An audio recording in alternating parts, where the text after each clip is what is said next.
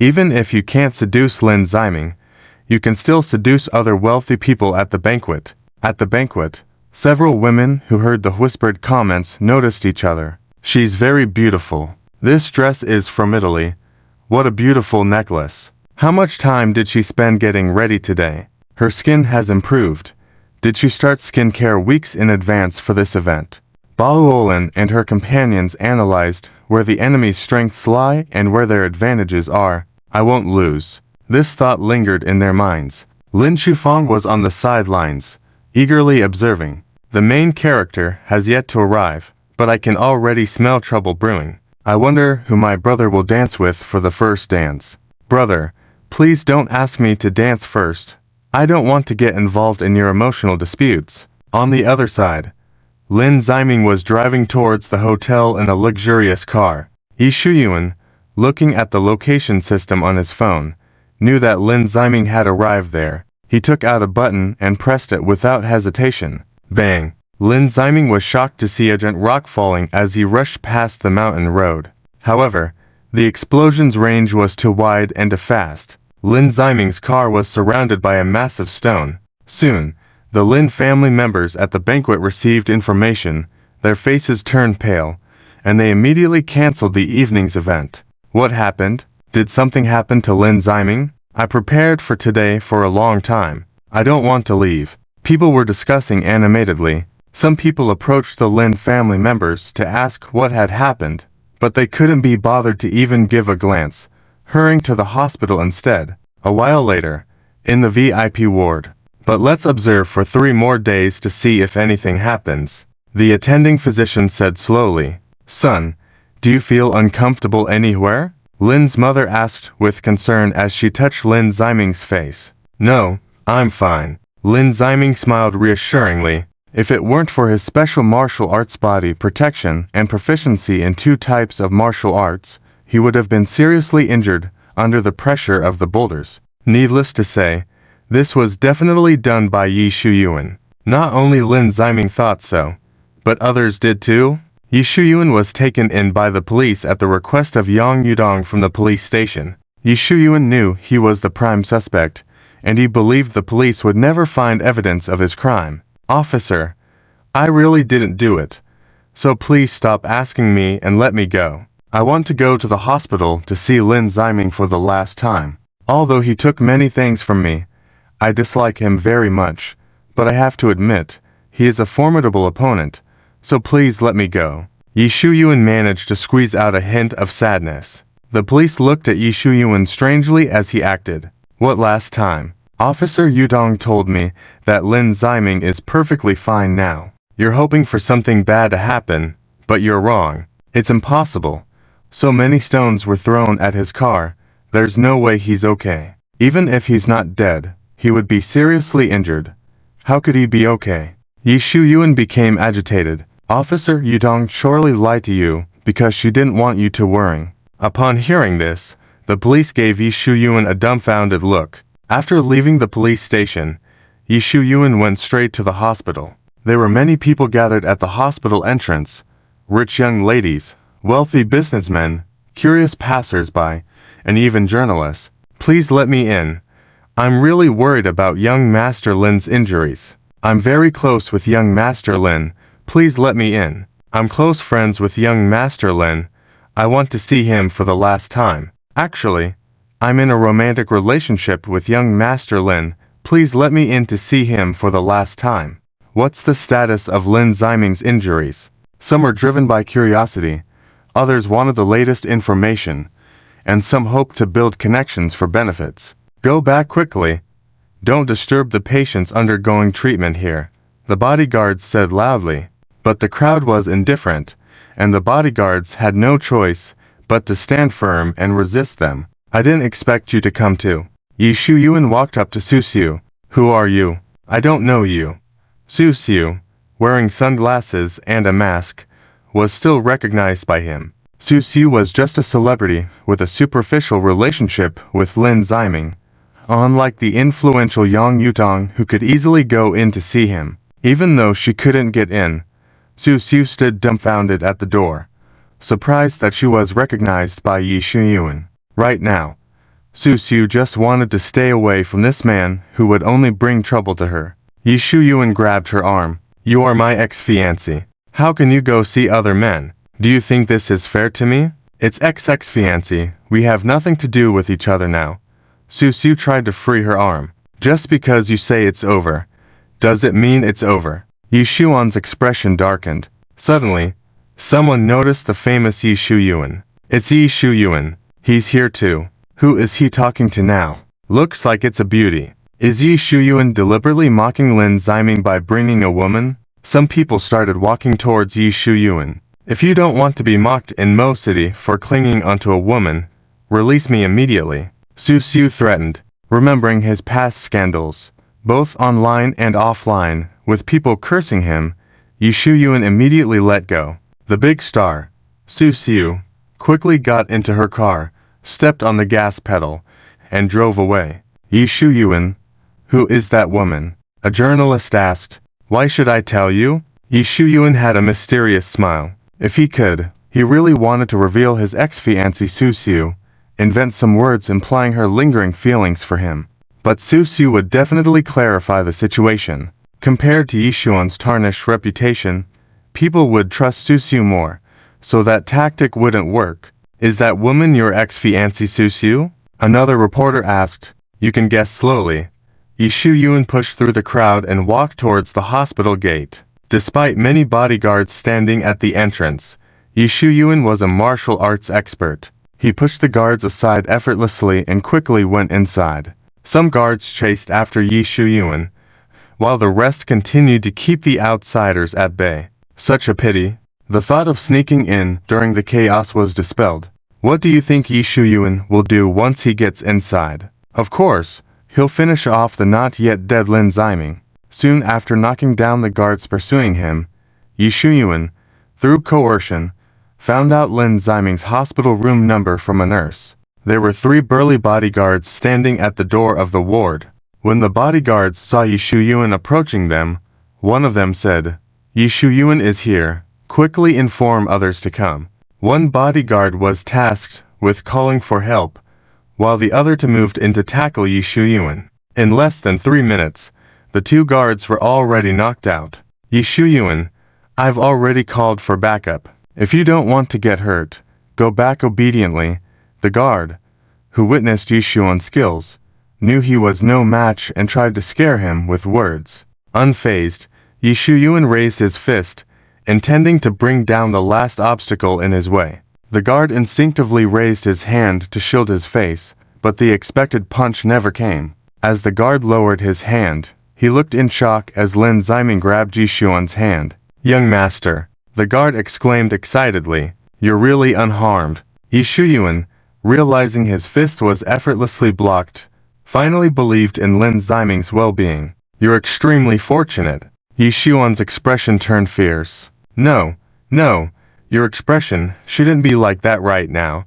Lin Ziming smirked and raised his other hand. You should be afraid now. 30 minutes later, the mummy-like figure of Yi Shuyuan lay on the hospital bed. How did you all know I was here? Yi Shuyuan asked in confusion. The hospital informed us to come help you with your medical expenses, Su Leshan said plainly. Lin Ziming beat me so badly that he's not even willing to pay for the medical expenses. Yi Shuyuan became agitated. Yi Shuyuan accidentally touched his wound and let out a scream. I'm so angry. Is he still human? So wealthy yet unwilling to cover medical expenses, Yi Shuyuan could only curse at him. Leader, do you want to report to the police? Su Leshan asked. What's the use of reporting? He will be released soon anyway. By then, not only will I be interrogated by the police again, but others will know that I let myself, a suspect, be beaten like this by Lin Ziming. Yi Shuyuan didn't want to escalate the situation. Su Leshan pursed his lips and remained silent. The hospital room was filled with male subordinates, and Yi Shuyuan looked at his men with some frustration. I wonder how many women are coming to see Lin Ziming on the other side. Yi Shuyuan remembered that even Su Xiu, whom he wasn't close with, had come to visit. He felt uncomfortable. Should I call one of the pretty girls I've recently met to come see me? Yi Shuyuan hesitated, But as soon as he thought about how that woman only cared about money, what if she came here and immediately ran to the Lin family, the head of the 5 major families in Modu? Forget it. That woman doesn't even have half the beauty of Zhao Yunlin. It's better not to call her, to avoid deceiving myself. Yi Shuyuan dismissed the idea. Just as he thought that during his hospital stay, only male subordinates would come to visit, a beautiful woman suddenly approached him, albeit a bit older. Yi Shuyuan, are you okay? Yi Yaoyao came over with a basket of fruit. I'm fine. I'll be discharged soon. Yi Shuyuan managed a faint smile. Yi Shuyuan truly lived up to being a male lead, with his strong recovery ability. But no matter how strong Yi Shuyuan's recovery ability was, it was useless if Lin Ziming still wanted to beat him. Yi Shuyuan was destined to be at the mercy of his abuser.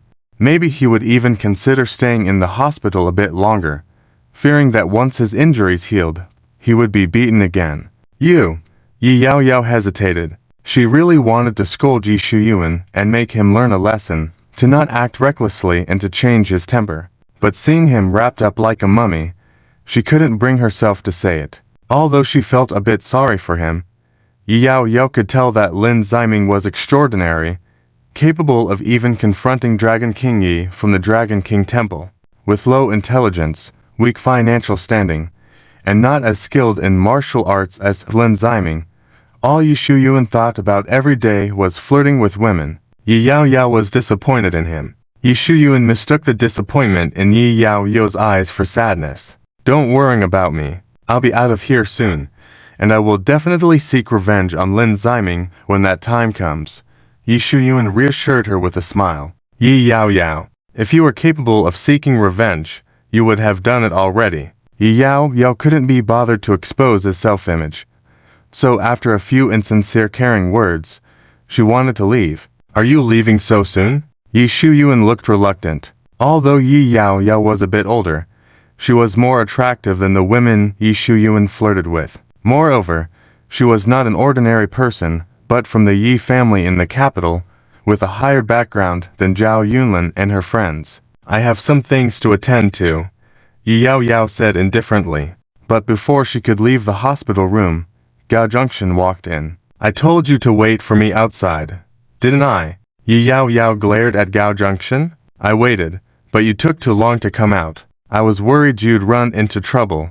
Gao Junction lied without changing his expression. Gao Junction? Yi Yaoyao looked at him sternly. Gao Junction lowered his head in a pitiful manner. I was just worried about Yi Shuyuan and wanted to take a look at him. Yi Shuyuan, can you say that with a straight face? You to leave. I need to rest, Yi Shuyuan said emotionlessly to them. Oh, then rest well.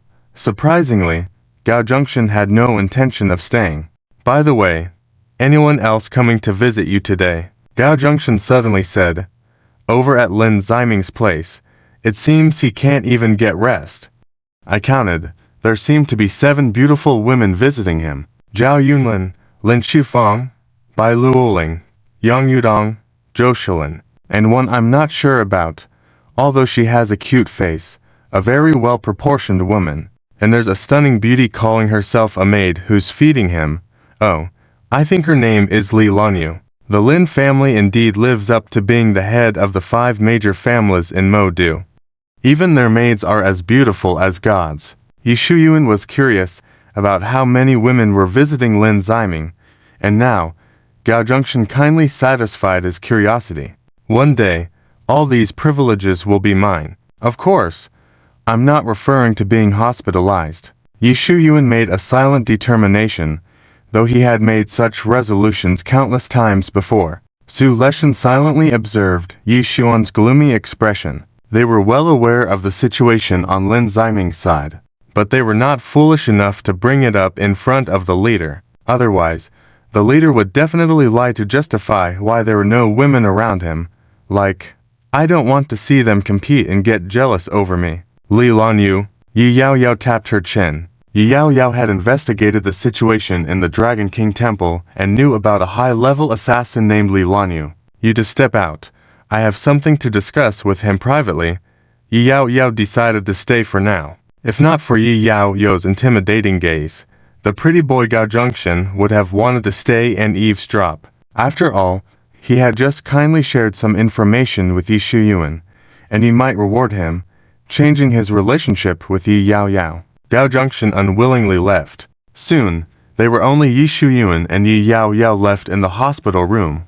When Yi Yao Yao inquired if Li Lanyu was part of the Dragon King Temple, Yi Shuyuan admitted without hesitation. Why did she go to Lin Ziming then? Did you send her as a spy? Yi Yao Yao asked. Yes.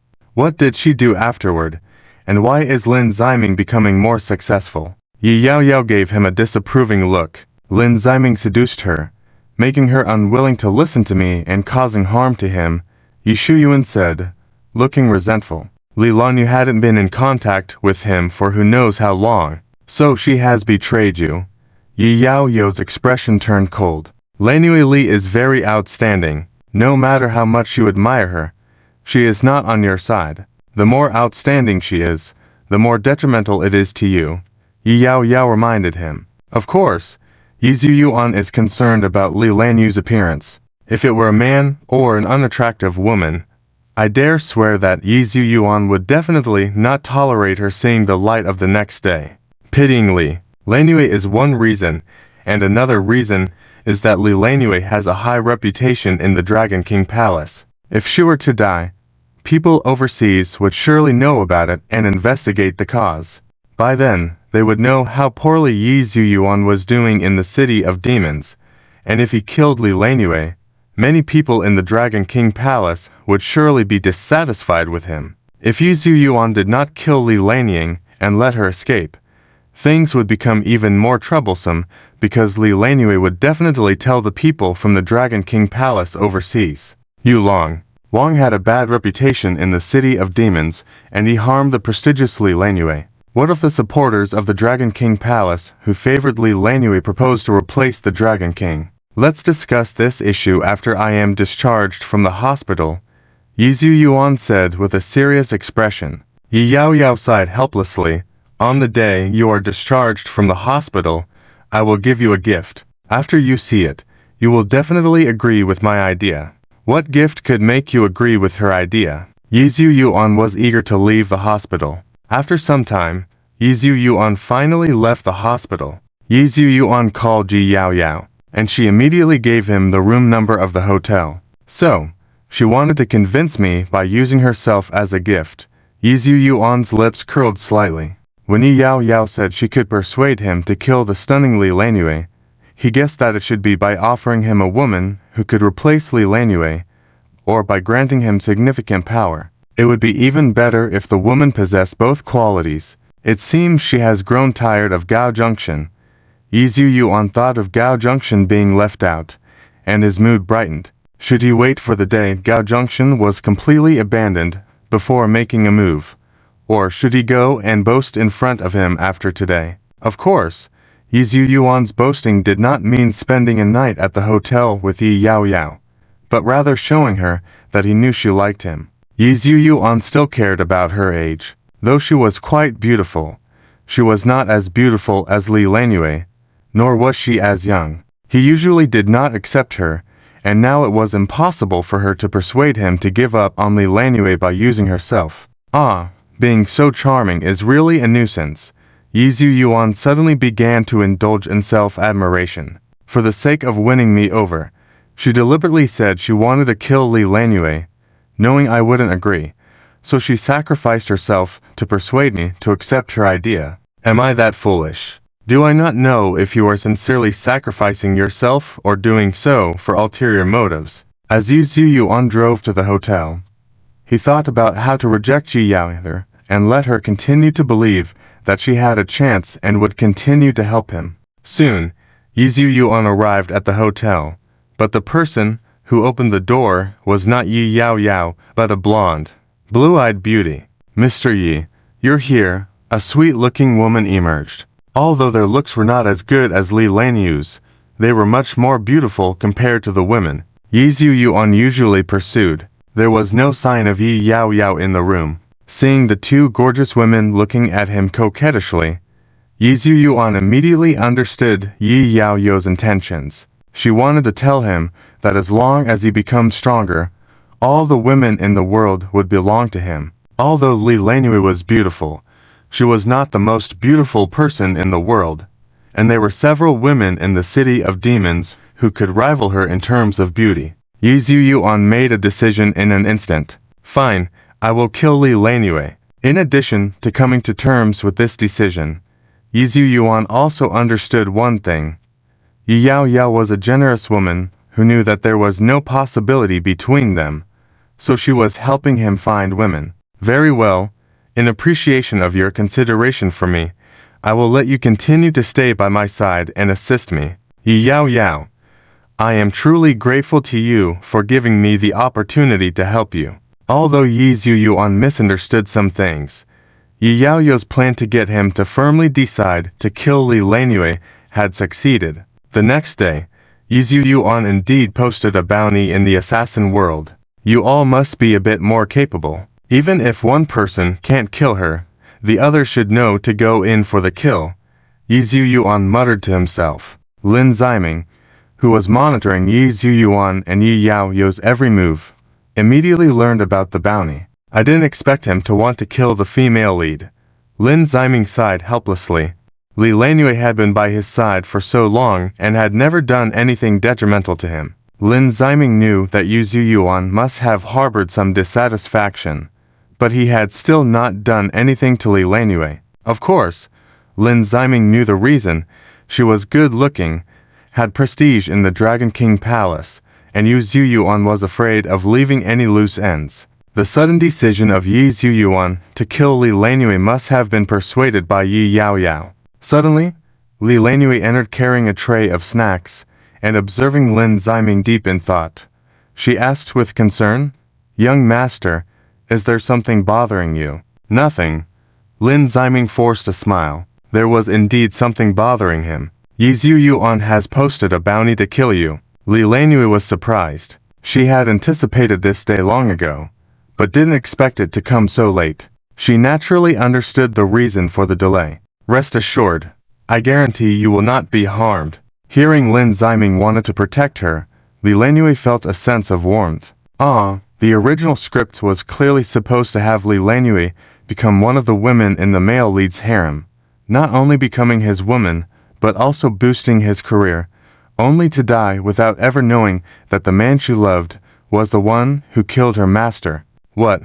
My master was killed by him? Li Lanhui was shocked. In the past, Yi Zhuyuan had saved her master, and her master admired him. Out of respect for her master, Li Lanhui had worked diligently under him. Lanhui thought about how she had assisted him initially because he had saved her master and her master appreciated him. She never thought she had helped the wrong person. Damn it, I must kill Yi Zhuyuan, she vowed.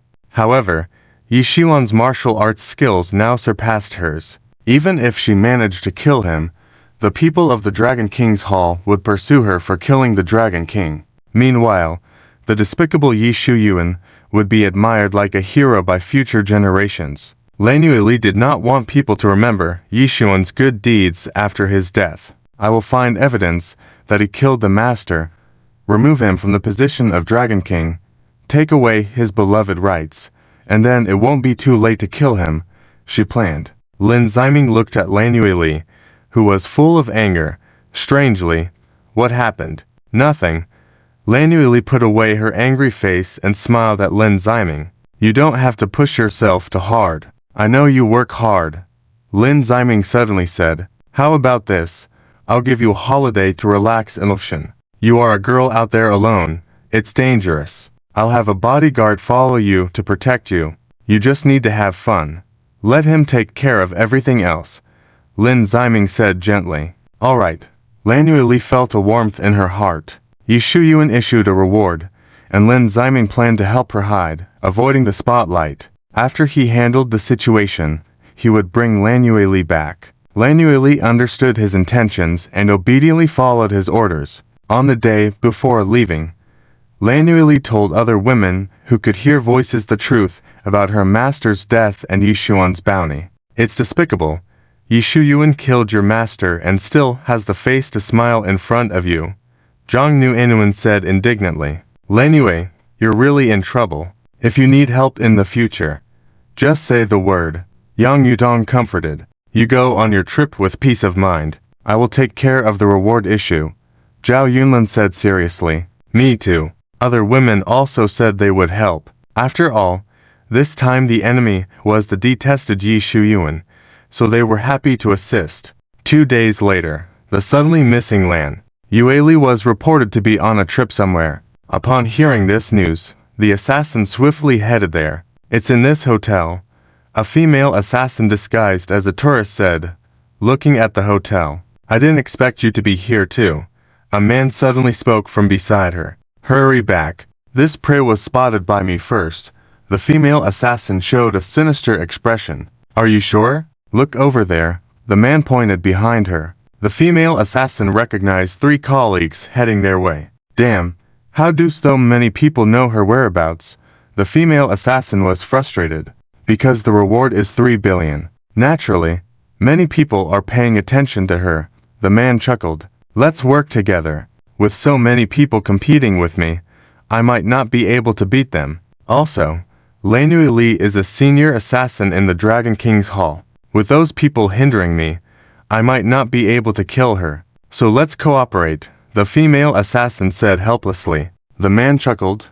Smart move. 10 minutes later, the female assassin, who had just proposed to cooperate, injected poison into the man's neck in the elevator. The poison acted fast, and the man managed to swing a dagger before falling dead. The female assassin quickly supported him as the elevator doors opened, revealing ordinary people outside eyeing them strangely. Darling, I told you to drink so much. Wake up. The female assassin helped the man out of the elevator, smiling apologetically at the other tourists. Once the elevator doors closed, a passerby puzzledly said, Did he really drink too much? Why didn't I smell alcohol? Why bother about it so much? Let's think about how to have fun at the beach, the friend said nonchalantly. Oh. The passerby immediately forgot about the doubts. The female assassin hid the man's body in a remote location. By the time people found it, she had already killed Lan Yueli and left the area. After dealing with the man's body, the female assassin returned to the same floor where Lan Yueli was. According to the information, Lan Yueli was in this room.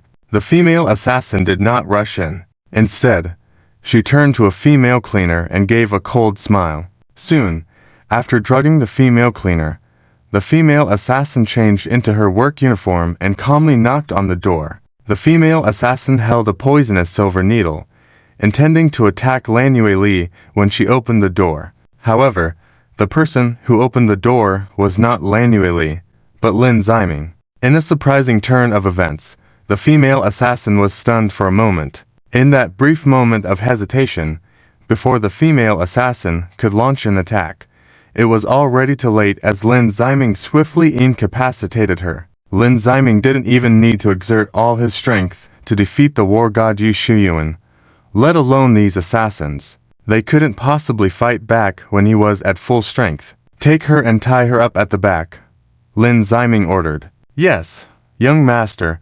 The black-clad bodyguard dragged the female assassin into the room where there were already 5 assassins lying down. Of course, just binding them was not enough for Lin Ziming. He also made sure to feed them some medicine, ensuring they wouldn't wake up anytime soon. One after another, assassins rushed here upon receiving messages to kill Lan Yueli, but one by one, Lin Ziming defeated them. After 1 day had passed, even the most foolish among them noticed something was amiss. Today's harvest is good.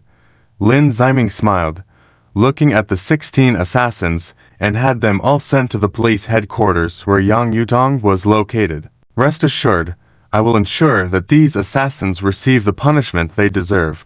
The police officer Yang Yutong's eyes lit up at the sight of so many assassins. Lin Ziming, of course, did not mention that it was Yi Shuyuan who wanted to kill Lan Yueli, lying that they had come for him instead. Yang Yutong, who knew the truth, also didn't reveal anything and obediently helped him deal with these people.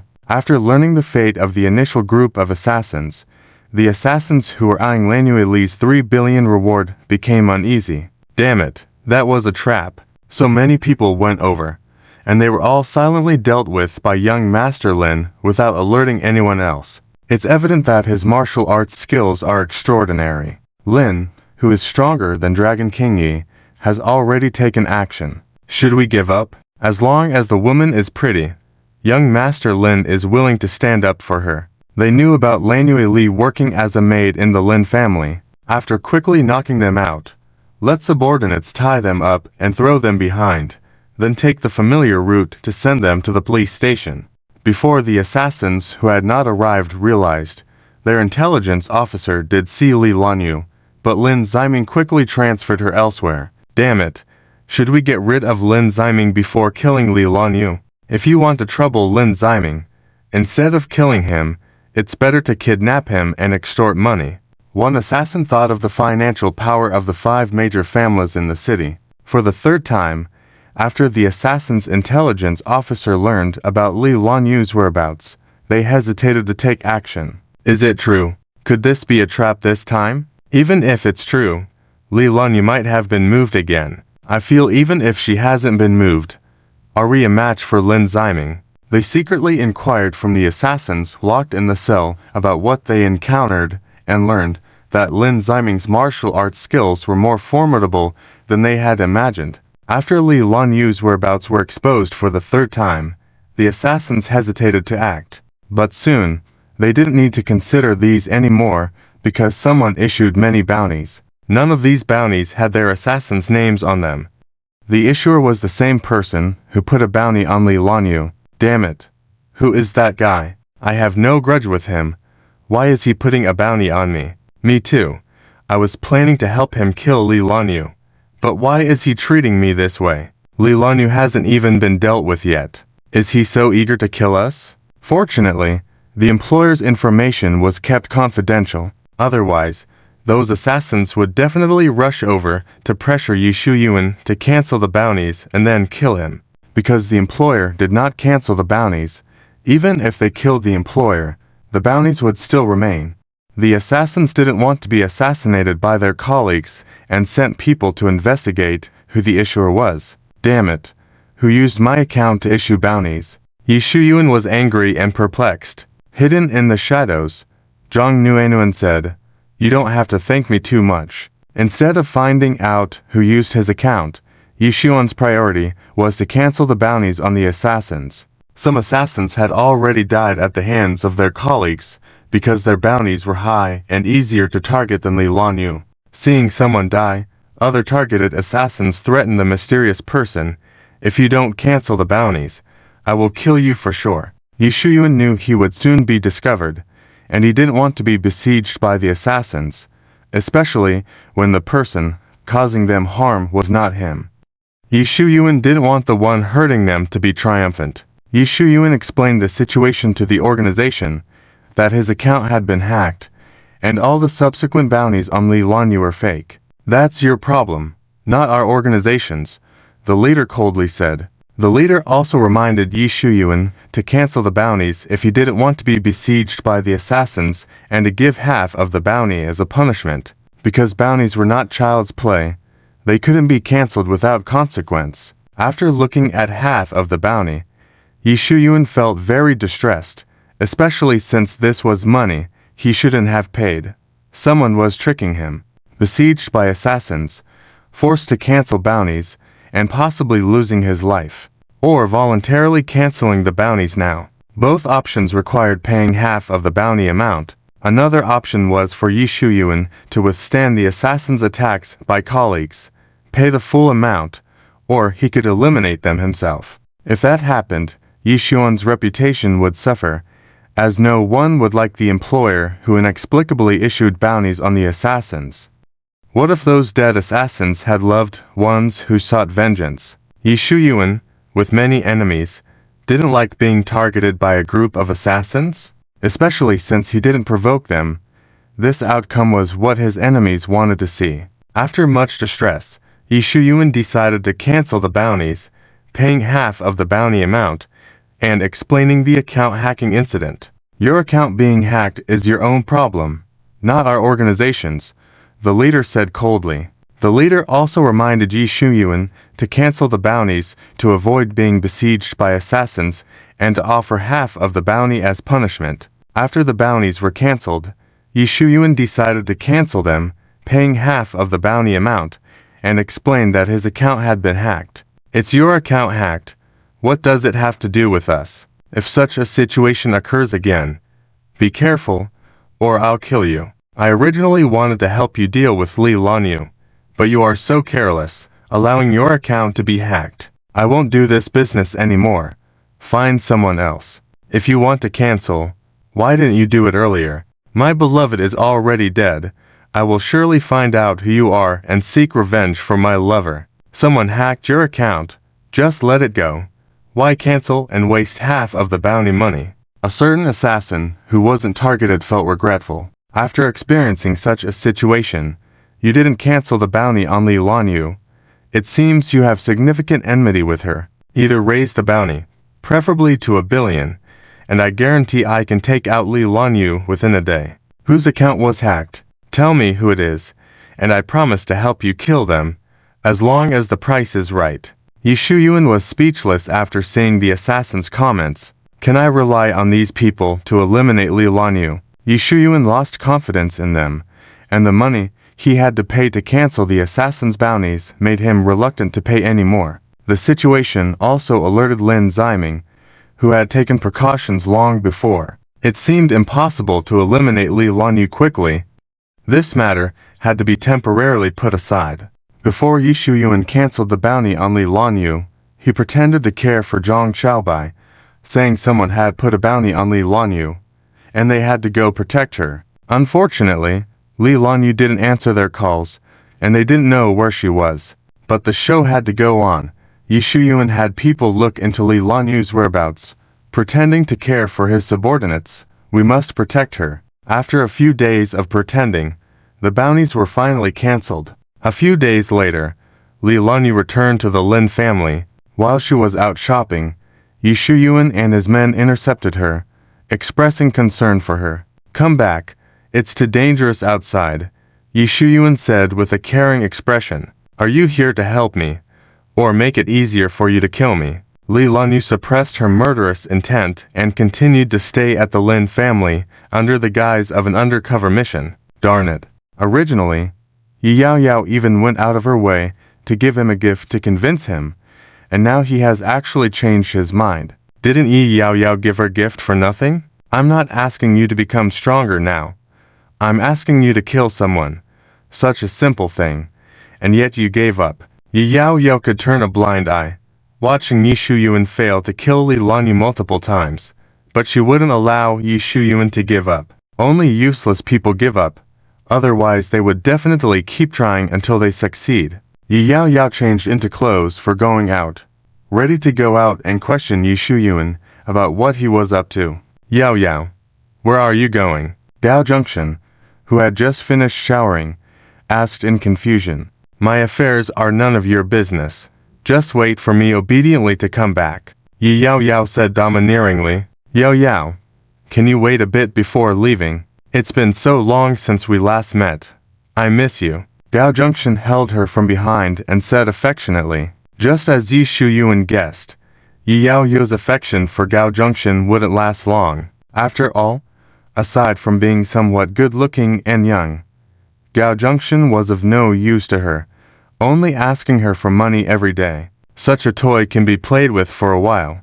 Today, she scarcely went to see Gao Junction, and Gao Junction had originally planned to please her to get some pocket money, but before he could even start, she wanted to leave. "Enough, stop causing trouble." Yi Yaoyao pulled his hand away and left without looking back. Seeing this, Gao Junction's expression instantly turned sinister. Who is she going to see? Gao Junction secretly followed Yi Yaoyao until he saw Yi Shuyuan's villa. Darn Yi Shuyuan, he lied to me saying he had nothing going on with Yaoyao.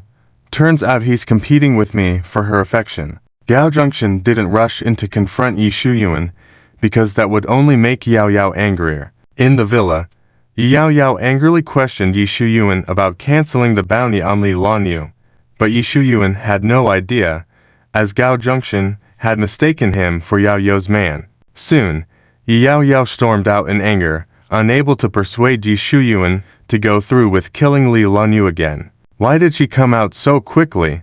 Can it be that he couldn't keep her for long? Gao Zhengchen wondered outside. Did I misunderstand? They're not in that kind of relationship. She just came here to talk with him about something. Gao Zhengchen considered another possibility. Once Yao Yao left, Gao Zhengchen immediately called her. Yao Yao, when are you coming back? I'm busy. I'll come visit another day. Yao Yao no longer had the mood for that. Before Gao Zhengchen could say anything, Yao Yao hung up. Darn Yi Shuyuan, whether you're her lover or not, you can't ruin my good fortune. Should he go and confront him? Gao Zhengchen really wanted to point a finger at Yi Shuyuan, but knowing Yi Shuyuan's bad temper, there was a big chance he would end up getting a beating, and that incident would reach Xiao Yao's ears. If it was when Gao Zhengchen was at his peak, backed by Yao Yao, he might dare to provoke Yi Shuyuan in this way. Should he just go back like this? Do nothing. Just as Gao Zhengchen hesitated, a guard at the entrance noticed him. What are you doing here? The guard shouted, walking toward this suspicious person. I wasn't planning to do anything, Gao Zhengchen quickly said. He then hurried to his car, stepped on the gas, and left quickly. The guard recognized him as Gao Zhengchen and didn't rush to chase him, but instead went back to report to the boss, Yi Shuyuan. Yao Yao just left, and he showed up at my doorstep. Does he think I'm having a secret meeting with Yao Yao? Thinking that Gao Zhengchen misunderstood their relationship as Yao Yao being kept, Yi Shuyuan felt deeply humiliated. As for others, it didn't matter. But who was Gao Zhengchen? A kept man. This kind of person dared to lump him in with the same category. Alright, Gao Zhengchen, you force my hand. Yi Shuyuan's face showed a sinister expression. Gao Zhengchen was in trouble. After all, Yi Shuyuan already harbored resentment towards him, and now, with the matter of Li Lanyu, he was getting frustrated, and Gao Zhengchen had provoked him again. If he didn't pick a fight with this weakling, who else would he pick a fight with? A week later, Yao Yao came to see Gao Zhengchen, a rare occurrence, and even brought a gift. Gao Zhengchen eagerly opened the gift, a watch worth $1 million. Yao Yao, I love you so much. Gao Zhengchen immediately kissed her. Sit down, I'll give you a massage. Gao Zhengchen warmly took her hand and led her to the sofa. Yao Yao mercilessly pushed his hand away. Enough, you can go back to Yandu? With those words, Gao Zhengchen's smile disappeared. When will you come to visit me then? I won't come see you again. We're done. Yao Yao looked at him coldly. This watch worth $1 million was a parting gift. Yao Yao, tell me what I did wrong. I can change. Gao Zhengchen reached out to hold her hand once more. Once again, Yao Yao coldly pushed him away. Enough, Gao Zhengchen. You should know I don't like to be harassed. You've gained enough benefits from me. Let's part ways amicably. No, I don't want us to part, Gao Zhengchen said anxiously. Although Yao Yao was getting older, she took good care of herself, which Gao Zhengchen could accept. Moreover, she was generous, giving more money than his own family, and she was a member of the prestigious Yi family in the capital, earning even Yi Shuyuan's respect. For now, he dared not anger her. Yao Yao watched Gao Zhengchen's pleading eyes coldly. I don't want to see you in the magician anymore tomorrow. And also, don't mention knowing me outside in the future. No, Yao Yao, you should know that disobedient people will be punished. With those words, Yao Yao left without looking back. Although Gao Zhengchen wanted to try harder to keep Yao Yao, her merciless gaze made him afraid that she would really retaliate against him for not obeying her. Let it go. See if she misses me after a while. Gao Zhengchen left the magician in low spirits, and news of his departure soon reached Yi Shuyuan. The commotion attracted the attention of others. Isn't that Gao Zhengchen from the Gao family? He's back from his travels. Why can't he enter the house? Did he cause some trouble outside? He's finally back. Without him in Yandu, it feels like a lot of fun is missing. Gao Zhengchen, stop making a scene. You'll trouble the master, the security guard urged anxiously. HMPH, if anyone is causing trouble, it's you, not me. Gao Zhengchen appeared indifferent, then shouted that he wanted to go in. Enough, Gao Zhengchen. Stop causing a disturbance. Gao's father walked out sternly. Dad. Gao Junction looked excited. If you have something to say, come inside, Gao's father said coldly, then turned and left. Did you hear that, guard dogs? Move aside quickly.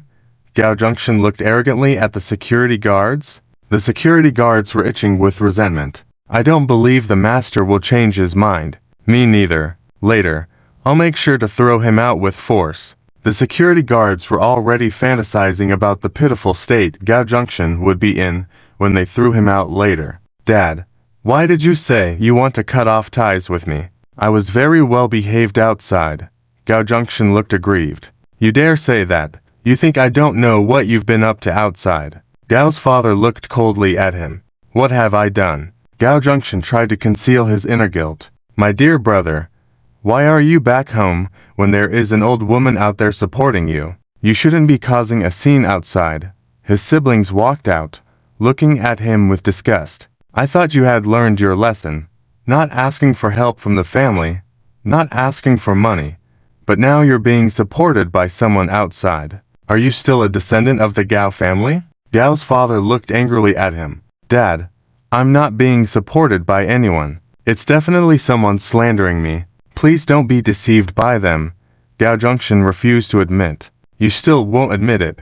Gao's father took out his phone, revealing intimate photos of Gao Junction and Yi Yao Yao. Yi Yao Yao is from the Yi family in Kyoto, while Gao Junction is from the Gao family in Yandu. Whether out of fear of angering the Yi family in Kyoto or to protect the reputation of the Gao family, they wouldn't reveal this matter. Gao's father had just received this news today. He planned to hold a press conference tomorrow to publicly sever ties with Gao Junction, citing reasons such as laziness, but definitely not the fact that he was being supported by an old woman from the Yi family in Kyoto. I was originally planning to give you 1 million because you're my son.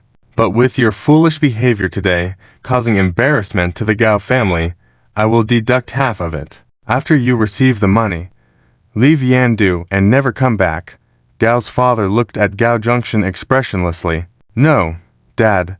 Gao Junction was frightened and quickly knelt down. Whether it was 1,000 or 5 million, Gao Junction couldn't accept being sent away by the Gao family with such little money. Dad, I really don't want this.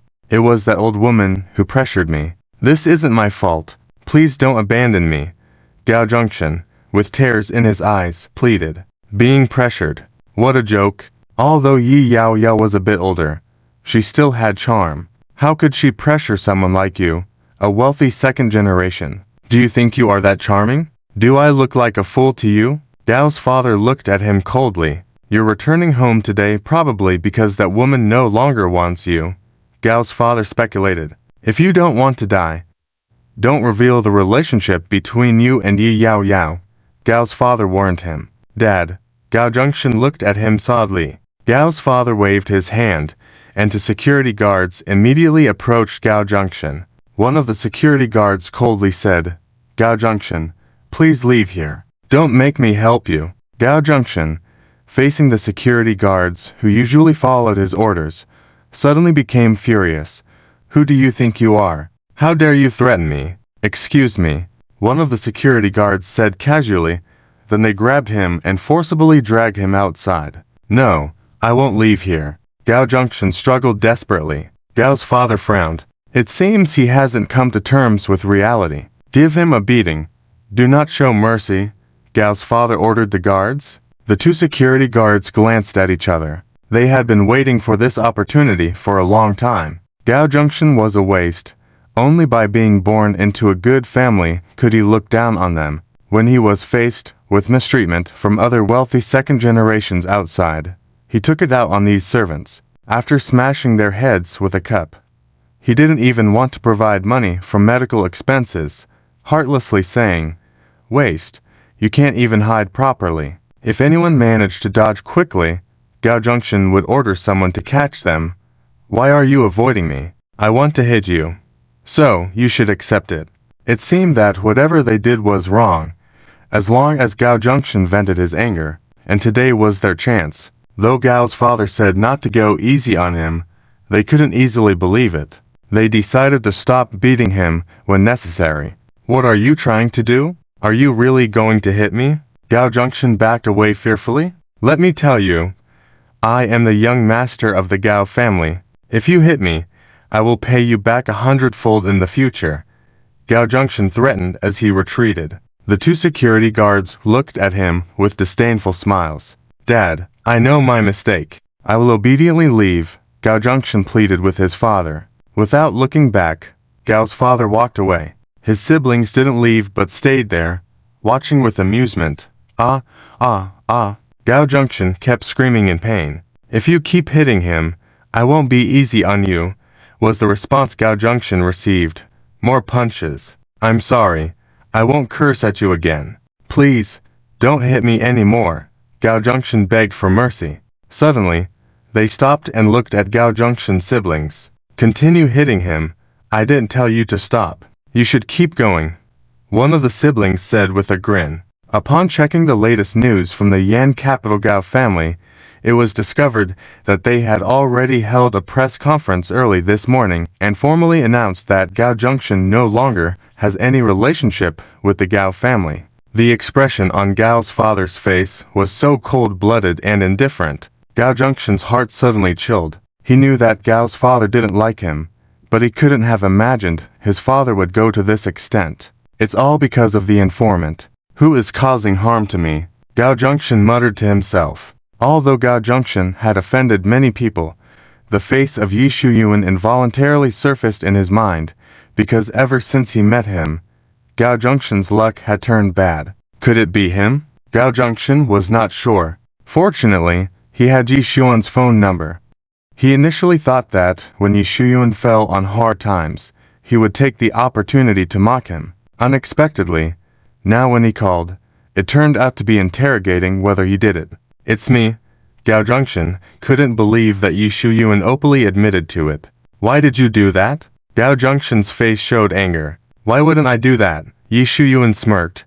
Do you want revenge? I'll be waiting for you. Knowing that it was me who harmed you, but still unable to retaliate, you can only watch me grow stronger and stronger helplessly. This feeling must be frustrating. Yi Shuyuan really enjoyed seeing small-minded people twisted with anger. Well, that's what you said. A raging fire ignited in Gao Junction's heart. After hanging up the phone, Yi Shuyuan was in a good mood. Zhang Xiaobai beside him was speechless. You are not the same as before. Those small insignificant people you've offended in the past probably won't be able to trouble you anymore. However, now that you've come to the magic capital, are you sure your luck is the same as before? Sure enough, on that day, photos of Gao Junction and Yi Yao being intimate were circulating online, and of course, these were not given by Gao's father. Gao had secretly taken them before, intending to use them to threaten Yi Yao in the future. However, if Gao Junction hadn't been forced into a corner, he wouldn't have intended to threaten Yi Yao because she is a member of the Kyoto Yi family, and harming her would be harming the reputation of the Kyoto Yi family. So this time, Yi Yao was implicated because Gao Junction also leaked photos of Yi Shuyuan, indicating that he was being kept by Yi Yao. Yi Shuyuan was more outstanding, so he pushed him aside, successfully climbing up and becoming Yi Yao's sweetheart. The intimate photos of Gao Junction and Yi Yao were real.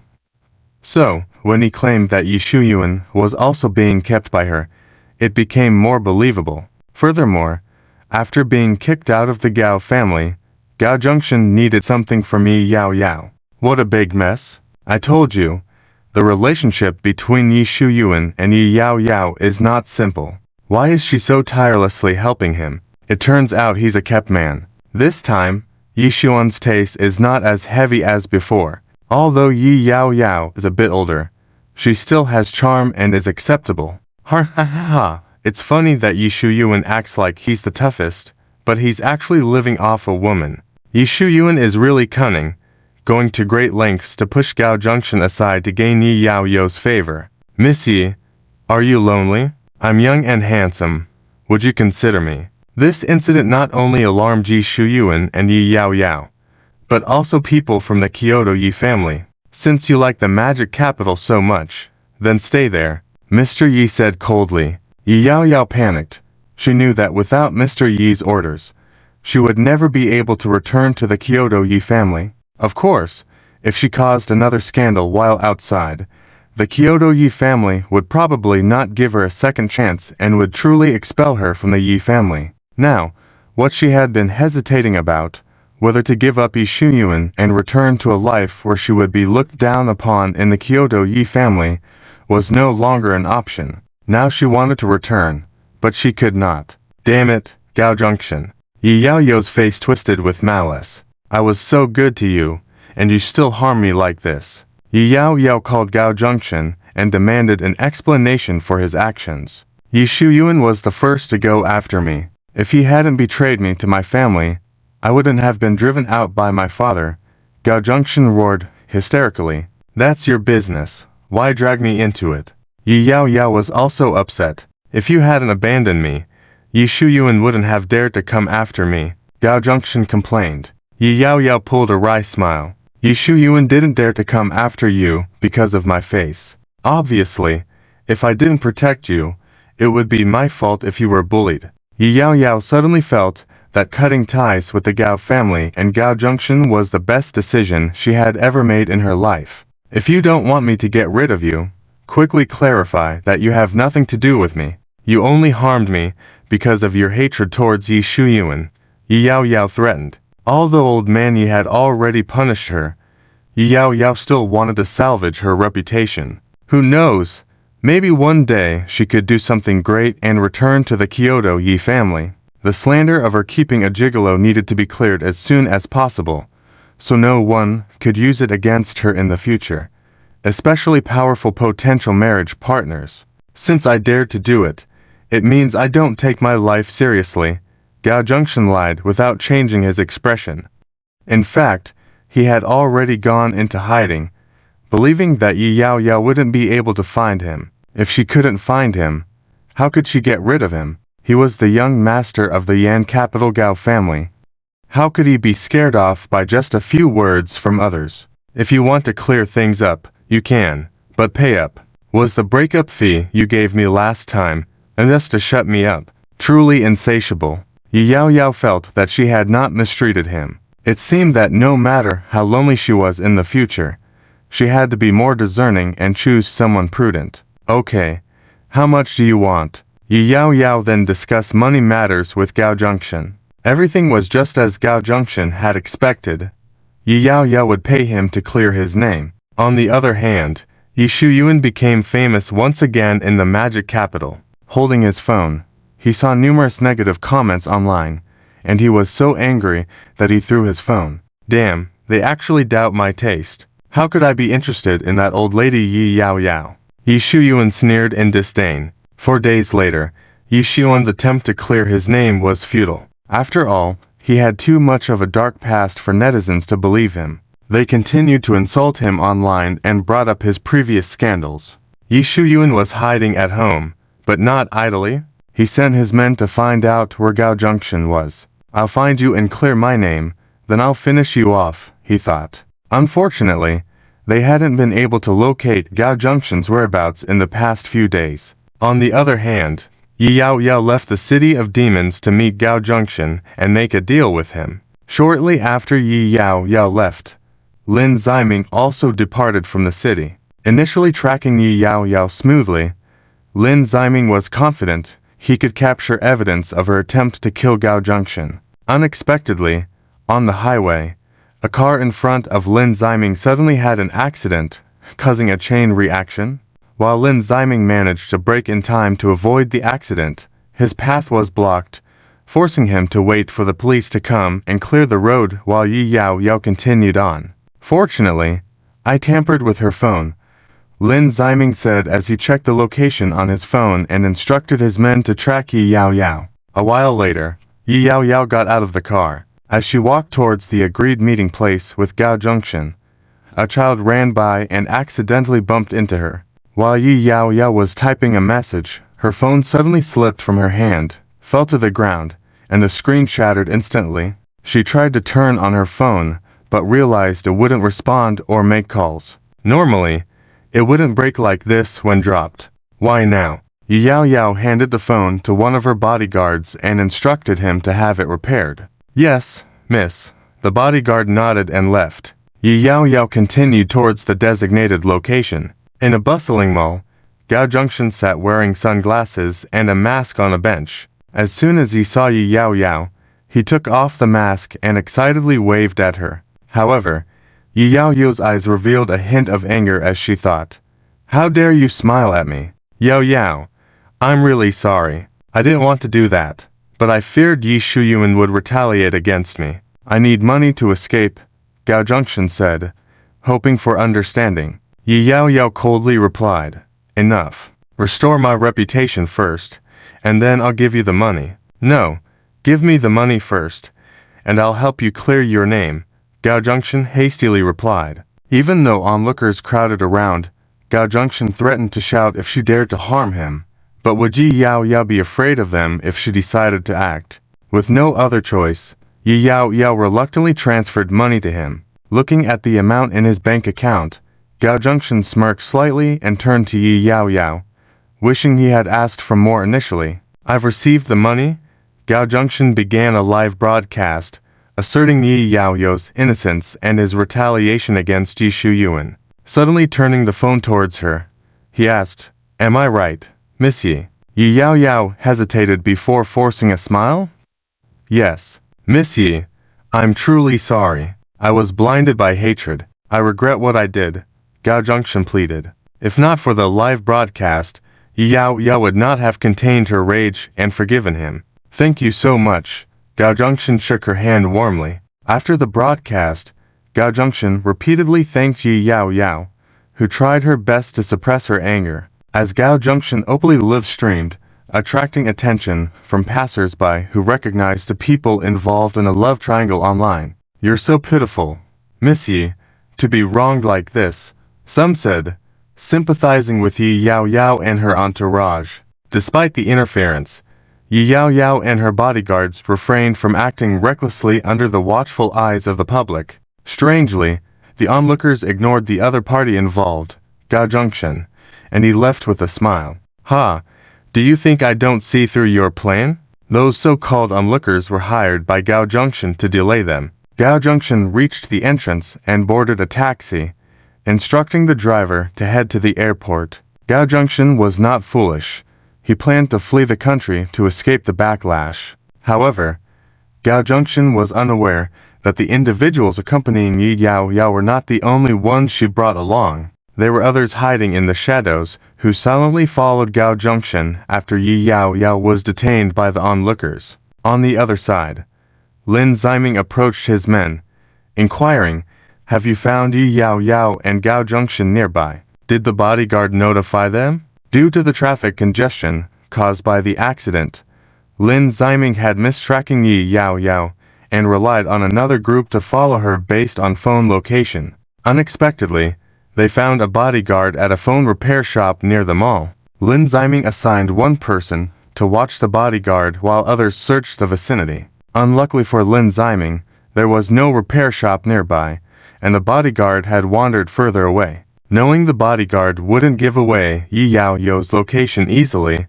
Lin Ziming refrained from alerting them in fear of spooking them. Did she notice I was following her? How coincidental. She's suddenly getting her phone repaired. Lin Ziming pondered, feeling perplexed. Was it a fluke the first time, or would it happen again? Lin Ziming couldn't shake off the feeling that the main character's luck was at play. It shouldn't be like this. She's not that kind of person. Meanwhile, the men tracking Gao Junction intentionally drove ahead and laid spikes on the road.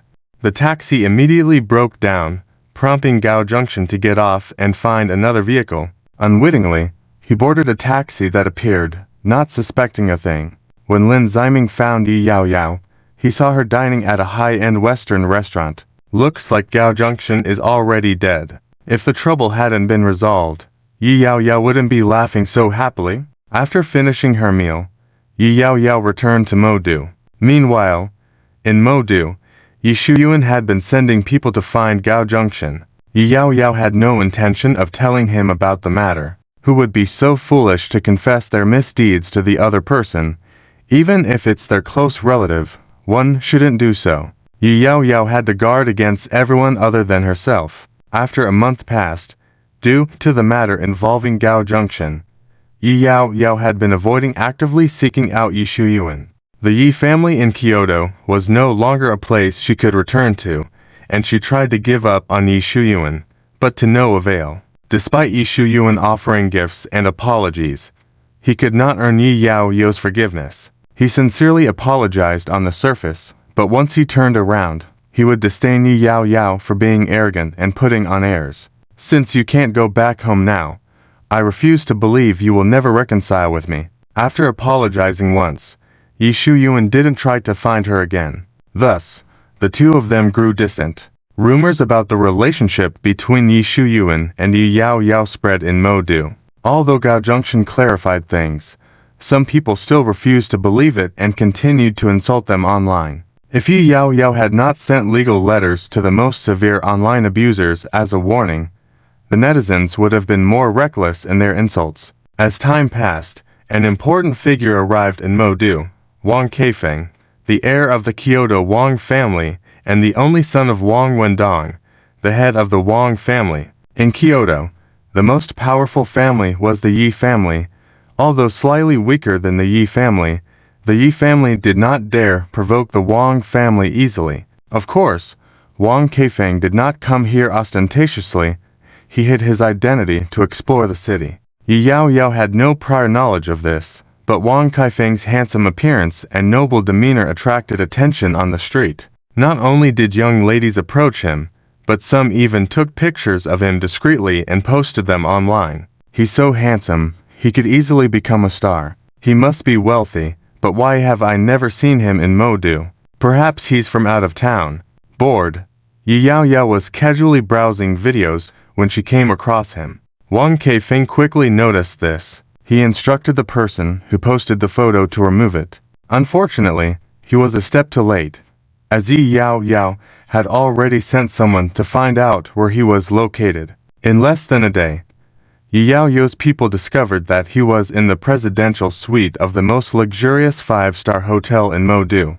When Yi Yao was in Kyoto, she had met Wang Keifeng a few times, but they had only exchanged polite greetings and were not close. Now that he was in Modu, Yi Yao naturally wouldn't seek him out explicitly to avoid causing his displeasure. Coincidentally, at a banquet hosted by a wealthy businessman in Modu, Wang Keifeng bought an invitation from another wealthy second generation to see what kind of banquets the wealthy in Modu organized. While Yi Yao had received a formal invitation, she initially hesitated to attend the event due to the scandal she was embroiled in. Wang Keifeng's presence, however, changed everything. She decided to go. Dressed impeccably, when she appeared at the banquet, the host was stunned. He had never expected Yi Yao to come. His invitation to her was merely a formality to avoid offending her. He was afraid she might feel left out among the other elite members of society and questioned why someone from the prestigious Yi family in Kyoto did not have a place there. Damn it, she didn't attend even when those friends of mine sent out invitations. So why did she show up here? Internally fuming, the host regretted his luck because Yi Yao's presence immediately drew attention. However, the attention was not due to her appearance, but because of the scandal she was involved in. It's her. She still has the nerve to come here. Considering her age, she seems to have taken good care of herself. Be careful. You might get involved with her and end up being taken care of. Missy has poor taste. Young people are not good enough. Mature men like me are better. A divorced man in his 50s appraised Yi Yao with lecherous eyes. Although she had long expected to be discussed, Yi Yao still felt uncomfortable. If my status in the Yi family in Kyoto were higher, they would never talk behind my back, let alone dare to show a hint of disdain. Yi Yao clenched her fist and pretended to be unaffected. Wang Keifeng from the Kyoto Wang family also noticed this, but didn't go over to say hello immediately. After a while, Yi Yao took the initiative to approach Wang Keifeng. Miss Yi, long time no see. Wang Keifeng greeted politely. After that, they exchanged a few more polite words. I have something to attend to, So I must leave now, Wang Keifeng said calmly. So soon? Yi Yao Yao was momentarily stunned. He had been here for less than an hour. Yi Yao Yao watched Wang Keifeng's noble figure and wanted to retain him. But in what capacity could she do so? Being too enthusiastic might repel Wang Keifeng, who faced many similar situations to his identity as the sole heir of the Wang family. Yi Yao Yao attending the banquet was not just for greetings. She intended to force Wang Keifeng to be a hero. Yi Yao Yao arranged for someone to pretend to be a drunkard and come harass her, who was embroiled in the scandal of keeping a Miss Yi wouldn't be involved with an older man, would she? Miss Yi, you have some charm. Someone is actively supporting you. Miss Yi is really unlucky. She's even targeted by a drunkard. She's not unlucky.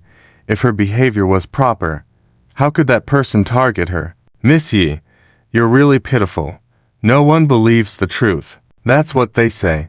But the person's eyes were full of disdain. Let me go, Yi Yao Yao exclaimed as she ruthlessly stomped on the middle-aged man's foot. After the man let out a miserable cry, he finally released her. Yi Yao Yao still felt unsettled and delivered a kick to the man's stomach. The man fell to the ground in a sorry state, completely sober now. As he looked up in agony, Yi Yao Yao's expression turned dark. I'm sorry. It wasn't intentional. The middle-aged man immediately knelt down to beg for forgiveness. Although he apologized, Yi Yao Yao did provide quite a spectacle for the onlookers. Is this retribution? Yi Yao Yao thought back to the plan she had just abandoned. No, I don't believe in retribution. Yi Yao Yao's desire to get close to Wang Keifeng remained unchanged. One plan failed, another was born. Even if Wang Keifeng were to return to the capital, she would find ways to make him stay. A few days later, at the bar, Yi Shuyuan was hugging a glamorous beauty, chatting with a wicked smile. Suddenly, a pure and pretty female server came over with drinks, placed them down slowly, and turned to leave. Wait, Yi Shuyuan suddenly called out to her, patting the empty seat beside him. Sit down and have a drink with me. The glamorous beauty next to Yi Shuyuan flashed a hint of discontent in her eyes. But she didn't say anything, her delicate body still clinging tightly to Yi Shuyuan. He didn't drive her away, he wanted them both. Yi Shuyuan was playing with her, and she just wanted money from him. Each had their own needs. But the female server didn't want to play. She had just graduated not long ago, and was working here to cover her mother's medical expenses. Sir, I still need to work. I can't sit down and have a drink with you, the female server said with a troubled expression. How much do you make working here for a month? Yi Shuyuan asked arrogantly. The female server hesitated for a moment, trying to speak, but Yi Shuyuan cut her off. Never mind, I'll give you more than what you make in allowance, Yi Shuyuan arrogantly commanded. You can resign now. I don't want to resign. Please find someone else, the female server firmly stated. Upon hearing this, Yi Shuyuan raised an eyebrow. Those high-value, well-connected women like Bai Luoling were rejecting him. So, who did this girl think she was? Do you think you have the right to refuse me? Sit down, Yi Shuyuan reproachfully exclaimed. The female server's body trembled, her eyes moistening. Although Yi Shuyuan wasn't particularly interested in the female server, with sensual and sexy women in the bar, it was rare to see someone pure. So, Yi Shuyuan had her sit down with him. Seeing her on the verge of tears, Yi Shuyuan became even more displeased. Am I not good-looking, young, and rich? Is it so degrading for her to have a drink with me? When did you become so lacking in manners to force someone to have a drink with you? If she doesn't want to, just let her go. Why make yourself look so bad? Haha, Yisha is so excellent. Her loss if she doesn't want to. You don't need to lower yourself to her standards. If the person saying this didn't look so contemptuous, Yi Shuyuan wouldn't have been so repulsed. Are you trying to say I'm not good enough, so she refuses to accompany me? Do you think I'm not qualified to have you drink with me? Yi Shuyuan coldly stared at the female server. The female server quickly shook her head, praising Yi Shuyuan with a volley of words. Since I'm so great, then sit down, Yi Shuyuan said as if it were the last chance. The female server hesitated for a moment, then gritted her teeth and sat down. As soon as she sat down, Yi Shuyuan wrapped his arm around her waist. The female server whispered, trying to pull Yi Shuyuan's hand away, but he turned his head, shooting her a cold look, and the female server obediently let him hold her. The female server looked at the other patrons at the bar, knowing Yi Shuyuan had just lost face in front of them. It was best to behave well and save face for him. Maybe he would let her go. The female server, afraid, poured drink after drink for him. You should drink too, Yi Shuyuan said coldly. Oh. Originally, if the female server had done this, Yi Shuyuan would have let her go. After all, forcing someone of her appearance could harm his reputation and cause trouble. Suddenly, a rich second-generation heir spoke up. Drinking like this is boring. What are mouths for? The female server hesitated, turned to look at Yi Shuyuan, who signaled for her to comply. Lowering her head, clenching her teeth, she looked at the drink in her hand and eventually said, "My mother is sick. I have to rush to the hospital to see her. Yi Sha, I'll come back to accompany you another day." This was clearly a refusal. It's not like we're going to bed. What's wrong with a kiss? Am I an ugly monster? How can you not do this? Smack. The clear, loud sound of a slap. Yi Shuyuan suddenly slapped her, standing up in anger.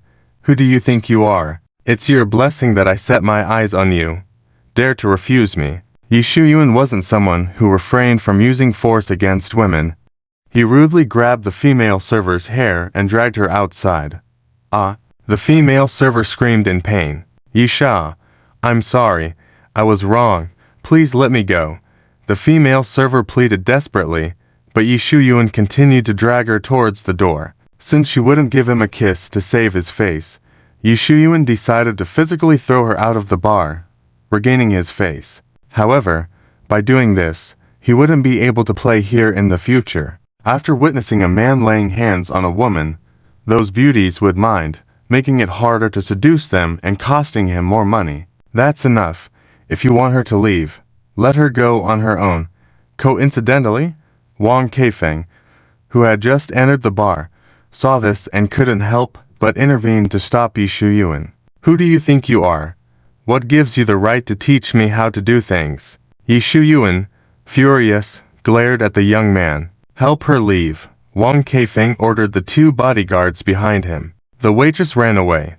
So, Yi Shuyuan naturally had to find Wang Keifeng to vent his anger. Just as Yi Shuyuan was stepping towards Wang Keifeng, although the latter also had martial arts skills, he knew he was not his match and prepared to reveal his identity, a member of the Wang family, assuming Yi Shuyuan would not dare to lay a hand on him. Actually, I am. Wang Keifeng began slowly saying, but suddenly Yi Yao Yao stormed out angrily. Yi Shuyuan. It turned out that Yi Yao Yao had someone follow Wang Keifeng all the way, and upon learning that he had provoked Yi Shuyuan at the bar, she immediately rushed to the scene. The previous plan to set up a hero saving beauty scenario for Wang Keifeng at the banquet had failed, so this time she decided to save him. Wang Keifeng is my friend. You are not allowed to harm him. Yi Yao Yao looked at Yi Shuyuan aggressively. Upon hearing this, Yi Shuyuan couldn't help but take a few more glances at the handsome and wealthy Wang Keifeng. Friend, it looks more like a lover. One leaves and another one comes. Yi Shuyuan did not want anyone to be arrogant in front of him, thus because of Yi Yao Yao's favoritism. Seeing that the hostility in Yi Shuyuan's eyes had not diminished, Yi Yao Yao stepped forward and whispered in a lowered voice, "As long as you let it go this time, I promise to introduce you to some important people in Kyoto in the future." Upon hearing this, Yi Shuyuan showed a look of disdain. If Yi Yao Yao had not been formally kicked out of the Yi family in Kyoto, he would have really ignored her. Realizing that she was being underestimated, Yi Yao Yao gritted her teeth. I've been in Kyoto for so long.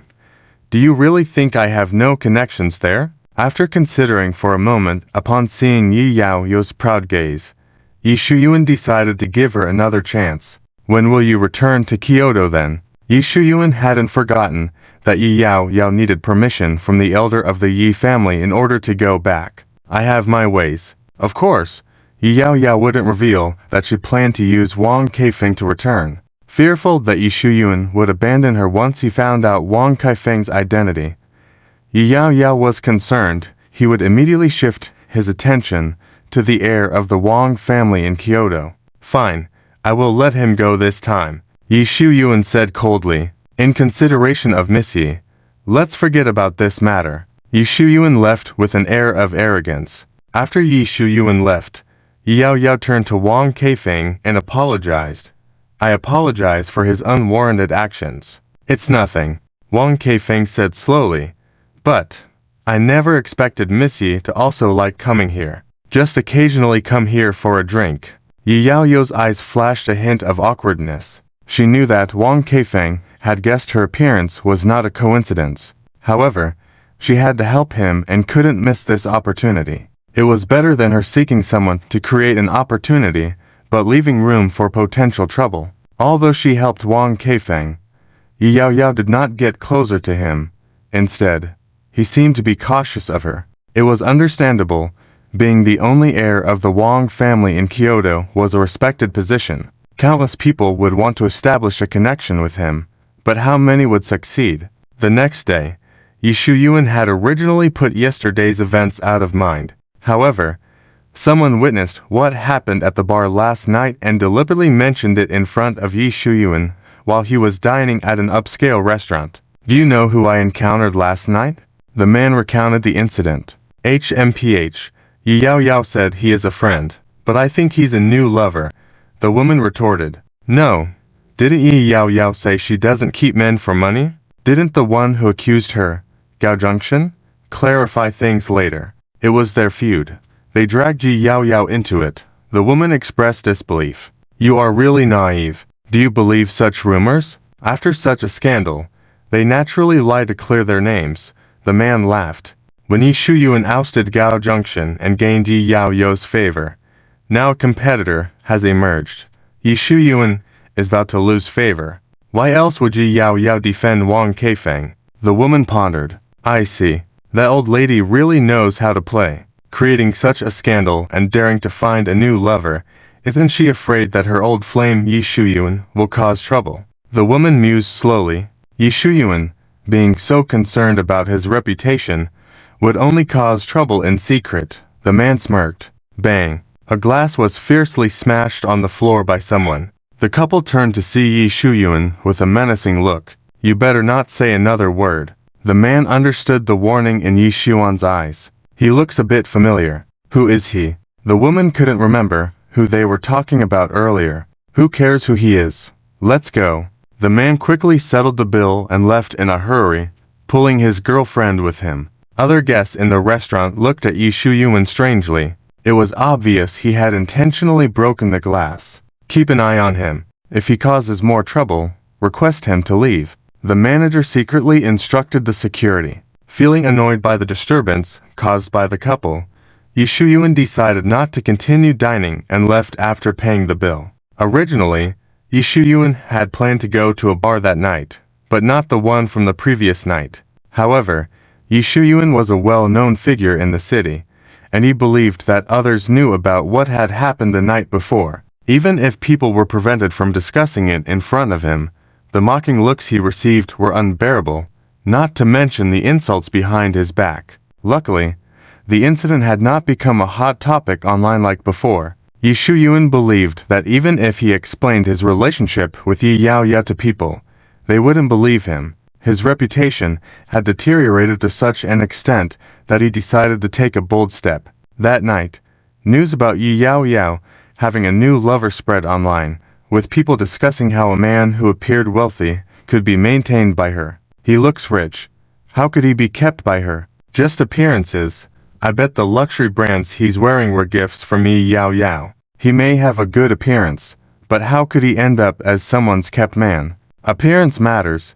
It makes him eligible to be supported by someone.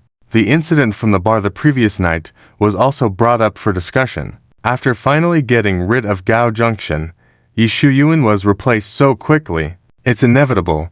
That man is more handsome and elegant than Yi Shuyuan. Money is good. Once tired of it, you can go find someone else. How did this suddenly explode? Could someone be playing tricks? intentionally pushing it to the hot search. Is it to get back at me? Or to get back at Wang Keifeng? Yi Yao Yao couldn't help but think of the appearance of Yi Shuyuan in her mind. After all, Yi Yao Yao had experienced firsthand his knack for causing trouble. He's not that stupid anymore. Initially, Yi Yao Yao had set conditions with him, and Yi Shuyuan had let Wang Keifeng go after her to stop him from disciplining the waitress. Yi Yao Yao felt that she had already appeased Yi Shuyuan's anger. Otherwise, he would definitely have immediately confronted Wang Keifeng to save face. Could it be that he was trying to gain benefits and take revenge on Wang Keifeng? Yi Yao Yao always felt that it was Yi Shuyuan up to mischief, so she ordered her men to focus on investigating Yi Shuyuan. On the other hand, Lin Ziming also saw the hot search online. I can't believe her relationship with Wang Keifeng has turned into this, Lin Ziming said slowly. In the original plot, the male protagonist Yi Shuyuan was powerful on his own and admired by the Yi family. But it was with the help of his aunt Yi Yao Yao that he was able to take the position of the head of the Yi family, eliminate other competitors, and gain the assistance of the Wang family. Yi Yao Yao had contributed, so naturally Yi Shuyuan had given her some benefits. Therefore, with the help of Yi Shuyuan, Yi Yao Yao later successfully married the head of the Wang family in Kyoto, Wang Wendong, who was Wang Keifeng's father. Of course, Yi Shuyuan did not simply help Yi Yao Yao. Yi Shuyuan wanted Yi Yao Yao to help him secretly plot to obtain the Wang family's property, and Yi Yao Yao did not disappoint his expectations. She got rid of the only heir, Wang Keifeng, poisoned the head of the Wang family so he fell seriously ill and bedridden. She became the temporary head of the Wang family, gradually transferring the power of the Wang family to Yi Shuyuan. However, now that Yi Yao Yao's reputation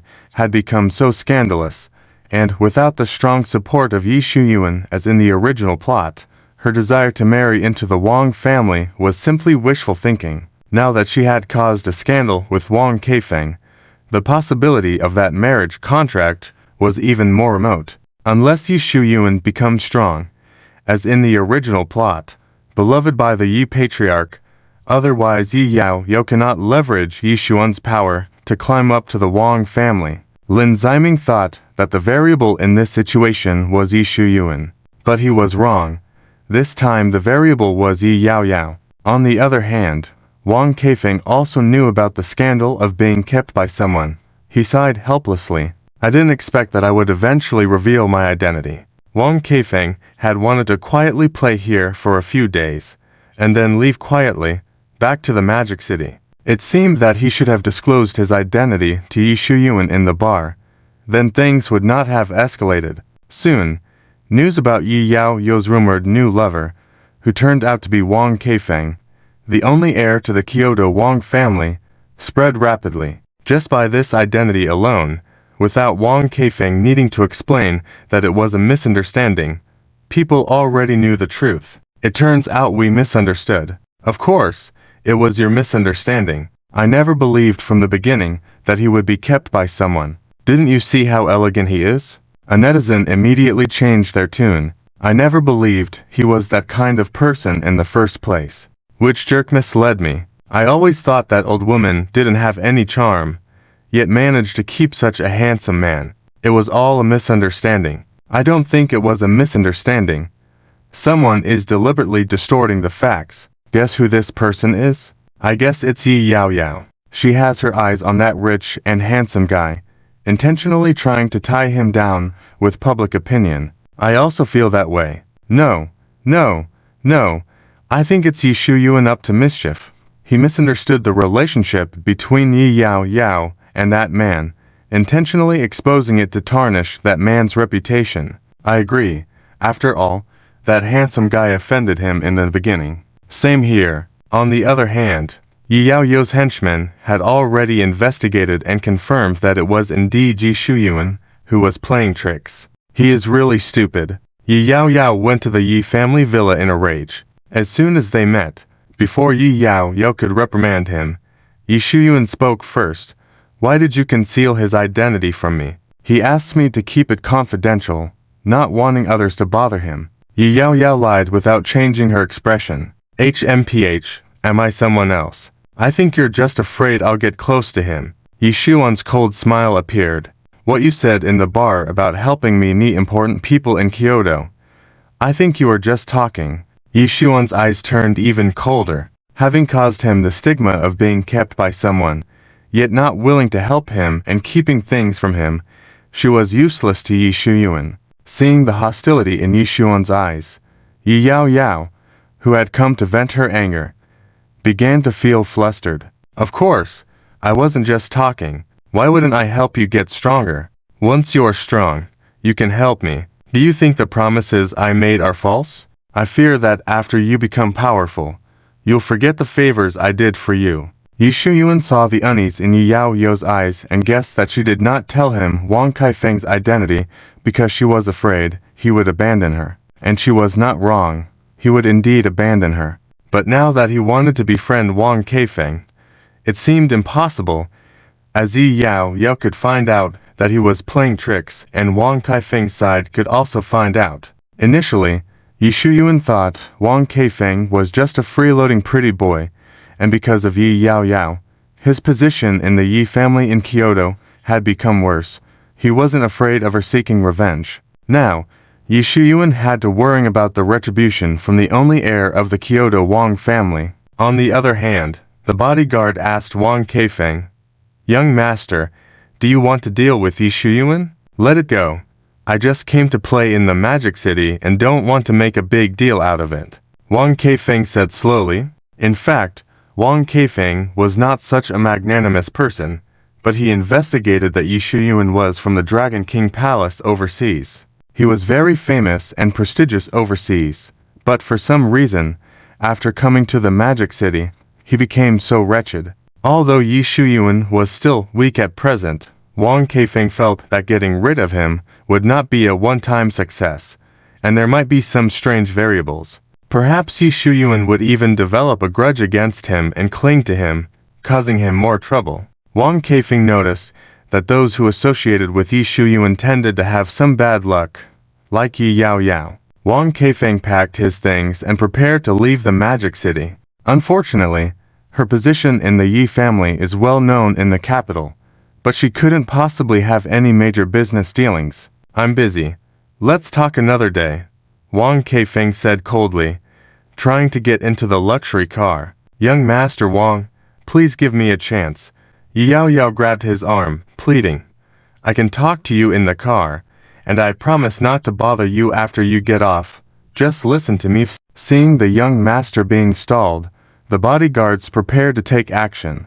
Wang Kaifeng raised his hand to stop them. "All right, I'll give you a chance." Perhaps out of a moment of weakness, or maybe to make Yi Yao Yao realize the reality, that there are things that cannot be done. On the way, Wang Kaifeng leaned on his hand, looking out the window, while Yi Yao Yao was talking as if to the air, repeatedly mentioning the contents of the documents. Of course, this small business was not profitable enough for Wang Kaifeng to consider. Yi Yao Yao then brought up other matters, purposely asking him, "What do you think?" Wang Kaifeng pretended not to hear anything, while Yi Yao Yao, oblivious to the embarrassment, continued talking. Suddenly, a black car behind them quickly crashed into the back of their car. Yi Yao Yao, afraid, threw herself towards Wang Kaifeng, but he seemed to have foreseen this and extended his hand to stop her. "Get away." Wang Kaifeng remained composed. As the sole heir of the Wang family in the capital, there were people who wanted to kidnap him for money and others who wanted his life directly. He had encountered such situations since he was very young. "Yes, young master," the bodyguard stepped on the gas. "Don't think of this as an ordinary luxury car. It had already been modified, and coupled with the expert driving skills of the bodyguards, they shook off the black car far away. "You should get off," Wang Kaifeng coldly said to Yi Yao Yao. She opened her mouth to say something, but seeing Wang Kaifeng's cold expression, she felt helpless. Suddenly, Yi Yao Yao had a sense of foreboding, turned her head to the side. A white car was speeding towards them, the driver looking like he meant business. "An assassin? Quick, they must protect Wang Kaifeng." When life is in danger, Yi Yao Yao kept repeating this in her mind. Young Master Wang, be careful. Yi Yao Yao shielded him and shouted. Before she could finish her sentence, the car had already crashed into them, and the impact happened exactly where Wang Keifeng was seated. Bang! The strong impact caused the car to flip over. When Yi Yao Yao woke up after a while, she found herself lying in the hospital. You're awake? Wang Keifeng's eyes softened as he looked at her. Yi Yao Yao tried to sit up, but the pain made her lie back down. Don't move. The doctor wants you to rest. Wang Keifeng looked at her with concern. What about the assassin? Yi Yao Yao asked anxiously. He's been caught. During this car accident, Yi Yao Yao was the most severely injured, and all because she protected Wang Keifeng with her own body. Of course, even if she hadn't protected him, Wang Keifeng wouldn't have died or been disabled. But in moments of danger, instinct is to protect oneself, yet Yi Yao Yao had shielded him, which touched Wang Keifeng deeply. At that moment, he seemed to see his mother's shadow in her, just like when she had bravely shielded him from an attacker when he was young. Thank you for saving me. Wang Keifeng's attitude towards Yi Yao Yao changed. Although she was cunning, she was also forced into a corner. She wouldn't have been in such a dire situation if she hadn't been so unlucky. With 3 fiancés who had accidents, she should have been able to marry an outstanding man from a top-tier family and wouldn't have remained unmarried until her 40s. Due to the scandals she faced in the city, her situation got worse. When she returned to the capital, she would probably be sacrificed by the Yi family for the family's interests, and the man she would marry wouldn't be a good match for her. Wang Keifeng knew that Yi Yao Yao saw him as her lifeline.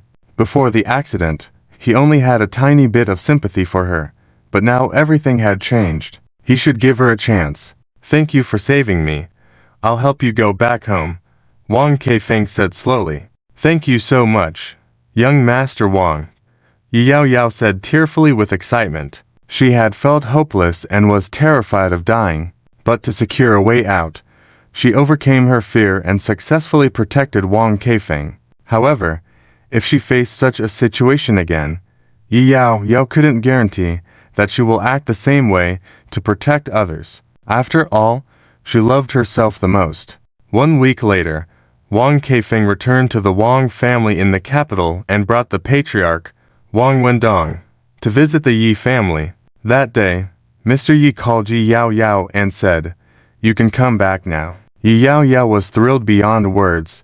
She didn't even bother to inform Yi Shuyuan and quickly packed her things to leave. She couldn't stand staying a second longer in the city, or rather, she shouldn't have come there in the first place. Because of her nephew, Yi Shuyuan. Bah, what nephew? She didn't have any nephew.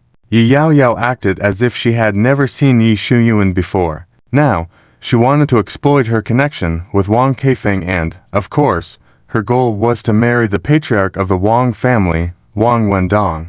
This was something she had never dared to think about before, but now with Wang Keifeng's growing fondness towards her, she felt she had a slight chance. When Yi Shuyuan received the news that the Yi family in the capital had allowed Yi Yao Yao to return, he called her. It was then he found out he had been misled as she had already checked out of her room. "You're afraid I will abandon you, but you're the one who has abandoned me so quickly," Yi Shuyuan said angrily. When Yi Yao Yao had promised to introduce him to influential figures in the capital, that was surely just a passing comment. To play with Yi Shuyuan like this, he wouldn't tolerate it.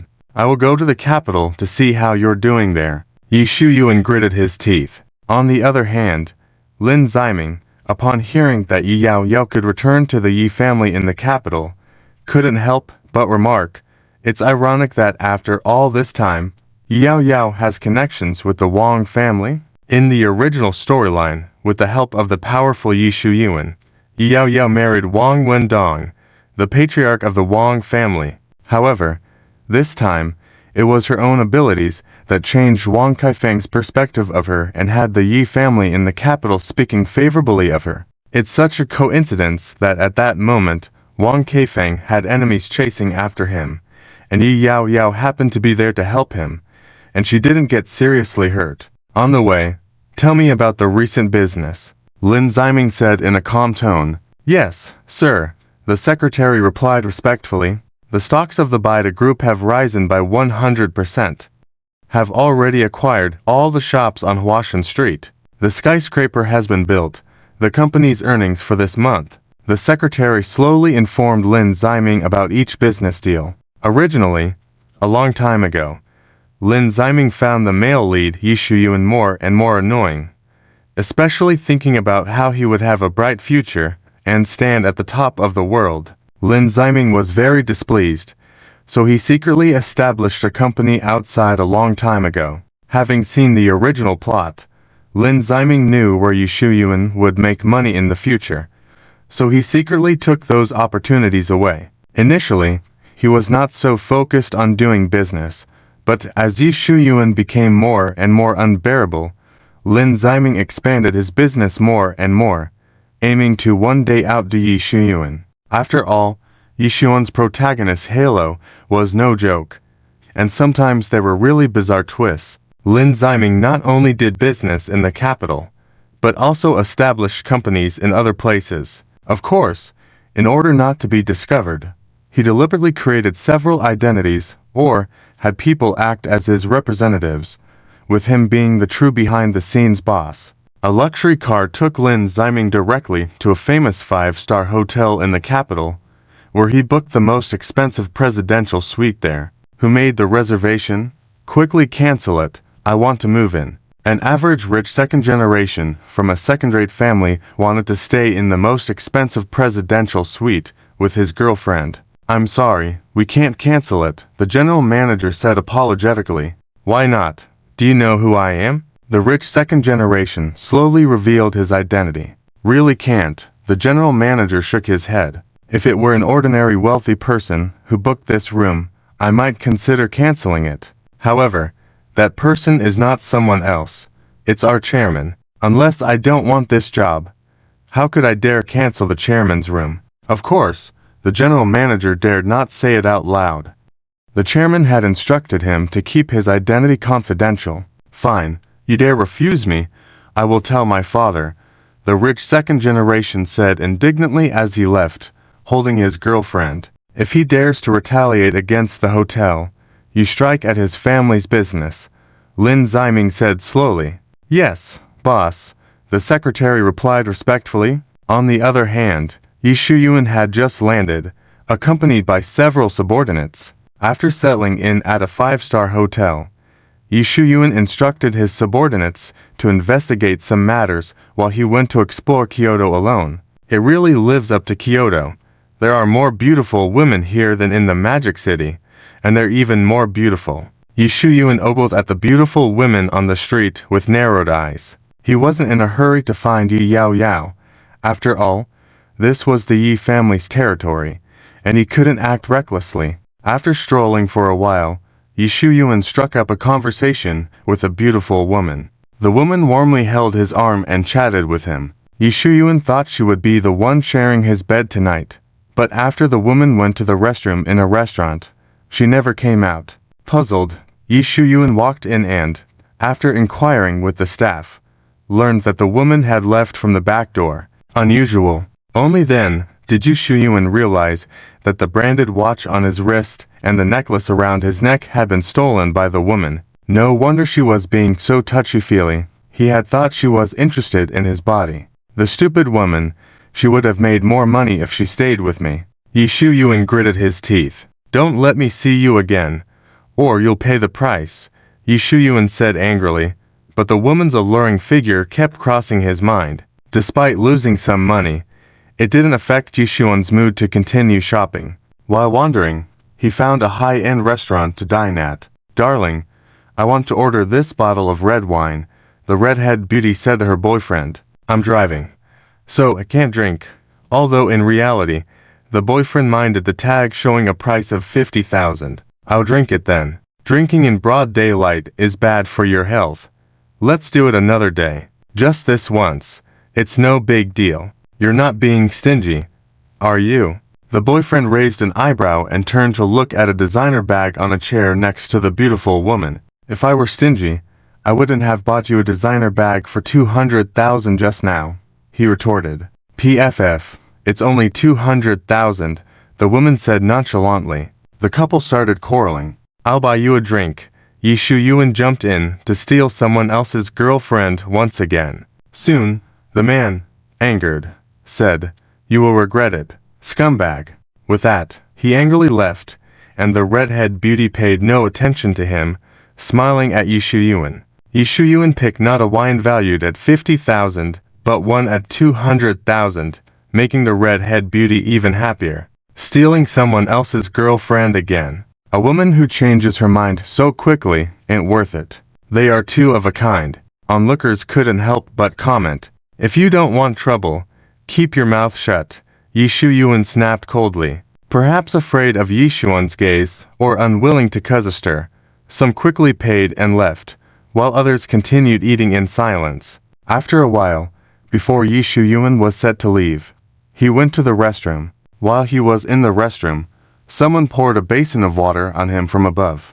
Because you snatched my girlfriend. It turned out to be the boyfriend of the redhead beauty, who quickly left after pouring the water. Yi Shuyuan tried to open the door, but found a broom handle blocking it from the outside. Damn it. Wait a moment, I can help you open the door. A kind short-haired male customer offered to remove the broom. However, Yi Shuyuan didn't listen and kicked the door open with force, narrowly missing hitting the man. What are you up to? I said I'd help you. Didn't I? The short-haired customer said indignantly. He wanted to scold further, but Yi Shuyuan's terrifying gaze made him not dare to say more. Yi Shuyuan wiped his face with a tissue and his phone. It turned out he had taken out his phone to play with it in the restroom just now. When the water was splashed, he was frightened and the phone fell to the ground. Yi Shuyuan tried to turn it on, but it didn't respond. Yi Shuyuan, I shouldn't be made to eat a meal without paying, right? With a serious expression, Yi Shuyuan left. What happened to you? Why are you all wet? The redhead beauty was very worried. Damn it, who even remembers phone numbers nowadays? Always just input and dial directly. The plan to have Zhang Xiaobai cover the bill failed. Forget your phone number. The redhead beauty asked softly. You pay first, I'll pay you back later, Yi Shuyuan said irritably. Are you kidding? How could I possibly have that much money? The redhead beauty said weakly. Yi Shuyuan looked the beauty up and down, knowing the designer goods on her indicate they were obtained by exploiting men. Regardless of whether she actually has the money, even if she does, how could she possibly help a man pay? Even if he says he'll pay back later, she doesn't believe it. If you have no money, you must have other valuables to mortgage, the redhead beauty suggested. The owner of this restaurant has a good eye. Yi Shuyuan looked at his wrist. The multi-million-dollar branded watch was stolen not long ago, and the necklace worth 10 million on his neck was also stolen. Although his clothes are also designer, they are wet, and how could an ordinary person accept clothes as collateral? Even if they accept, Yi Shuyuan feels embarrassed. What do you think of me? Yi Shuyuan asked the redhead beauty seriously. Handsome, generous, gentle. The redhead beauty praised him. Stop, I just have one question for you. Am I a wealthy person? Yes, the redhead beauty whispered. Alright, wait here for me. I'll go get money and come back to cover the bill. If you're bored waiting, you can order more items. You like red wine, don't you? Order however many bottles. It doesn't matter how expensive, I'll cover the bill, Yi Shuyuan said in a grand manner. The redhead beauty wasn't a fool. How could she stay behind and wait for Yi Shuyuan to return? If he didn't return, she would have to cover the bill and work to compensate for the lack of money. Thank you for the drink. I have something to do, that's it. The redhead beauty picked up her designer bag, ready to leave. After you've drunk my expensive wine, you just want to leave like that. Yi Shuyuan grabbed her hand. Just sit here for a while. It's such a simple thing. Yet you can't do it. Yi Shuyuan's face turned sinister. Let go. If you don't, I'll call someone. The redhead beauty struggled desperately. Sir, do you have money to pay the bill? The manager had been watching Yi Shuyuan for a while. Now he was still smiling, but if Yi Shuyuan found an excuse, he guaranteed his attitude would do a 180-degree turn. Yi Shuyuan glanced at the manager, then at a few security guards behind him. What do you think I am like? Yi Shuyuan said a bunch about how capable and wealthy he was, an individual with strong self-esteem who would never dine and dash. I will definitely come back to pay the bill, and I will pay double. No, 5 times the price. Yi Shuyuan looked expectantly at the manager. It seems you don't have money to pay. The manager's smile vanished. Security. Catch him and make sure he doesn't escape. The burly security guards slowly approached Yi Shuyuan, who let go of the red-head beauty's hand because she was no longer useful. Should I fight back? Yi Shuyuan squinted at the security guards. Although the guards weren't his match, he was afraid of causing a scene and having to go to the police station. Sir, thank you for wanting to help open the door for me in the restroom earlier. You're a good person through and through. Can you lend me money to cover the bill? Yi Shuyuan turned to the short-haired male patron. When you follow me back later, I promise to pay you back double. Do me this favor, and I will consider you my friend. If you have any trouble in the future, I will do everything I can to help you. Yi Shuyuan's eyes were sincere. The short-haired man remembered how aggressive he was in the restroom earlier. Friend, I don't care for that. I always feel like he's trouble. I should keep my distance from such a person. Cover the bill. The short-haired man ignored him and signaled to a waiter. Sir, do you have any other way to cover the bill? The manager asked impatiently. For now, no. You have to trust my character. I really can pay the bill. Yi Shuyuan said earnestly. Take him to the kitchen to work off the debt. The manager turned to the security guards. No. Take him to clean the toilet. How could the esteemed Julong Wang clean toilets? Right now, Yi Shuyuan only had one choice: to escape and come back later to throw money at them, making them apologize to him. But the security guards had anticipated Yi Shuyuan's attempt to flee and pounced on him together. In less than 5 minutes, the security guards were on the ground, and Yi Shuyuan had already fled outside. Call the police. Put out a warrant for his arrest, the manager said fiercely. Soon, when Yi Shuyuan returned to the hotel to get money to pay the bill at the restaurant, he saw Su Leshan rushing over. Boss, it's bad your name is on the news. Yi Shuyuan checked his phone. At this rate, he had been gone for less than an hour, and that restaurant not only reported him, but also had the news broadcasted. Yi Shuyuan had barely been in Kyoto for a day, and he was already becoming somewhat famous. Damn it, they said I would pay. Why couldn't they just wait a little longer? Yi Shuyuan was furious. All right, I will find a lawyer to sue them for damaging my reputation. Yi Shuyuan opened the door, ready to go to the restaurant. In the corridor, he was met by several police officers. It seemed some well-intentioned person knew he was there and reported him. This is a misunderstanding. I can pay the bill. Do you know the presidential suite I'm staying in? Do you know how much that room costs per night? Yi Shuyuan spoke quickly. Sir, please come with us to the police station, the police said coldly, taking out handcuffs. Yi Shuyuan, you go bail him out, Zhang Xiaobai said expressionlessly as he watched Yi Shuyuan being taken away by the police. Su Leshan looked at Zhang Xiaobai, somewhat puzzled. I'm giving you a chance to impress the boss, Zhang Xiaobai advised. Su Leshan, I don't want this kind of opportunity anymore. The repair cost of the ruined bathroom door, medical expenses for the injured security guard, and the loss of scaring away customers. In short, Yi Shuyuan not only had to pay for the meal he had, but he also gave money that he shouldn't have. Even worse, he gave so much money to the manager who still didn't look pleased and seemed not to want him to return. Hump, if I'm not going, I won't go. There are many restaurants in Kyoto waiting for me. After the news of Yi Shuyuan dining and dashing was resolved, with the explanation that his phone was broken and that's why he couldn't pay, which he provided later. I absolutely cannot be like the Magic City anymore. Kyoto is where I make my mark. Yi Shuyuan looked out at the skyscrapers through the window. Do you believe it? Zhang Xiaobai turned to look at Su Leshan. Su Leshan shook his head. The other members also shook their heads. Your goal is too high. You should set one not to be involved in any scandal. Zhang Xiaobai fell silent for a moment, reconsidering. Well, this one seems a bit too high. Yi Shuyuan gazed confidently at the skyscrapers outside, unaware that his followers behind him had no faith in him. The next day, Yishuyuin kindly suggested taking his subordinates to the famous Fushin restaurant in Kyoto for a meal. The minimum spending at Fushin restaurant was 200,000, and unless some special VIPs, one had to make a reservation a week in advance to secure a spot. Yishuyuin and his entourage arrived at Fushin restaurant in luxury cars. Many luxury cars were parked at the entrance, with the elite of Kyoto's high society streaming in. "Sir, have you made a reservation?"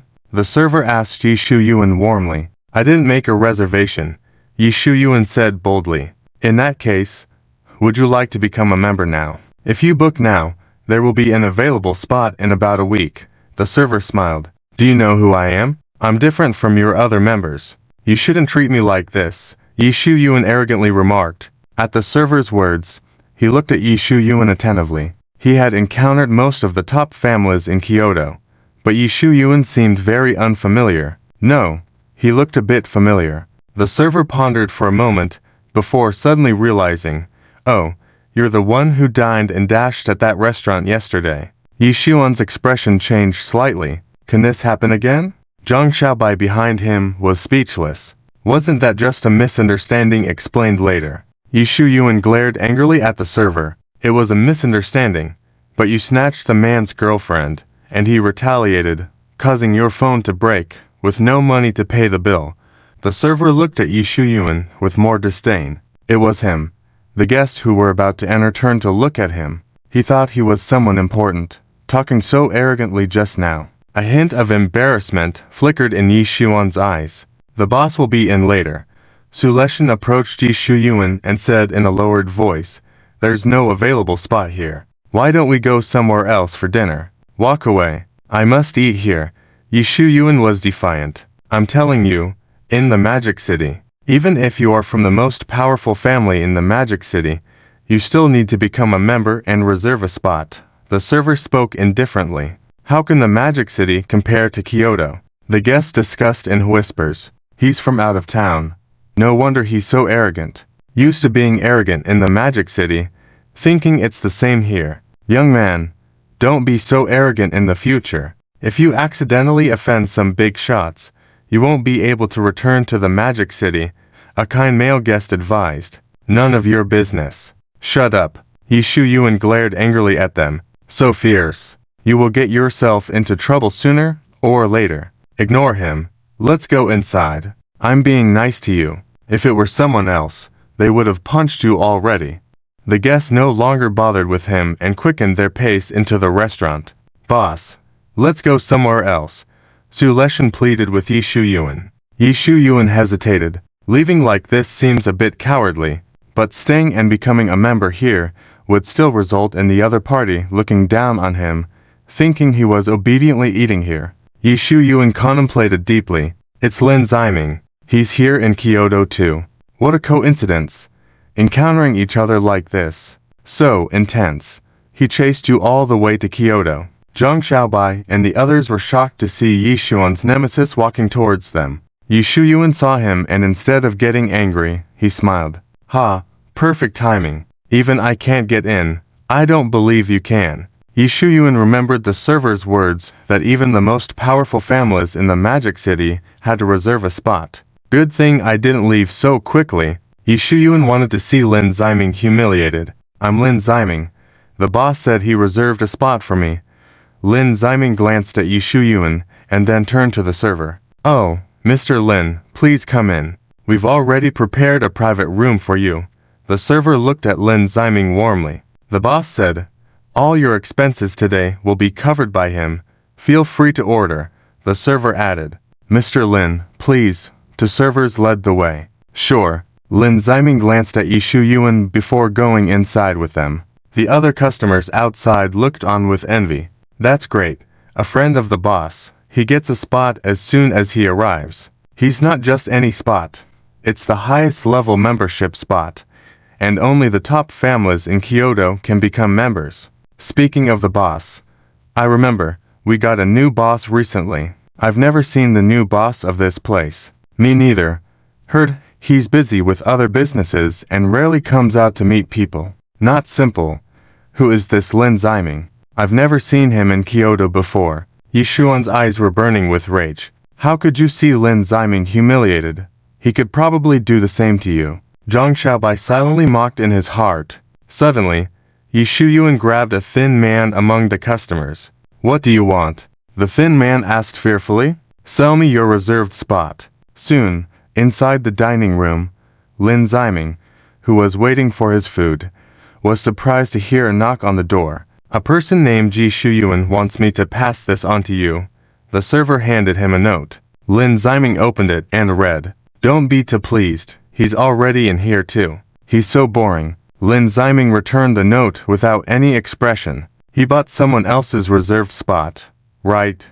Yes. Go tell the manager. Lin Ziming said slowly. All right. I'll play along with your boredom. Soon, the general manager that Yishuyuan had been waiting for arrived. Sir, Mr. Lin has offered to pay for your meal. Feel free to order and enjoy, but because you could only dine here once, you won't be able to enter again. Damn it. What kind of charm did Lin Ziming use on the owner of this shop to let him run amok like this? Yishuyuan is envious and jealous. Let's go. I'm not eating anymore. Yishuyuan suddenly stood up, specifically paid for the seat spot from others, now haven't taken a bite, and leaving abruptly, especially when it was someone else's treat. His subordinates sighed helplessly. They were just going out for a meal. Why such a hassle? Walking out of the Fushin restaurant, Yishuyuan forwarded 100,000 yuan to them. You guys go eat. I have other things to attend to. I won't accompany you, Yishuyuan said with a hint of anger. Losing face in front of his subordinates, Yishuyuan no longer had the mood to take them out for a meal, and they were happy to leave like this. After being angered by Lin Ziming, Yishuyuan was a bit fed up. He wandered around while harboring resentment towards Lin Ziming. Damn it. This isn't the city of magic. Why is he more popular than me? It's really unfair. I clearly feel that Kyoto is where I can make a big mark. Yishuyuan truly lives up to being the male lead in the original plot, because he indeed did a lot of big business in Kyoto, and he was also discovered to be from the Yi family of Kyoto, making his status even nobler. Later on, he joined forces with Yi Yao Yao, who had already married the head of the Wang family, Wang Wendong, and schemed to obtain the Wang family's fortune, making Yishuyuan even more powerful. Unfortunately, nothing went smoothly since he encountered the antagonist Lin Ziming. Alas, are there no discerning big shots who appreciate me and are willing to help me? Even if there are no big shots appreciating me, at the very least there should be young and beautiful ladies from wealthy families who take an interest in me. Are they blind? Can't they see how charming I am? Or are they just staying at home all day, not going out? Yishuyuan daydreamed absent-mindedly. Perhaps his wishes were heard by the heavens, as he truly met a beautiful young lady who fell in love with him at first sight. Handsome, what's your name? The beauty excitedly and shyly asked for his name. Yishuyuan showed a hint of pleasantly surprised in his eyes. It had been a long time since he encountered a wealthy young lady who was so enthusiastic about him.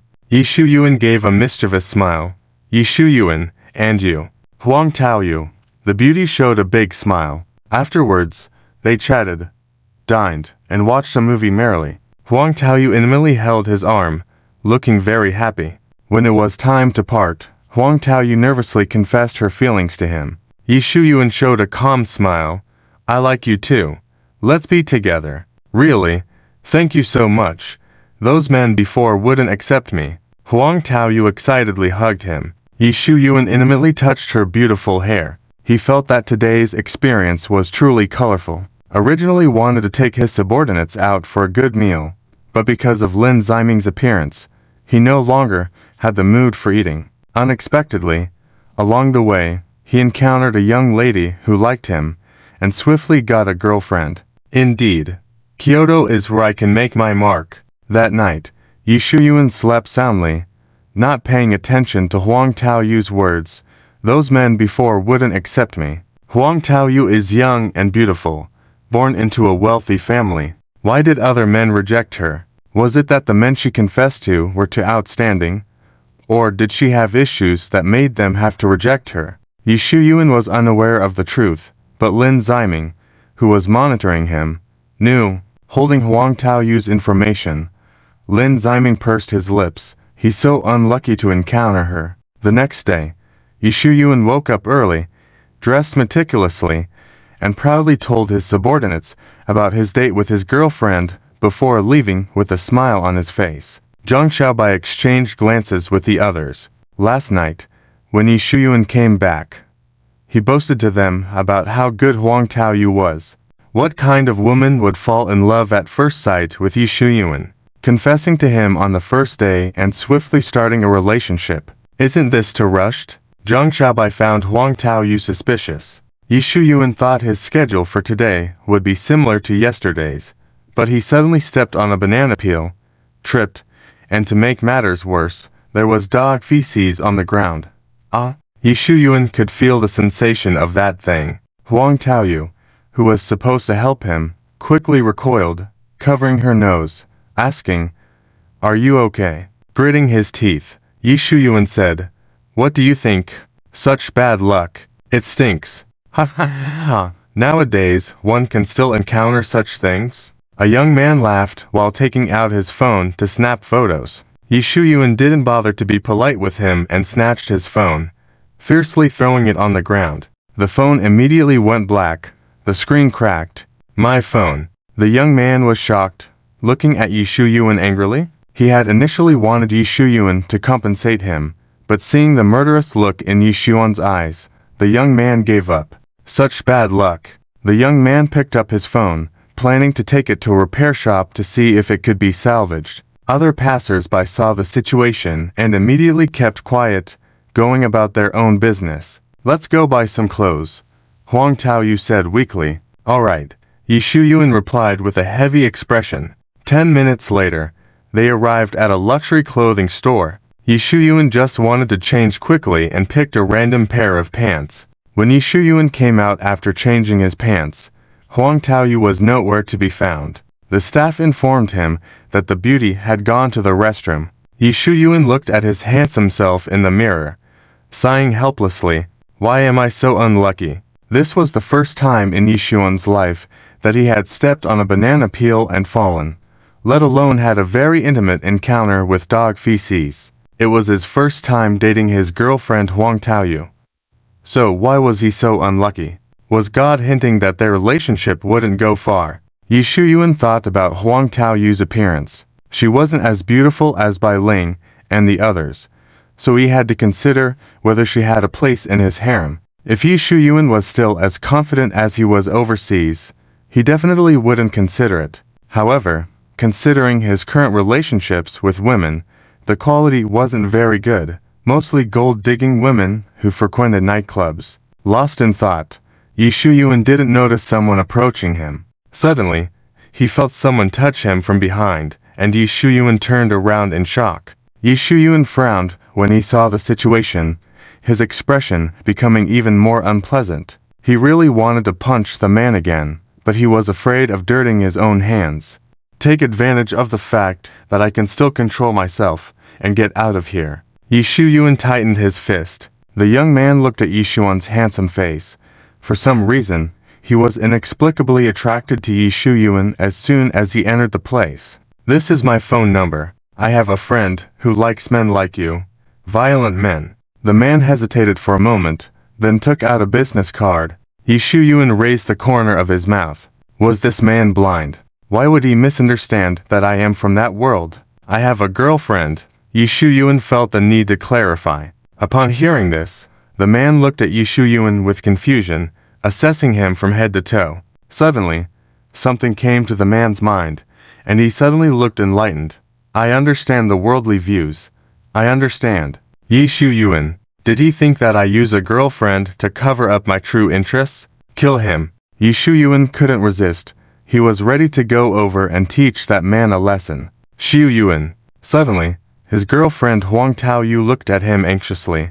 "This is our first date. I have to control myself." Yi Shuyuan didn't want to leave a violent impression in front of his new girlfriend. "Your girlfriend is pretty." The man turned to Huang Taoyu, speaking flatly. Seeing that the man continued to misunderstand, Yi Shuyuan suddenly had an idea. He took the opportunity to hug Huang Taoyu and kissed her deeply in front of the man. After their lips parted, Yi Shuyuan turned to look provocatively at the man who had a deep misunderstanding of him. How about that? The man's reaction surprised Yi Shuyuan. He expressed sympathy. You are really being wronged. You have no feelings at all, yet you can still force yourself to kiss him. Yi Shuyuan, how could he not have any feelings when kissing a young and beautiful woman? Do you have feelings for me? Why am I thinking about that scenario? Yi Shuyuan felt it was impossible for someone to misunderstand him so deeply. There must be someone directing him, like Lin Ziming. Is someone instructing you to harm me? Who would want to harm you? Do you have a lot of enemies? The man looked innocent. Seeing that the man didn't seem to be lying, Yi Shuyuan cursed in his heart. How unlucky could he be to encounter such a weird person? Yi Shuyuan suddenly felt exhausted. If you harass my boyfriend again, I'll call the police and have you arrested. Huang Taoyu threatened the man. Beauty, I am helping you, though you won't be used by others. The man looked at Yi Shuyuan's handsome face with some infatuation. I have absolutely not been used by him. He deeply loves me. Huang Taoyu held Yi Shuyuan's arm tightly. Deeply in love might not be the case, but gravitating towards your type is true. The man, afraid of causing a scene with the police, reluctantly glanced at Yi Shuyuan before leaving obediently. After the man left, Yi Shuyuan looked apologetically at Huang Taoyu. I'm sorry. Today was supposed to be our first date, but I encountered these things. It's okay. I understand, Huang Taoyu said with a forgiving smile. Holding onto Yi Shuyuan, Huang Taoyu left the clothing store, while the staff immediately began discussing the incident. That man is really unlucky to attract such a person. I don't think it's bad luck, because that man found someone of the same kind. I don't think so. Doesn't he have a girlfriend? Cover, maybe.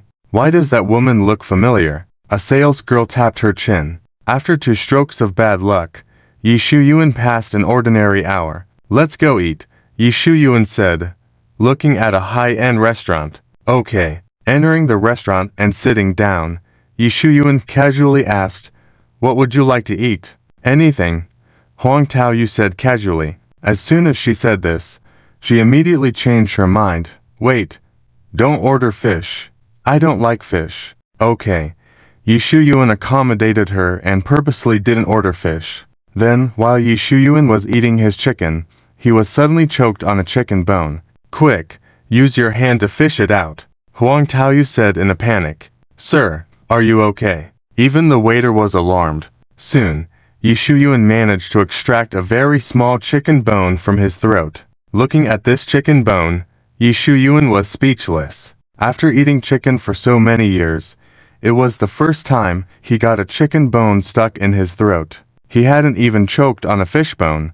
How could he be defeated by a chicken bone? Yi Shuyuan felt embarrassed. The nearby customers started gossiping. Has he never eaten chicken before? Wow, I've never seen someone experience something like this before. When he was eating, did he swallow it whole?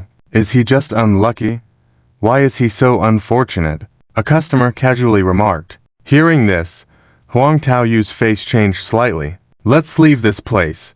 Yi Shuyuan didn't notice his girlfriend's uneasiness. Okay. When Yi Shuyuan was about to pay the bill, the boss wanted to give him a discount. Do I look like I have no money? Yi Shuyuan felt humiliated. He would rather pay double for this meal than go through the experience of choking on a chicken bone again. Due to Yi Shuyuan's insistence, the boss was more than willing not to offer any discount on his bill. After leaving the restaurant, Yi Shuyuan walked forward in deep thought, completely ignoring his new girlfriend Huang Taoyu. Once is a coincidence. Twice can barely be considered a coincidence, but what about 3 times?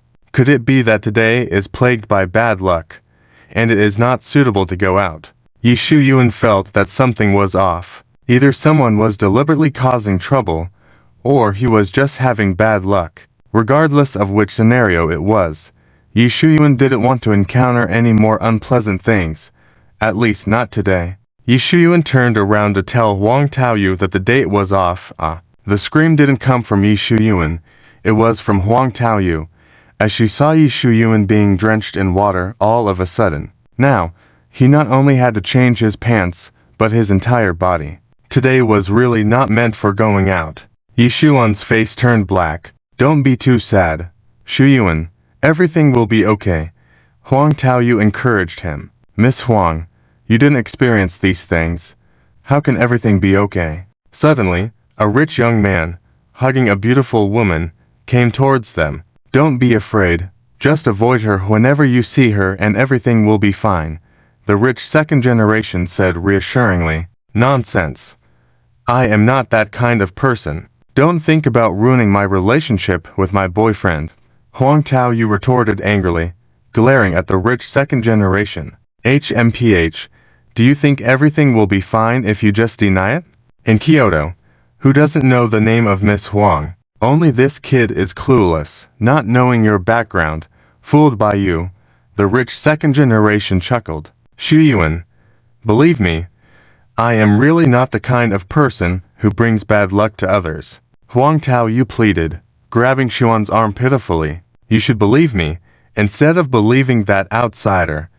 Huang Taoyu continued, why didn't you let me order fish in the restaurant earlier? Do you really not like eating fish? Shuyuan shook off her hand, questioning her with a serious expression on his face. A hint of guilt flashed in Huang Taoyu's eyes. Among her past partners, someone had once been choked by a fishbone. She thought that by not ordering fish, she could eat in peace, but little did she know that trouble would come from chicken bones. Let's break up. Shuyuan turned and walked away. No, Shuyuan, I love you so much. I have never liked anyone as much as I like you.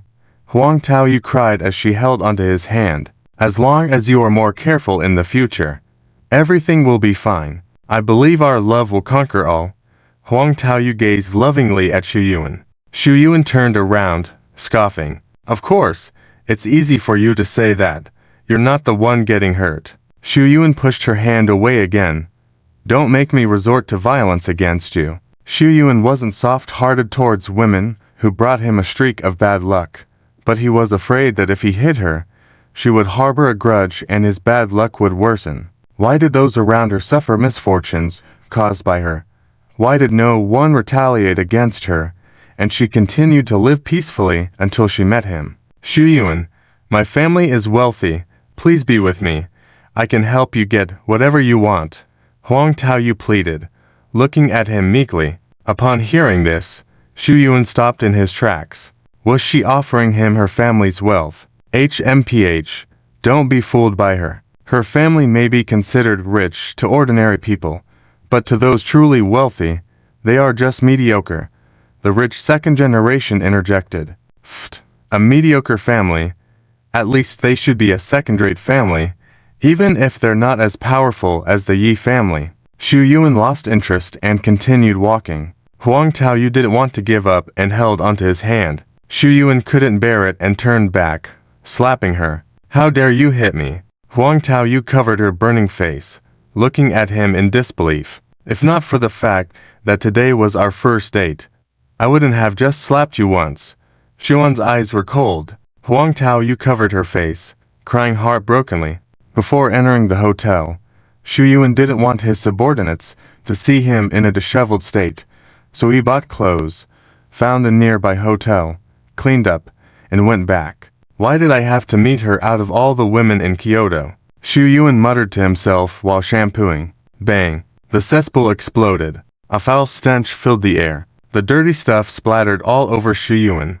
Ah! Shuyuan let out an incredibly relieved cry. Shuyuan wondered if it was because he had just left Huang Taoyu or because he had hit her that his streak of bad luck persisted or intensified. At least today was the most unlucky day. Strange.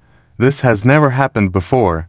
The manager, wearing a thick mask, looked puzzled at the horrific toilet.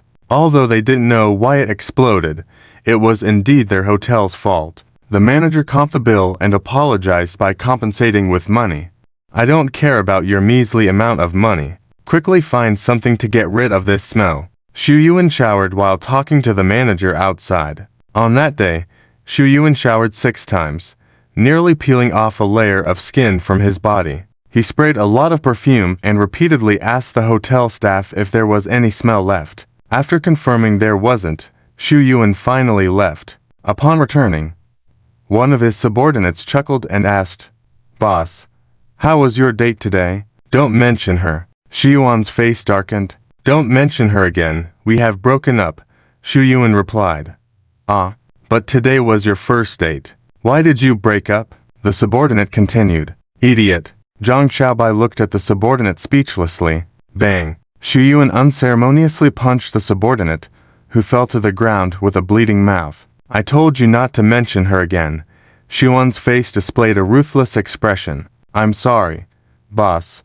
The subordinate apologized, lowering his head in fear. Ignoring the strange looks from his subordinates, Xu Yuan turned and headed to his bedroom. "Looks like that woman really has issues." Zhang Xiaobai looked thoughtful. The next day, because of the previous day's unpleasant events, Xu Yuan had planned to stay in the hotel all day. However, he was surprised when Huang Taoyu showed up on her own initiative. Upon opening the door, his subordinate saw a well-dressed, beautiful woman. "Hello.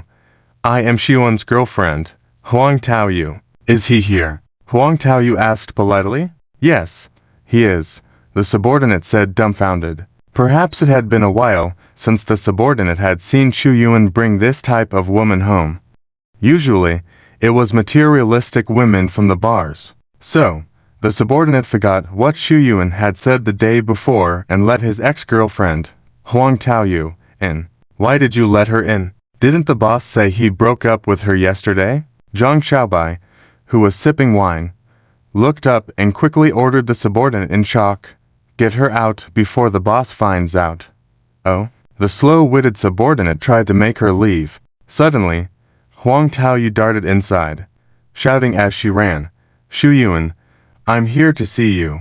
"Miss Huang, please don't shout." The subordinate quickly covered her mouth. But it was too late. Xu Yuan came out with a dark expression. Born good-looking and from a good family, it's a shame that not only does she have health problems, her mind isn't quite right either. "Throw her out," Xu Yuan said coldly. If someone else had made him miserable like this, he would definitely have taken matters into his own hands. But he had already slapped her yesterday, and the outcome was worse than before, leaving Xu Yuan too afraid to lay a hand on her again. Should he have his men deal with her? He was a bit worried that if something unfortunate happened to them, it would implicate him. "Yes, boss." The subordinate at the door turned and looked expressionlessly at Huang Taoyu. "Xu Yuan." Huang Taoyu was unwilling, gritting her teeth. "Can't I just apologize to you? Can't you stop being mad at me anymore? Let's reconcile." Mad at her? He was serious about breaking up. This woman is seriously ill. Why did I have to encounter her in such a big place like Kyoto? And she's even obsessively clinging to me. Xu Yuan regretted coming to Kyoto a bit. "Quickly throw her out." Xu Yuan raised his voice. "Yes." The subordinate began to drag Huang Taoyu out. "Send her out of the hotel?" Xu Yuan added. "Yes." The subordinate continued to drag her out. Soon, the subordinate came back and picked up a glass of water to drink. Cough, cough, cough. He choked violently. "Ha ha ha ha, you're not doing hard labor. Why are you so thirsty to drink water?" Another subordinate laughed. "I'm not thirsty. I'm less drinking water normally." The subordinate looked perplexed at the glass of water. Xu Yuan sat on the sofa, staring intently at the subordinate. "Is that all? So light. Is there nothing else?" Xu Yuan deliberately waited here to see what unfortunate things would happen to the subordinate who had contact with Huang Taoyu. Seeing that the subordinate only choked on water, he thought about what happened to him yesterday. It's so unfair. While Xu Yuan was observing the subordinate, he had no idea that Zhang Xiaobai was also observing him. Why is he staring at him? Did his breakup with Huang Taoyu have something to do with this? Huang Taoyu is very famous in Kyoto, and with a little investigation, one can quickly find out about her uniqueness. Out of courtesy, Zhang Xiaobai immediately informed the other subordinates about this information. Wow, there are actually people like her in the world. No wonder I was wondering why the boss didn't take action himself this time. Turns out he's afraid of her. No wonder they broke up. I was still confused about why Miss Huang, so beautiful, would be easily abandoned by the boss. At least, he should eat before giving up. Turns out he wasn't unwilling to eat, but afraid to eat. Be careful in the future. Stay away from her when you see her. Absolutely do not lay a hand on her. This is between Yi Shuyuan and Miss Wang, Zhang Xiaobai said seriously. Got it, Zibai. You're amazing.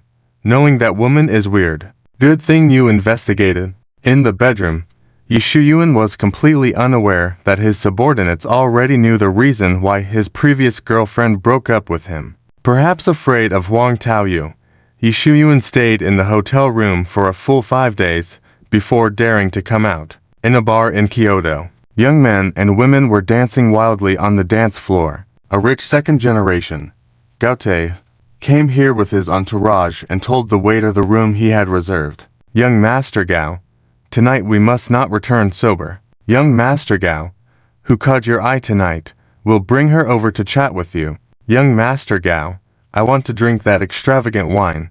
Is that okay? One friend looked at him expectantly. That wine costs 200,000. Aren't you making it hard for young Master Gao? Another friend teased.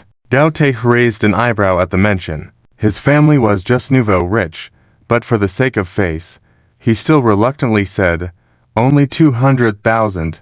Feel free to order whatever wine you want tonight. Thank you, young Master Gao. Young Master Gao, you are truly generous. The friends exchanged glances. They were deliberately pressuring him to say this. Sorry sir, the private room is already taken, or I can find you a spot outside.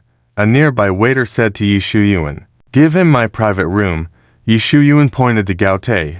You brat, you're so arrogant.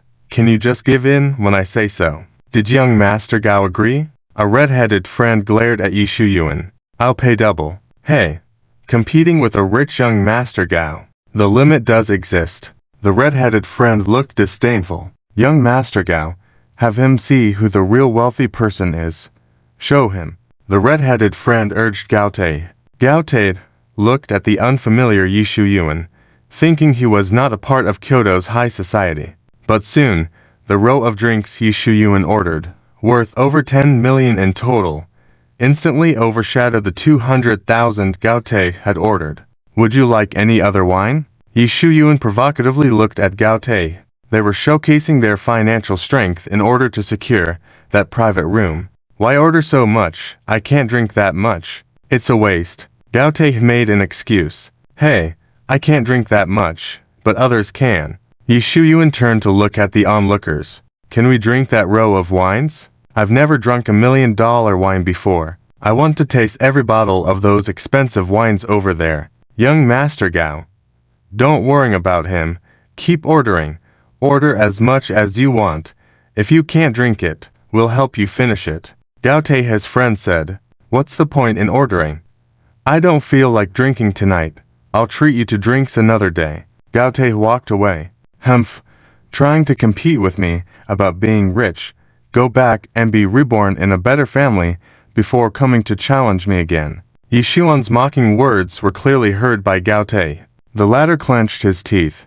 He didn't retort and just continued to leave with his head down. More powerful and arrogant people than him, Gao Te had seen before, so he initially planned to keep this unpleasant incident to himself and just be upset for a few days. But as he walked out of the bar, a man in a suit suddenly whispered in his ear, his name is Yi Shuyuan. Want to take revenge on him? Look up his background online first. He's quite famous, especially in the Magic City. Gao Te was first startled, wanting to ask who the man in the suit was, but the latter immediately got into a car and left. I can't believe it.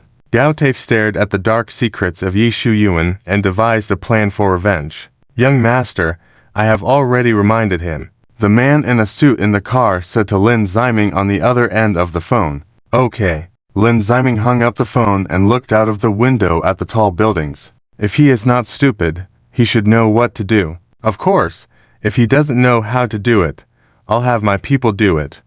Thanks to Lin Ziming sending someone to remind Gao Te, he knew where to start. A few days later, a young handsome second-generation rich man walked into a bar with his friends. A well-dressed, obese, brightly dressed woman saw him and immediately brought over 2 drinks. walking over with a smile. Master Li, are you thirsty? Would you like a drink? The woman, Wu Zhaoxiao, handed him a drink. Master Li looked at her friendly smile and sneered. Wu Zhaoxiao, in Kyoto, who doesn't know that the drink you offer cannot be consumed? I don't want to wake up tomorrow morning to find myself in bed with you, embarrassed to the point of studying abroad. Master Li referred to the fate of the previous second-generation rich man who had taken a drink from Wu Zhaoxiao's hand. Wu Zhaoxiao originally came from a wealthy family, but due to poor management, the family went bankrupt. Having fallen from a rich young lady to an ordinary person, she wanted to marry into a wealthy family to regain her former affluent life. Unfortunately, with her average looks and overweight figure, she offered herself up, but no one was interested, especially the wealthy men she set her sights on. With them being so wealthy, wouldn't they prefer a pretty young woman? Master Li, don't defame me. There's nothing wrong with this drink. Wu Zhaoxiao's eyes flashed with a hint of embarrassment, indicating her innocence. She drank the wine in front of him. Now you should believe me. Wu Zhaoxiao showed a kind smile. I'm not that foolish. If I were to make a move when everyone's around, of course, it would be better to do it when you're alone.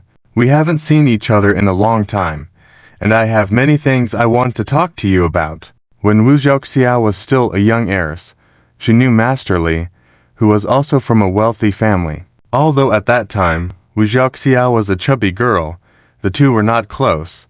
Back when she was heiress, she was not close with Master Li, and now that she has fallen to an ordinary person, it's even less likely for them to be close. If you want to chat with me, unless you change yourself into her. Master Li pointed at the beautifully shaped woman who had just entered the bar. Do you have something to discuss with me? The beauty walked over shyly. Do you want to have a drink with me? Master Li smirked. Okay. The beauty did not expect to attract a wealthy young man so quickly. Watching Master Li leave with the beauty in his arms, Wu Zhaoxiao felt desolate, with laughter mocking her incapacity ringing around her. Wu Zhaoxiao found a seat, drinking alone at the bar. Suddenly, an arm wearing a brand-name watch appeared in front of her. Looking up, Wu Zhaoxiao saw a young second-generation rich man. Hi, Miss Wu. My friend Yi Shuyuan likes women of your type. Would you like to meet him? The second-generation rich man, Gao Te, smiled. The next night, when Yi Shuyuan came to the bar to flirt, heavily made up Wu Zhaoxiao approached him. Can you please buy me a drink? Wu Zhaoxiao nervously looked at Yi Shuyuan. He looked even better in person than in the photo, and his watch must cost at least $1 million. Wu Zhaoxiao carefully assessed Yi Shuyuan's worth, as if she were dreaming. She never knew that such a good opportunity would appear before her. Yi Shuyuan looked around and confirmed that this chubby woman was the one talking to him, his expression turning sour. A woman of this figure reminded Yi Shuyuan of his past mistakes. Ugly duckling, have you ever looked in the mirror? Why do you think I would buy you a drink? Yi Shuyuan looked at Wu Zhaoxiao with disdain. Upon hearing this, Wu Zhaoxiao was stunned. Wait a minute, Gao Te said his friend liked women of my type. So why is he looking at me like everyone else? Being ugly is one thing, but being so clueless is another. I can't even catch the eye of that handsome guy. So, why does she think she can catch his eye? Familiar mocking voices resounded around her. Feeling embarrassed and angry, Wu Zhaoxiao demanded, Your friend said you like women of my type. Have you ever dated this kind of woman before? The cold drink suddenly splashed on Wu Zhaoxiao's face, cutting off her words. I see you not only need to go back and look in the mirror, but also go to the hospital to check your eyes. I'm so handsome. How could I have dated a woman like you? Yi Shuyuan pretended to be arrogant. How could young Master Yi like such an ugly duckling? Is she being deceived? She brought it upon herself. Now get lost. Where is the security? Quickly throw this crazy woman out. Yi Shuyuan spent a few days in this bar, showing off his wealth and only taking away young, pretty women. So naturally, people wouldn't believe Wu Zhaoxiao's claims about Yi Shuyuan. Crying, Wu Zhaoxiao turned and left. As she exited the bar, she looked back. Yi Shuyuan did not come after her. Wiping the drink off her face, Wu Zhaoxiao revealed a sinister expression. That damn Gaotai. How dare he deceive me? Rich second-generation Gaotai could deceive her, but powerless Wu Zhaoxiao only wanted to scold him to vent her anger. Surprisingly, Gaotai was angrier than her. Why didn't you go find him? Why didn't you wait for me to bring him out for you to meet him in private? Why can't I go find him myself? Can I not see someone? Wu Zhaoxiao was defiant. Gaotai looked at her plump figure and said, Yi Shuyuan cares about his image and doesn't want people to know he likes someone of your type. That's why I wanted to arrange for you to meet in private. I wondered why you went to find him personally. How could he not humiliate you, pretending to care about you just to hide his true preferences in front of others? So that's the case. What should I do now? Wu Zhaoxiao became anxious. Now you've made my friend angry. You better work on pleasing him. Gaotai whispered something to her. Oh, I will definitely behave well then. Wu Zhaoxiao showed a determined look. After making a plan, Wu Zhaoxiao turned and left. Yi Shuyuan opened the door without any guard. Looked around, no one. But he heard the sound of shower coming from the bathroom. Yi Shuyuan walked to the bed and sat down, staring fixedly at the bathroom door, anticipating the scene of a beauty coming out of the bath. Shuyuan, I kept you waiting. Wu Zhaoxiao, wrapped in a scarf, shyly walked out. This was far from the anticipated scene. How did you get here? Yi Shuyuan stood up in fright. Of course, I'm here to apologize to you. Wu Zhaoxiao threw a flirtatious look at Yi Shuyuan. Yi Shuyuan felt disgusted to the point of almost breaking out in goosebumps. Last time I was wrong to you. I didn't know you cared about others' opinions. That's why you rejected me. So this time, I came to meet you alone, to apologize to you. Whatever you want to do to me later, I won't resist in the slightest. Wu Zhaoxiao revealed a seductive look. Yi Shuyuan raised his hand, looking sickened to the point of wanting to vomit. Enough. Stop talking. Get out of here. No, I should leave instead. Yi Shuyuan turned around to leave. Don't go. What did I do wrong? Wu Zhaoxiao quickly tried to embrace him. Yi Shuyuan easily dodged. Wu Zhaoxiao missed and acted as if everything was fine. I'm good at massages. Lie on the bed and let me give you a massage. I promise you won't regret it. Yi Shuyuan felt like he was being eyed by a she-wolf ready to devour him. No, Asao. Yi Shuyuan. Yi Shuyuan's inner self was on the verge of collapse. Hurry and leave. Yi Shuyuan failed to notice that this was a trap set up to harm him. So, was this trap as simple as just letting them meet? No. As soon as Yi Shuyuan opened the door, he saw Gaotai and a group of paparazzi approaching. He's coming out. Hurry and take pictures. Yi Sha, is she your woman? Your taste is quite heavy, huh? Yi Sha, how long did you to stay inside? The paparazzi, paid by Gaotai, were very professional and persistently hounded Yi Shuyuan. Yi Shuyuan ignored the paparazzi, glaring at Gaotai. You actually set me up. So, what if I set you up? Can't I set you up? Gaotai laughed smugly at him. Yi Shuyuan paid no attention to the paparazzi, but someone responded. He was in there for about 5 minutes. That was the truth. But the paparazzi, gazing at the scarf-wrapped Wu Zhaoxiao, had other thoughts. She even took a bath afterwards.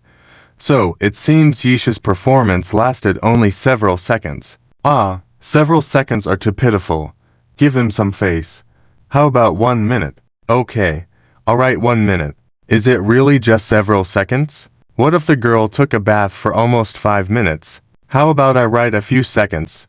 3 seconds. Seeing Yi Shuyuan about to explode from the paparazzi's annex, Gaotai smirked slightly. The money spent was worth it. If you dare to write nonsense, I will definitely kill you all. Yi Shuyuan exclaimed in exasperation as he glared at them. Yi Shuyuan was not the first to threaten them with words.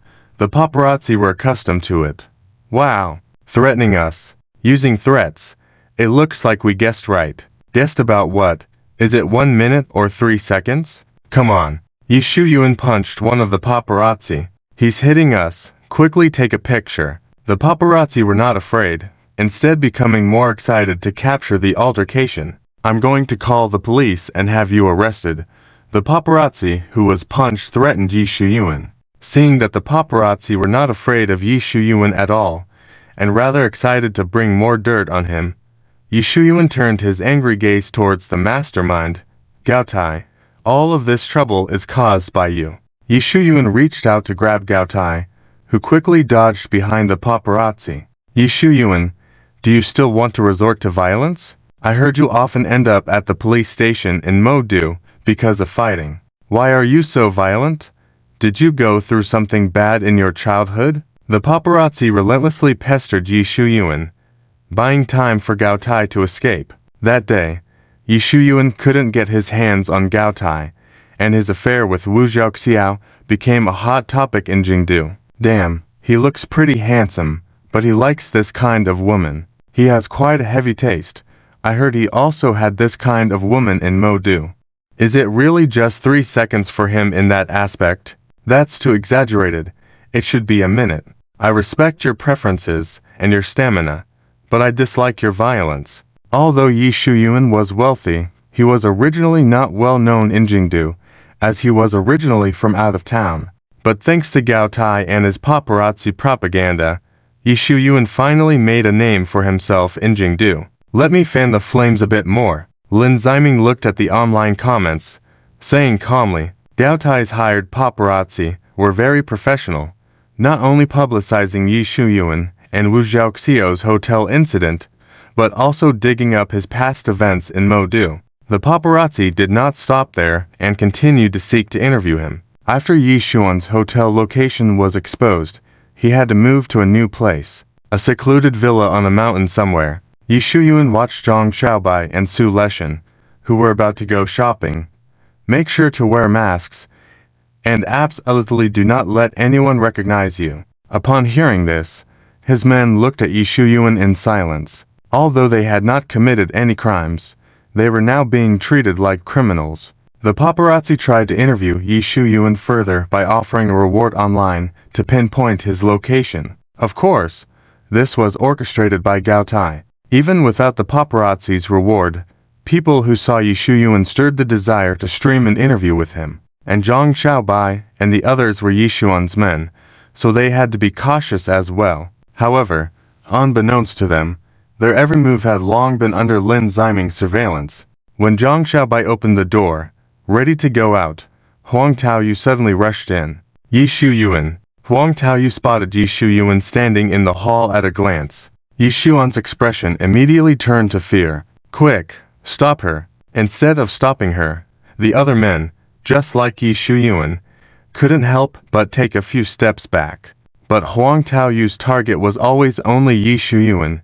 She excitedly tried to rush forward to hug him. Don't come near me. Yi Shuyuan pushed her away in fear. You actually pushed me. Huang Taoyu, sitting on the ground after being pushed, looked at him sadly. Yi Shuyuan regretfully looked at his hands. Am I going to have worse luck now? Why did you know I was here? Yi Shuyuan looked at Huang Taoyu in confusion. It was her who caused trouble for me, along with that Gao Tai.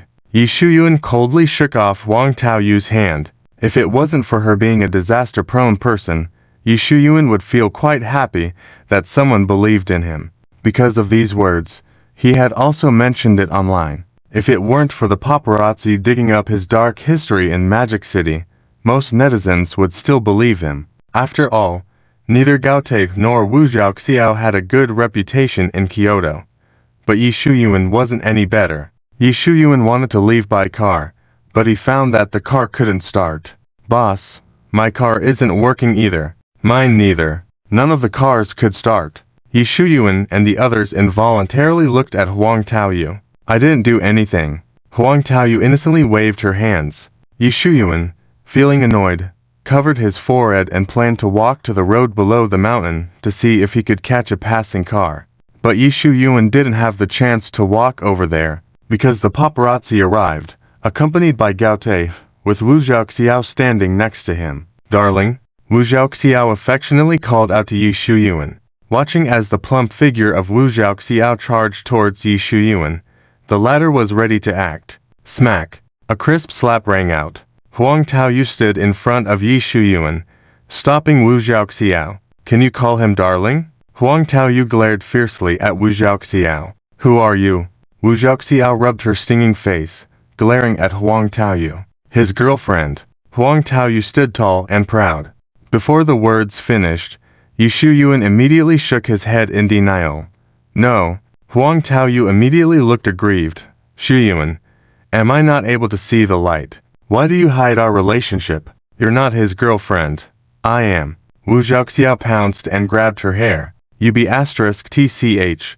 Have you looked in the mirror? What do you look like? Do you have any self-awareness? Huang Taoyu retaliated by grabbing her hair as well. These two women fought over Yi Shuyuan. If one was not a disaster-prone person, and the other had looks and figure of a beauty queen, Yi Shuyuan would still be happy that they were fighting over him. Hurry, film it.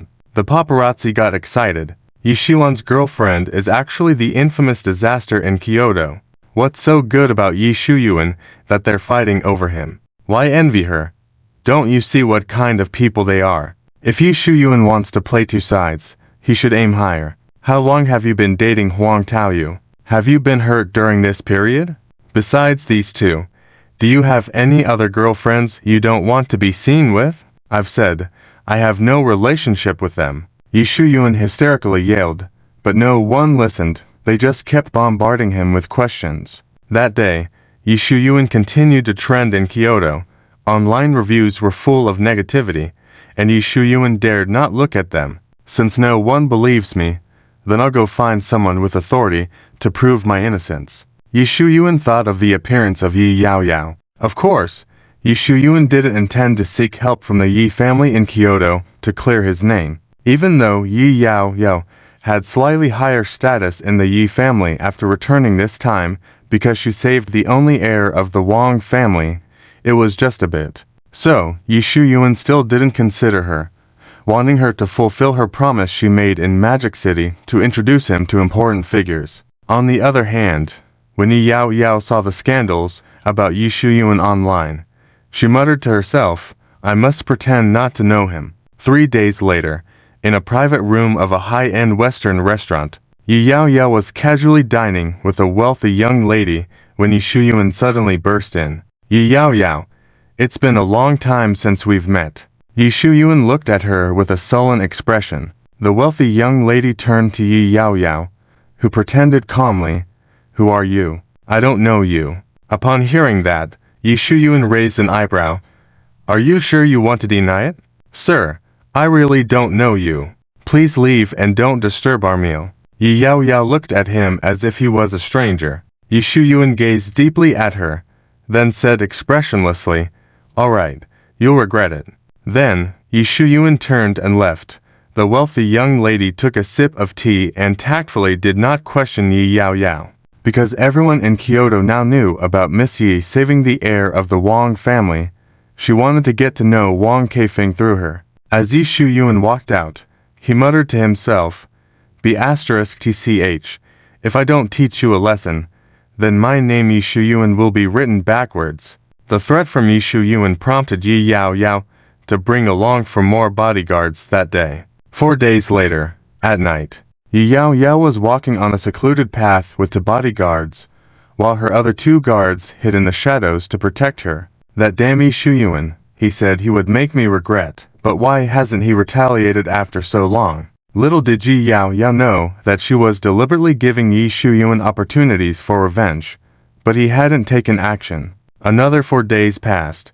Yi Yaoyao was sitting in a luxury car. It's this car. The professional hitman, who had been paid, stared at the license plate number. Yi Shuyuan had hired the hitman to stage a minor car accident for Yi Yaoyao. The hitman saw a woman's back in the back seat of the car, accompanied by an elderly man. That's his bad luck. I hope the old man can handle it. The hitman carelessly muttered to himself. Then he abruptly stepped on the gas and rammed into the car. However, the hitman grabbed thin air as the driver sensed something was off and accelerated, trying to escape. Not so easy. The hitman didn't give up and sped up the car. But when he saw a man in the passenger seat, holding a gun pointed at him. Hold on. The hitman's eyes widened, and thanks to his instinct to turn the steering wheel, the bullet narrowly missed his shoulder. Startled, the hitman stopped, and the car in front stopped too. One of the bodyguards quickly got out of the car to apprehend the hitman. Unable to flee, the hitman was already too late to counterattack. The other party was much more skilled and soon subdued him. In case father discovers that Yi Shuyuan is the son of Yi Shini, what about the descendants of the Yi family? Father would definitely suspect that she had known early on, deliberately approached Yi Shuyuan in the Magic City, intending to conspire against the Yi family. I seized the opportunity in front of father and took down Yi Shuyuan. Nephew, blood relations, and such. Yi Yao Yao doesn't care about these things. Soon, Yi Shuyuan received a message that there was still Yi Laoi, the helmsman of the Yi family, sitting in that car. How did you investigate? Yi Shuyuan angrily glared at the subordinates, who did not perform well. The subordinates knelt on the ground, not daring to breathe. On the other side, Lin Ziming, upon hearing the report from his subordinates, calmly took a sip of tea. I've already set up trouble for you. I don't know if you can pass this test. It turned out that Lin Ziming secretly acted to let Yi Shuyuan's subordinates receive incorrect information. That night, Yi Shuyuan and his group packed up and prepared to leave Kyoto for the overseas Dragon King Temple. Before they reached the airport, Yi Shuyuan and his group were attacked by a group of well-trained and neatly dressed men in Wuding. Yi Yao Yao stayed up all night, anxiously waiting for reports from her subordinates. Some of her subordinates were dead or injured, while on Yi Shuyuan's side, some were injured but no one died, and Yi Shuyuan didn't even lose a hair. Nephew, you have good skills. Let Annie see where your limits lie. Yi Yao Yao revealed a sinister smile. Yi Yao Yao had thought she wouldn't be able to sleep, but unexpectedly she fell asleep gradually, dreaming that her sister Yi Shini was crying and questioning her why she wanted to kill her son, crying for her to remember the past affection, asking her to help Yi Shuyuan get through the difficult times. Afterwards, Yi Shini turned into a fierce ghost, saying if Yi Shuyuan got hurt, she wouldn't let her off. Yi Yao Yao was frightened awake, covered in cold sweat. Don't think you can scare me like that. I won't give up. Yi Yao Yao's eyes were extremely determined. Her plan to kill Yi Shuyuan remained unchanged. Because of Yi Yao Yao's sabotage the night before, Yi Shuyuan and his group were unable to take a plane to leave Kyoto, and Yi Shuyuan's subordinates were injured, now lying in the hospital receiving treatment and unable to travel far. It seems I have to talk to her. Yi Shuyuan felt that running away was not a solution. Just as he was thinking about what leverage to use to negotiate with Yi Yao Yao, in a room in the building across from him, there was a sniper aiming at Yi Shuyuan on the hospital balcony. Squinting. His hit rate in this line of work was 100%. He had never missed, and such a high success rate naturally meant his price was high. Bang! The sniper fired, but he was far from his target Yi Shuyuan, hitting a flower pot 1 meter away from him. Startled by the grass, Yi Shuyuan quickly rushed into the hospital room, away from the window. Damn bee! The sniper touched his slightly swollen left cheek. It turned out that just as he was about to shoot, a bee stung him. What? You actually failed. Refund. Yi Yao Yao was furious. Since someone from afar tried to assassinate him, Yi Shuyuan felt the hospital was no longer safe, so he decided to return. However, Yi Yao Yao had another backup plan.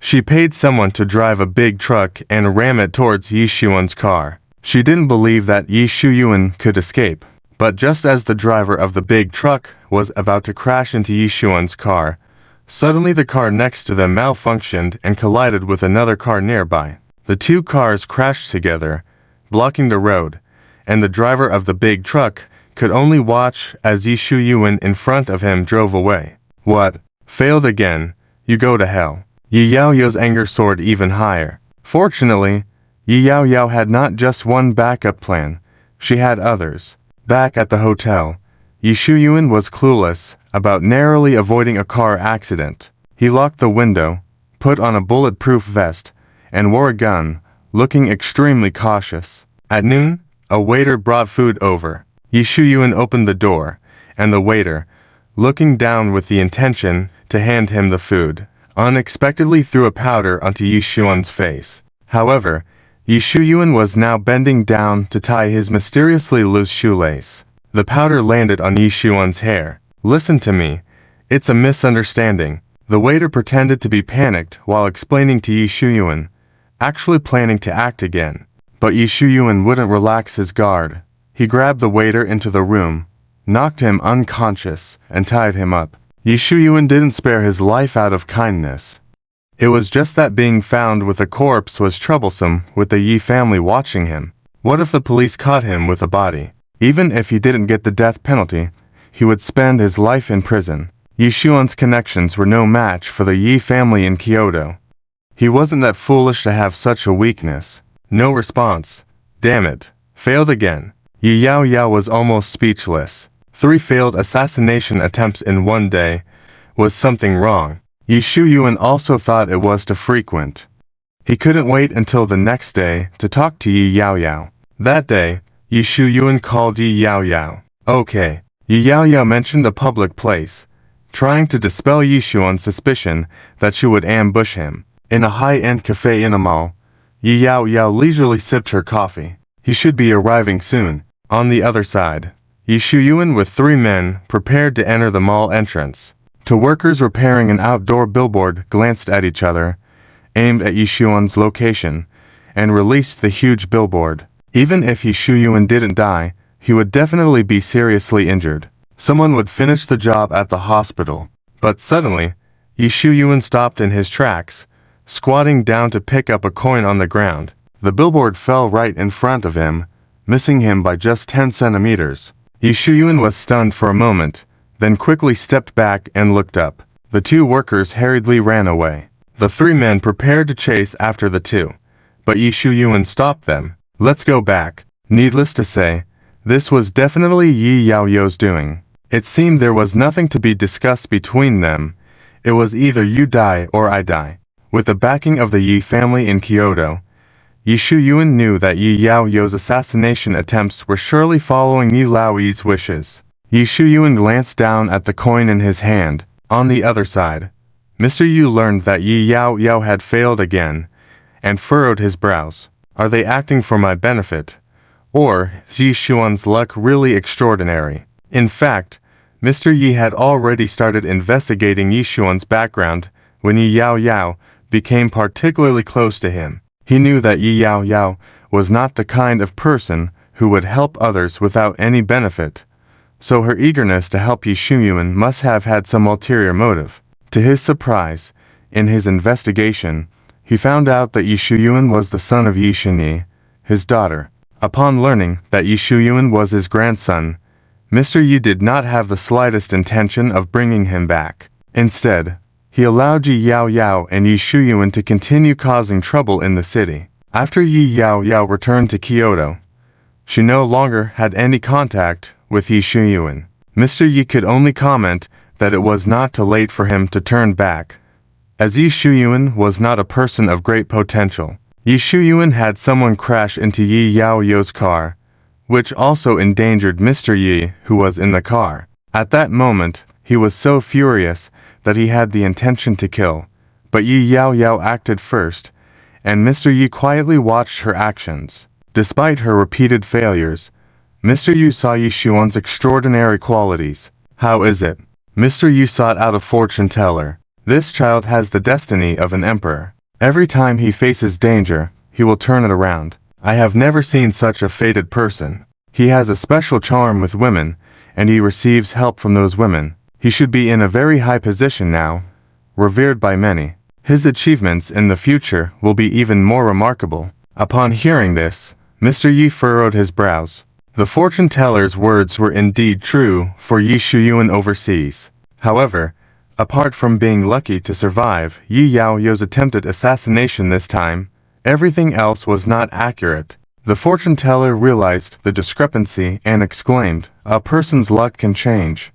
And although his destiny was originally very difficult to alter, it seems that significant changes have occurred, causing his luck to deteriorate. If this continues, his extraordinary luck will one day disappear, and he will no longer have the destiny of an emperor, but will return to being ordinary. Mr. Yi rubbed his chin, hesitating whether to personally kill him. He was his grandson, and he seemed like someone who could not be easily dealt with. What if his extraordinary luck helped him escape? And he sought revenge on the Yi family in the future. The next day, Yi Shuyuan was ambushed by a group of highly skilled individuals. They were the top experts of the Yi family, and Yi Shuyuan was no match for them. Not only did they leave him in dire straits, but they also gave him a drug that would deplete his martial skills. The effects of the drug were quick, and Yi Shuyuan suddenly felt his internal strength fading. He angrily shouted, "Give me the antidote quickly, or I will kill you all." The experts remained unfazed. "Not only will I kill you all, but I will also kill those you care about." "No, letting them die would be too easy. I want to torture them slowly." Yi Shuyuan tried to conceal his inner fear and threatened them aggressively. "My master said that, without his command, you cannot leave Kyoto." The lead expert coldly spoke to Yi Shuyuan, who had become a cripple. "Tell your master that if he still values his life, he should give me the antidote." "Oh, perhaps he feels he has lived long enough and doesn't care about his own life. What about his descendants? Does he want to end his family line?" Yi Shuyuan did not realize that he was also being cursed. "Too noisy." The lead expert shook his head and knocked Yi Shuyuan unconscious with a kick. Ultimately, Mr. Yi decided to eliminate Yi Shuyuan, but his luck was too strong. With the advice of the fortune teller, they planned to gradually diminish his luck until he became extremely vulnerable. Therefore, Mr. Yi spared his life, keeping him in Kyoto, where his every move would be monitored. Upon learning of Yi Shuyuan's plight, Yi Yaoyao breathed a sigh of relief. Now that father has taken action, I don't need to kill Yi Shuyuan anymore. The vengeful spirit Yi Shunyi, combined with Yi Shuyuan's extraordinary luck, made Yi Yaoyao hesitate. Thinking of Yi Shuyuan being monitored by Mr. Yi, she felt a hint of sympathy for him. However, that sympathy quickly vanished. Mr. Yi's ruthless treatment of his own grandson only made Yi Yaoyao more determined to prove her worth. Otherwise, she would be exploited by Mr. Yi for the family's interests and forced to marry some old man for the sake of the family. On the other side, Lin Ziming heard that Yi Shuyuan had lost his martial arts skills and couldn't help but comment, "Impressive. I wonder what will happen to Yi Shuyuan's protagonist Halo. Will it be an accident involving the enemy, Mr. Yi?" It shouldn't be, because in the original plot, Mr. Yi admired Yi Shuyuan and helped him become the head of the Yi family. Could it be that Mr. Yi is in danger, and Yi Shuyuan saves him, causing Mr. Yi to change his opinion of Yi Shuyuan?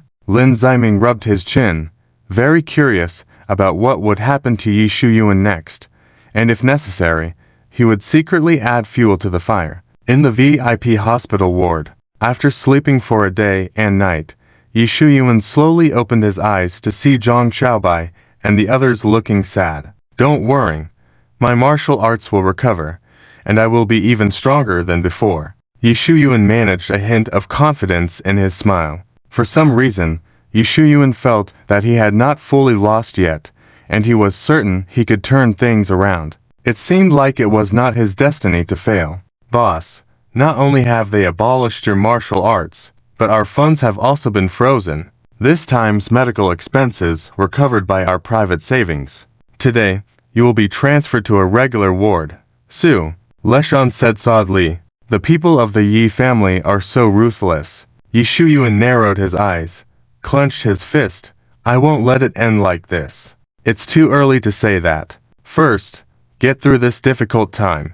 Zhang Zibai looked at Yi Shuyuan, who was proud and bitterly determined. Yi Shuyuan stayed in the hospital for 7 days, and a lot happened within those 7 days. Mr. Yi, fearing that Yi Shuyuan would receive help from the overseas Dragon King's court, struck at the court. The Dragon King's court learned about Yi Shuyuan's actions in both the Magic City and Kyoto, and they were very displeased.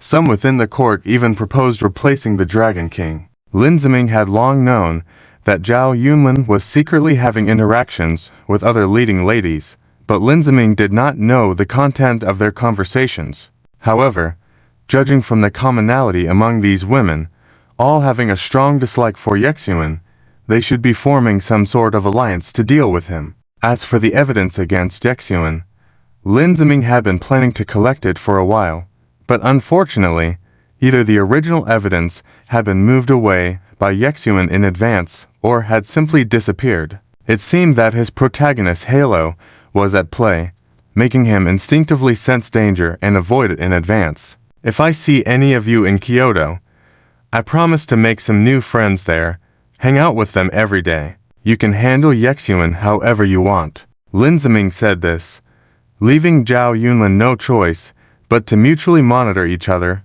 and absolutely not go to Kyoto. Were there not already enough rivals? Would more come? Well, at least she managed to convince them not to cause any trouble. Lin Ziming remembered how their previous actions ruined her missions, and this time, she believed they would not come to hinder her. Unable to go to Kyoto, they could only focus on gathering evidence against Yexuan, especially regarding the death of Li Lanyu's master. However, as it had been a long time since the incident occurred, the evidence they found was not sufficient for conviction. But since Yexuan was able to get rid of Li Lanyu's unsupportive master, he would surely eliminate the others at the Dragon King Hall. Li Lanyu focused on investigating this aspect and found that Yexuan not only stole money from the Dragon King Hall, but also betrayed those who opposed him to the enemy, using the enemy to eliminate them. While each piece of evidence was inconclusive, collectively, they indicated that Yexuan was harmful to his own people. Moreover, his recent offense against the Ya family in Kyoto had brought damage to the Dragon King Hall. Even the elders who benefited from him dared not defend him anymore. At most, they spared his life but expelled him from the Dragon King Hall. With the Dragon King position vacant, several candidates emerged, among whom Li Lanyu had the best chance of taking over. In a regular hospital ward, Zulishan looked at Yexuan sadly.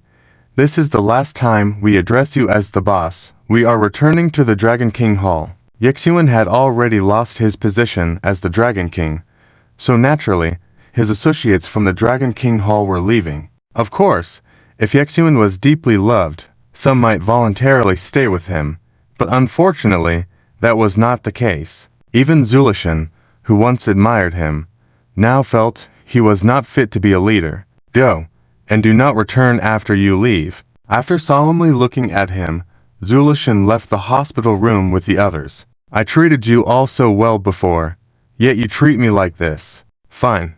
Wait until I recover my martial arts and seize power, and I will definitely take revenge on you ungrateful people. I will remember the faces of those who left one by one. Yexuan did not know that not everyone was going back to the Dragon King Hall. I have some things to take care of. You all go back first. Zhang Xiaobai bid farewell to Zulishan and the others at the airport. Okay, you take care. Zulishan watched Zhang Xiaobai with some reluctance. If not for knowing the relationship between Zhang Xiaobai and Yexuan, Zulishan would have suspected that he was going back to help Yexuan. After seeing Zulishan and the others off, Zhang Xiaobai shook his head helplessly.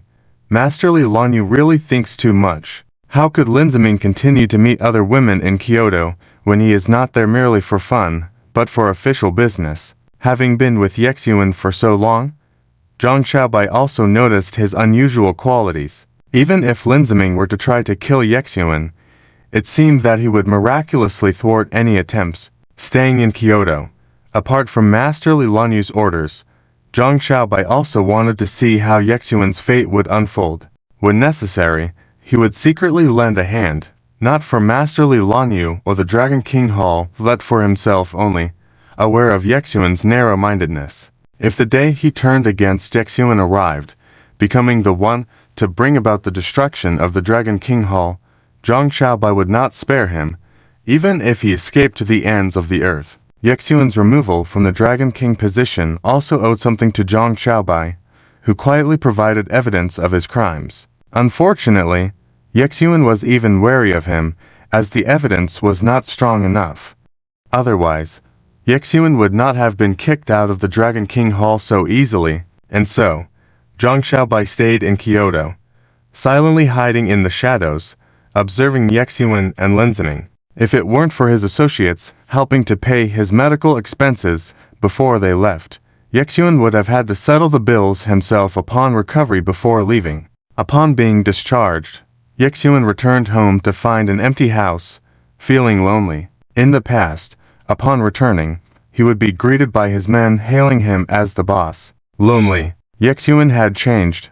He now missed women and men, though the nature of these yearnings was different. That night, Yexuan got drunk at a bar. Although his funds had been frozen by the old master Yexuan had managed to keep a portion for himself, albeit very little, insufficient for his lavish spending. What should he do now? I can't even afford to stay in a five-star hotel's presidential suite anymore. I must move out tomorrow. Since being kicked out of the Dragon King Hall, Yexuan had lost all his previous connections. Everyone had turned against him and blacklisted him, making it impossible to borrow money. Should he borrow from his men? The way they looked at him while paying the medical bills in the hospital was already displeasing. Even if they agreed to lend him money, it would not be much. Let me think. Who would be willing to help me? Yexuan mulled over this while drinking. Suddenly, the laughter of a man and a woman at the next table caught his attention. A very beautiful woman. Today was different for Yexuan. He hadn't stooped to the level of going after someone else's woman. He had lost his martial arts skills and money.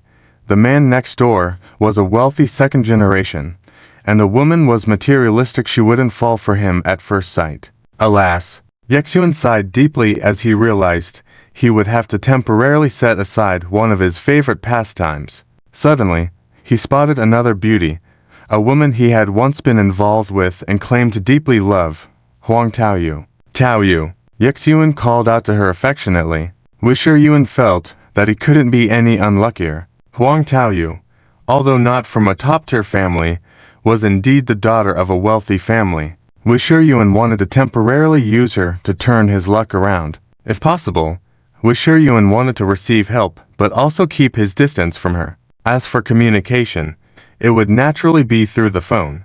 Wisher thoughts were beautiful, but he still had to come back to reality and take the first step. I promise I will love you properly in the future, Wisher Yuan said tenderly to Huang Taoyu. What's the use of your love? I don't love you anymore, Huang Taoyu said coldly, looking at him. Wisher Yuan was stunned for a moment, then suddenly furious. He grabbed her wrist and interrogated her.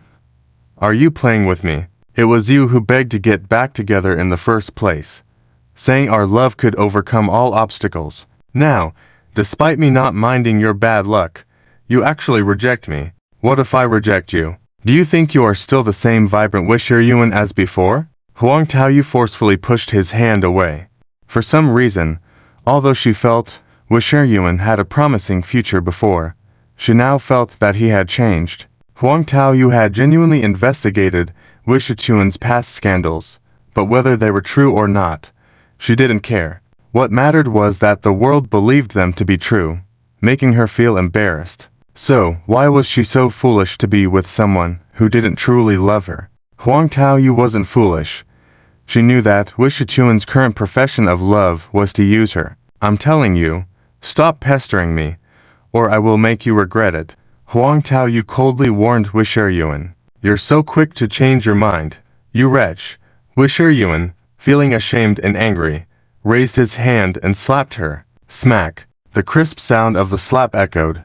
What kind of person are you to dare to hit me? Huang Taoyu, holding her hot cheek, glared at Wisher Yuan. Whoever can knock him down, I will give them 30,000. Huang Taoyu raised her hand and shouted loudly, I'll do it. A burly man stepped forward. I will too. I don't need the money. I can't stand seeing this guy hit a woman. A young man tried to please Huang Taoyu with his words. It seemed he didn't know Huang Taoyu's uniqueness and even wanted to pursue her. Good. Since you all want this money, whoever can throw him out of the bar will get it, Huang Taoyu declared loudly. HMPH.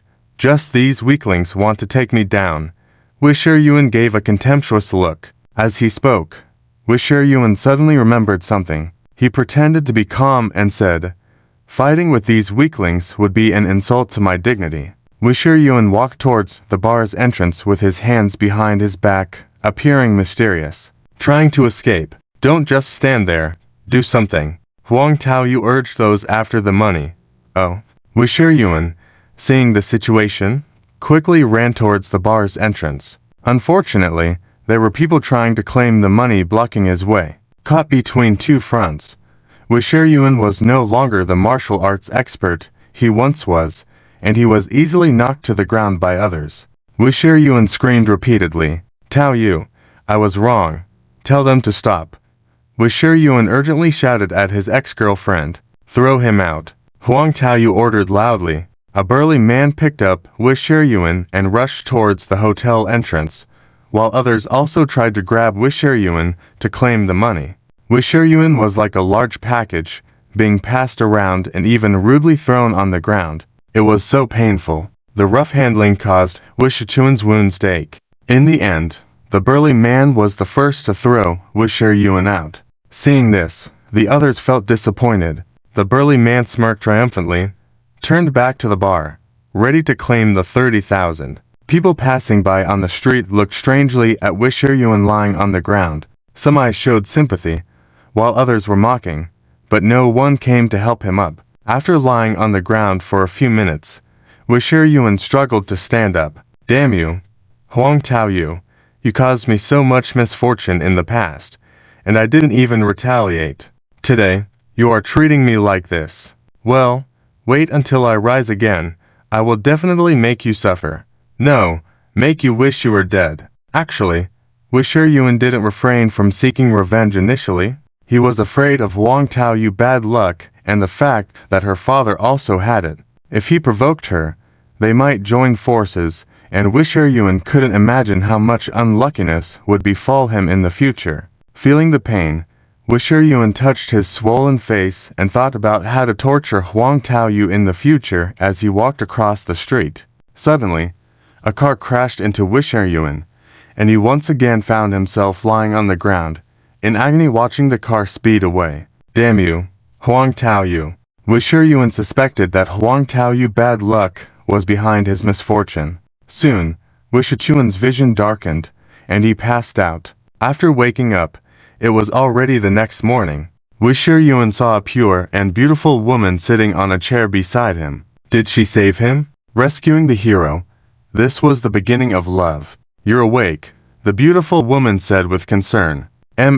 Wisher replied with a gentle smile. "Thank you for saving me." "It's nothing," the woman replied calmly. "Now that you're awake, quickly inform your family to come see you," the woman advised. "I have no family," Wisher said with a sad expression. The woman's eyes showed a hint of sympathy. "Then what about your friends? Call them to come see you. It's inconvenient for you to be alone in the hospital. The doctor said you would have to stay for a while." "What do you mean I have no one? Aren't you a person?"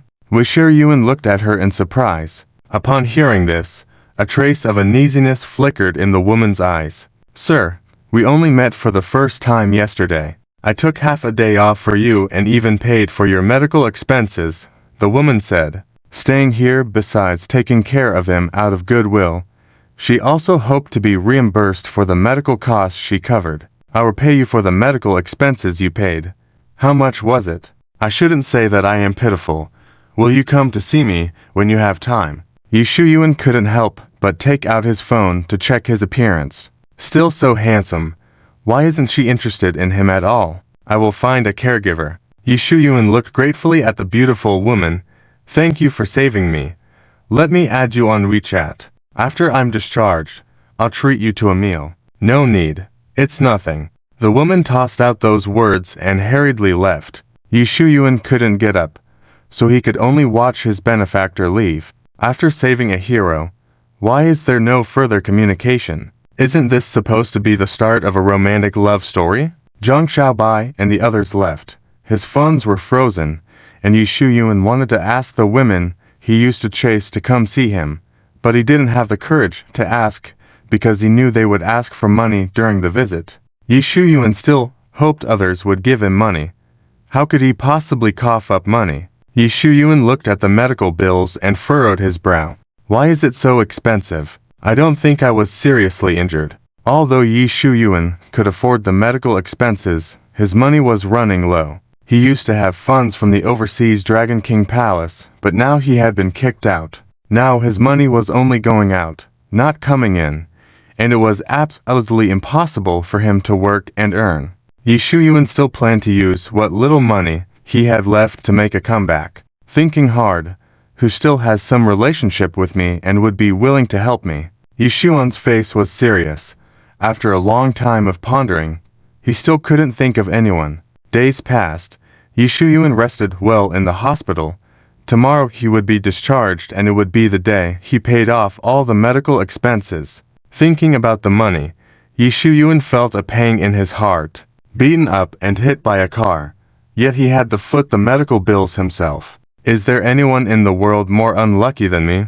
Suddenly, in the corridor, Yi Shuyuan saw Wu Zhaoxiao. You came to see me. Yi Shuyuan came to an astonishing conclusion. No, I'm here to see the young Master Zhao in the VIP ward. Wu Zhaoxiao said coldly. Last night, young Master Zhao had alcohol poisoning, and Wu Zhaoxiao came to visit him with a basket of fruits, hoping to earn a bit of goodwill from him. The chubby Wu Zhaoxiao always dreamed of marrying into a wealthy family. Wu Zhaoxiao knew about the revenge that Yi Shuyuan had faced from the Yi family. Now that Yi Shuyuan was in front of Wu Zhaoxiao, he wasn't as appealing as before. Back then, she intentionally created rumors with Yi Shuyuan, hoping to establish some sort of relationship with him. Unfortunately, she failed, as he still looked down on her. Now that Yi Shuyuan had become like this, it made Wu Zhaoxiao regret her past actions. Who knew he was so foolish as to offend the Yi family?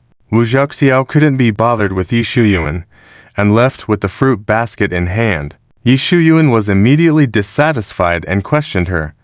Don't you like me? Why are you ignoring me and going to see other men? You don't need to pretend not to know who I am. Wu Zhaoxiao looked disdainfully at Yi Shuyuan. Damn it. Huang Taoyu was like this, and so was she. Why do all the women who claim to love me leave me, especially those women I once ignored? Wu Zhaoxiao didn't say anything further and continued walking. Watching her chubby back, Yi Shuyuan remembered how she teamed up with Gao Tai to deceive him, slandering him for liking chubby women like Wu Zhaoxiao. Fine. This is what you brought upon yourself. I will definitely get back at you. Soon, Wu Zhaoxiao appeared in the corridor with the fruit basket again. With her appearance, how could young Master Zhao possibly want to see her? Of course, he had her kicked out, leaving behind the delicate and beautiful women to take care of him. Zhaoxiao, I have something to tell you. Yi Shuyuan enthusiastically put his arm around Wu Zhaoxiao's shoulder. Wu Zhaoxiao looked shocked at Yi Shuyuan. Their contrasting body types made the doctors and nurses unable to help but give them a few more glances. A hint of embarrassment flashed in Yi Shuyuan's eyes. My ward is this way. Yi Shuyuan warmly pulled her towards his room. I was wrong before.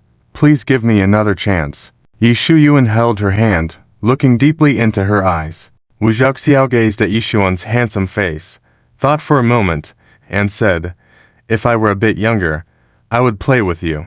But now, I'm not young anymore, and I have to think about the future.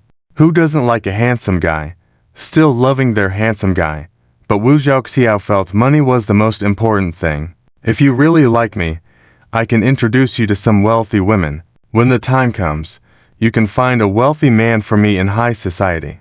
Wu Zhaoxiao thought for a moment and added, Even though my body ain't yours, my heart is. If you can become wealthy again before I get married, I would be willing to be with you.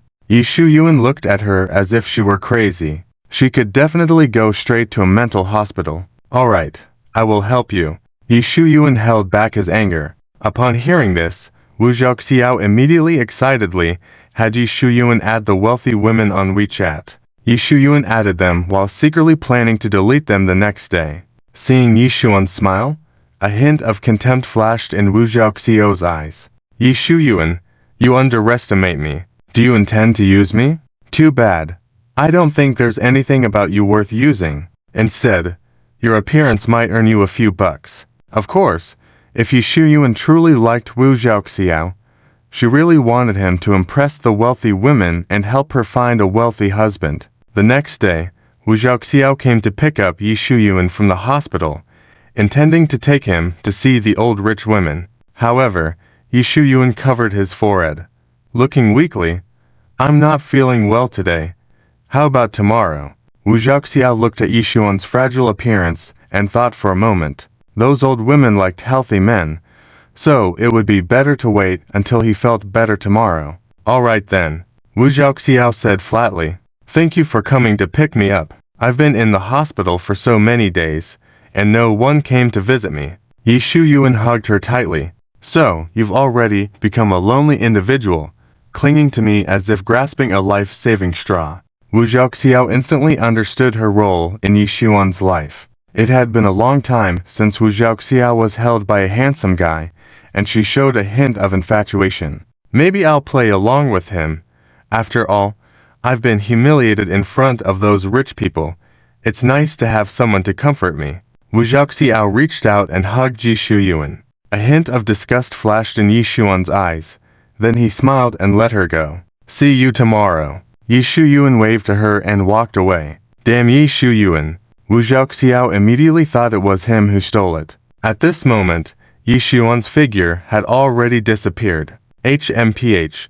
This is my revenge. Wait until I rise. You will pay for this. Yi Shuyuan held a necklace and bracelet, his face showing malevolence. Little did Yi Shuyuan know.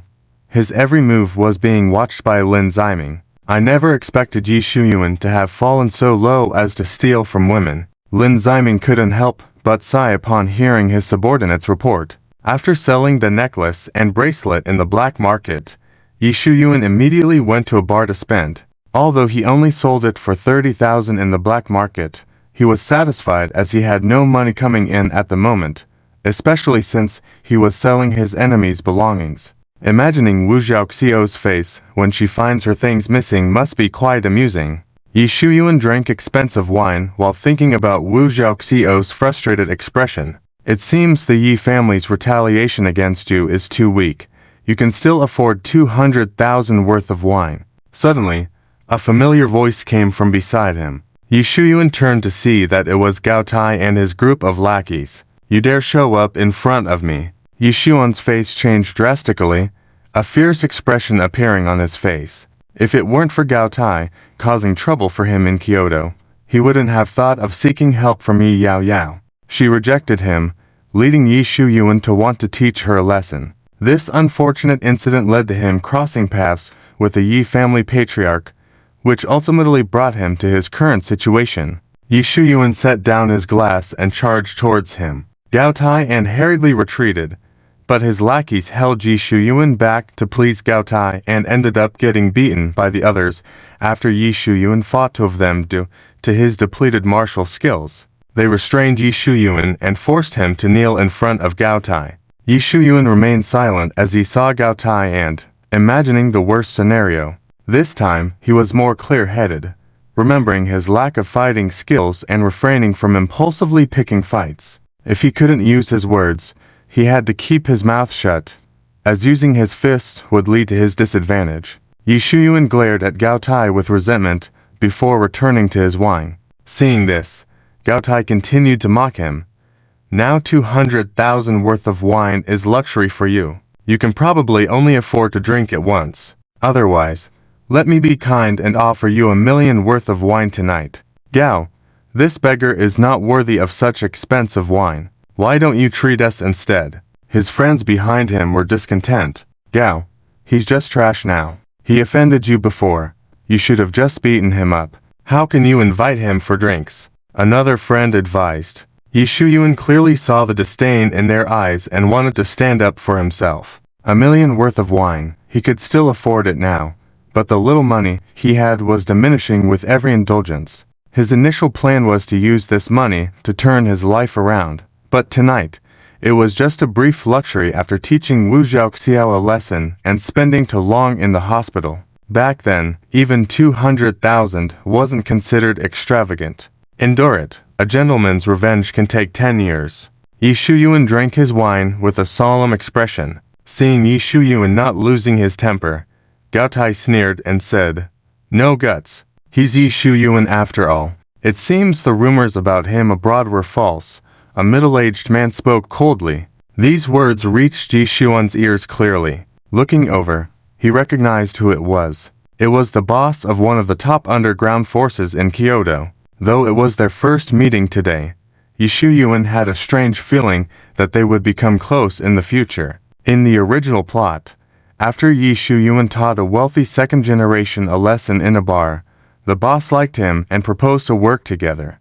With his help, Yi Shuyuan managed to swallow the wealth of many families in Kyoto in a short period, and amidst questionable behaviors, the boss played a significant role. Although their first encounter wasn't as described, Yi Shuyuan had a gut feeling about their future interactions. Would he again earn the boss's admiration despite his lost martial skills and lack of money? Yi Shuyuan wasn't Lin Ziming, the host, so he didn't know what the future held, but he had an intuition that he needed to impress the boss tonight or sever all ties. "Who are you calling a coward?" Yi Shuyuan shouted at Gao Tai, who was about to leave. Bang! Gao Tai turned around to see Yi Shuyuan smashing the bottom of a bottle, holding the dangerous piece directed at him. His gaze was fierce, causing Gao Tai to panic and step back. Gao Tai's friends were also scared and ran away faster than him. Yi Shuyuan kicked Gao Tai, causing him to fall. He then used his foot to push against Gao Tai's back, holding the sharp glass to his neck. He wanted to stab him directly, but now he was no longer part of the Dragon King's group, lacking any authority. Even if he were to kill Gao Tai to avenge this incident, what about his other enemies? They would still be living safely. If he killed someone, he would either end up in prison or on the run for life. Yi Shuyuan couldn't sacrifice his future for a single enemy. His actions were aimed at catching the attention of the boss. "What did you just say? Say it again," Yi Shuyuan asked loudly. I didn't say anything." Gao Tai's arrogance had vanished. "Fools, release Gao, or we won't spare you," a friend said loudly. "Fool, if you dare harm Gao, I'll kill you," another friend said angrily. Yi Shuyuan lifted the weapon slightly, causing a bit of blood to flow from Gao Tai's neck, making him even more panicked. He glared at his friends.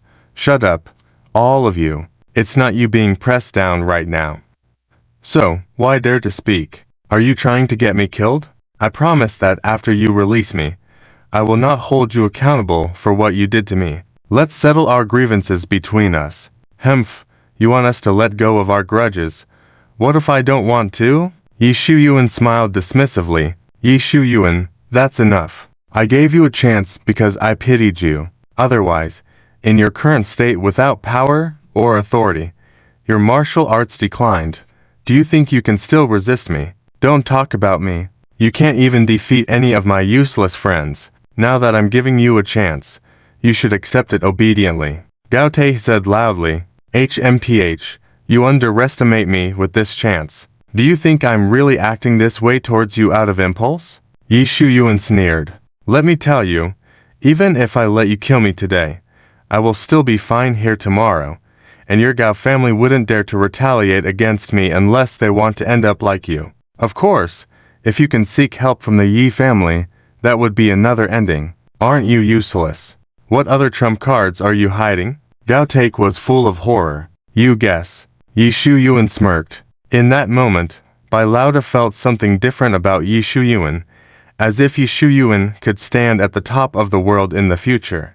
Bai Lauda could survive in the underground world for so long, establish such a large gang, not only because of his strength and intelligence, but also because of his keen eye for people. Yi Shuyuan should not be underestimated.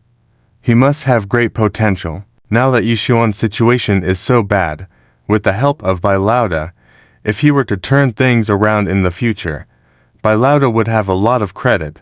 Of course, if Yi Shuyuan turns out to be a paper tiger, Bai Lauda would consider it like playing a boring game of gambling and losing. Although a bit unhappy, the other party would be completely destroyed. Not sure if his current life depended on Yi Shuyuan, or if he genuinely feared Yi Shuyuan's hidden trump card. Gao Tai repeatedly apologized sincerely, swearing not to bother him again. Finally, Yi Shuyuan let him go. Feeling the aura of a king emanating from Yi Shuyuan, Gao Tai smiled apologetically. "Whatever you want to drink, just order. I'll foot the bill tonight, as an apology for my previous rudeness to you." With someone treating him, the current Yi Shuyuan was certainly very willing, but he had come this far in front of Bai Lauda, so he had to keep acting. "Am I familiar with you?" You don't need to treat me. Yi Shuyuan pretended to be indifferent. Gao Te didn't leave in a hurry and wanted to stay to see what kind of drink Yi Shuyuan would order after rejecting his treat. Could it be more expensive than the 3 million yuan drink that Gao Te ordered? Despite his reluctance, Gao Te intentionally selected several bottles of expensive wine not far from Yi Shuyuan, and his friends deliberately flaunted his extravagance. Gao young master, you've ordered so much wine, we can't finish it. Gao young master, thank you for treating me to a 1 million yuan bottle of wine. Gao young master, you're so good to us, I will be with you for the rest of my life. Thanks to Gao Te his provocation, Yi Shuyuan initially wanted to order enough wine for a 1 or 2 million yuan bill, but now he was forced to order 5 million yuan worth of wine. After paying the bill later, Yi Shuyuan would be left with only 2,000. Tragic, but he couldn't afford to stop pretending now. Under Bai Lauda's urging, he finally came over to sit. They exchanged pleasantries. Yi Shuyuan tried his best to please him, pretending to be very proud. Luckily, his proud personality was innate, so it was easy to act out. It's Bai Lauda. He actually wants to get to know Yi Shuyuan. Gao young master, let's leave here quickly. Gao young master, I have something to do. I need to go back. Gao Te his friends felt that things were not going in a good direction, and stopped bragging about Gao Te his wealth loudly. Bai Lauda really had no foresight. He chose to sit there instead of joining us. Gao Te felt a twinge of jealousy, but he knew he couldn't provoke Yi Shuyuan anymore. Even if Yi Shuyuan didn't take action, Bai Lauda might. Even Gao's father feared Bai Lauda, let alone Gao Te. Yi Shuyuan watched as Gao Te and his friends prepared to leave, a slight smirk playing on his lips, continuing to chat amiably with Bai Lauda. During their conversation, Yi Shuyuan found that Bai Lauda was similar to him. They both enjoyed playing with women, had ambitions, and were willing to do whatever it takes to get what they want. Those who offend either of them would surely face retaliation in the future. If I had met him earlier, I believe we would have had a more enjoyable conversation. As they chatted, Yi Shuyuan constantly reminded himself not to reveal that he was now worthless and had to pretend to have a significant trump card. For example, having a powerful figure supporting him or some force still believing in him. At the entrance of the bar, Gao Te, who was about to get in the car, watched as Wu Zhaoxiao entered the bar aggressively. It seems like there will be some drama, Gao Te thought with a slight smile, realizing that Yi Shuyuan was inside. Changing his mind, Gao Te went back into the bar. Bai Lauda was about to bid farewell to Yi Shuyuan when Wu Zhaoxiao suddenly appeared. Yi Shuyuan, we can talk later. Yi Shuyuan deliberately interrupted her. I'll walk you to the door. Yi Shuyuan turned to smile at Bai Lauda. He had to get him out quickly. Yi Shuyuan, return my jewelry. Wu Zhaoxiao couldn't wait. What are you talking about? What jewelry? Yi Shuyuan acted as if he didn't understand. Don't play dumb. You stole my necklace and bracelet. Give them back. Wu Zhaoxiao glared at him. How could you spend 5 million? Wu Zhaoxiao heard that Yi Shuyuan had become poor, or else he wouldn't have stolen her jewelry. It's true. Look at that table of wine. A kind-hearted customer reminded her. Looking at the luxurious wines on the table, Wu Zhaoxiao was puzzled. Yi Shuyuan should have had no money. Even if he sold her jewelry, he would have at most 60,000. Where did his 5 million come from? Wu Zhaoxiao was utterly perplexed. Although your 2 items only sold for 300,000, even if you were to buy them elsewhere, it definitely wouldn't exceed 700,000. Now, you have the nerve to claim you paid me 1 million and said it was 2 million when you bought them. While I may not have money, I am not ignorant. Items can be manipulated, but words cannot. You keep accusing me of stealing your things. Do you have any evidence? Yi Shuyuan asked with a smile. My word is my evidence, Wu Zhaoxiao said defiantly, gazing back at Yi Shuyuan. Upon hearing this, Yi Shuyuan revealed a contemptuous smile. To everyone present, do you believe her or me? Yi Shuyuan gestured with open hands, questioning the others at the bar. He spends 5 million a night. He couldn't have stolen from that fat woman. Did he really not steal? I heard the Yi family bankrupted him. All this money he's been spending tonight, could it be stolen? I believe the man. Who is Wu Zhaoxiao?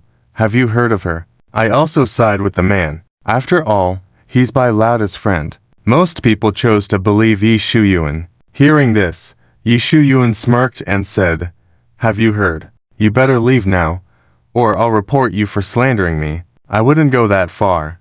Wu Zhaoxiao pointed at Yi Shuyuan in anger, then turned to leave. Suddenly, Wu Zhaoxiao's phone buzzed. She checked it and immediately put on a smile. She showed her phone screen, revealing a photo of Yi Shuyuan selling her necklace and bracelet on the black market. This was solid evidence. Yi Shuyuan's face paled. Indeed, these are Wu Zhaoxiao's items. I have seen her wear them. I never expected him to be a thief. Oof, of all the things to steal, he had to target that fat woman. Wu Zhaoxiao may lack integrity, but Yi Shuyuan is no better. No wonder they had a thing before. I never had a thing with her, Yi Shuyuan blurted out. But now the focus wasn't on Yi Shuyuan's past with Wu Zhaoxiao. No, the focus now was on Yi Shuyuan actually being a thief. Bai Laoda's expression instantly turned sour. No, these photos were fabricated by this wench. I never stole her items. Yi Shuyuan hastily explained. If he had known he would run into such a big shot today, he wouldn't have retaliated against Wu Zhaoxiao to prevent her from ruining his plan. Don't let me catch you here again.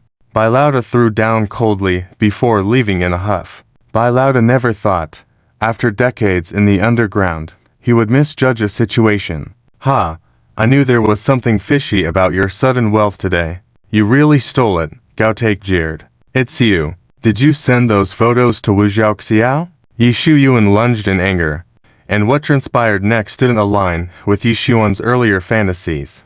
He was forced to kneel in front of Gao Tace by his friends. Smack, smack, smack. Gao Tace slapped Yi Shuyuan 3 times. You were so arrogant just now. Where's that confidence now? One day, I will kill you. Yi Shuyuan glared at Gao Tace with bloodshot eyes. Where's my jewelry? Wu Zhaoxiao demanded. Sold. Reimburse me. I have no money. You have no money but dare to order so much. The bar owner chimed in. Kid, do you not want to see the sun tomorrow? Running a renowned bar in Kyoto, the owner was surely not a saint. I can pay.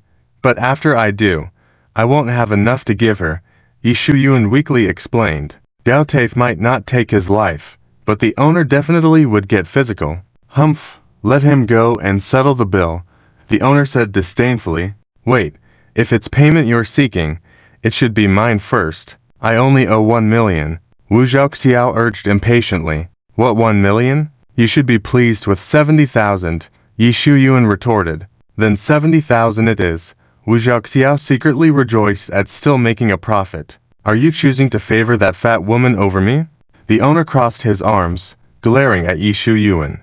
If you don't, I'll report you. Think twice, or you'll have to pay me back and face jail time. Wu Zhaoxiao pressed anxiously. It wasn't about disrespecting the owner, but Yi Shuyuan was in a worse predicament now. After paying 5 million, when would he be able to return 70,000 to her? Yi Shuyuan glanced at the bar owner, then at Wu Zhaoxiao. Can I work here to pay off the remaining tens of thousands? Yi Shuyuan tried to please the owner. I hear you used to be quite skilled. Seems your health is good, the owner hinted.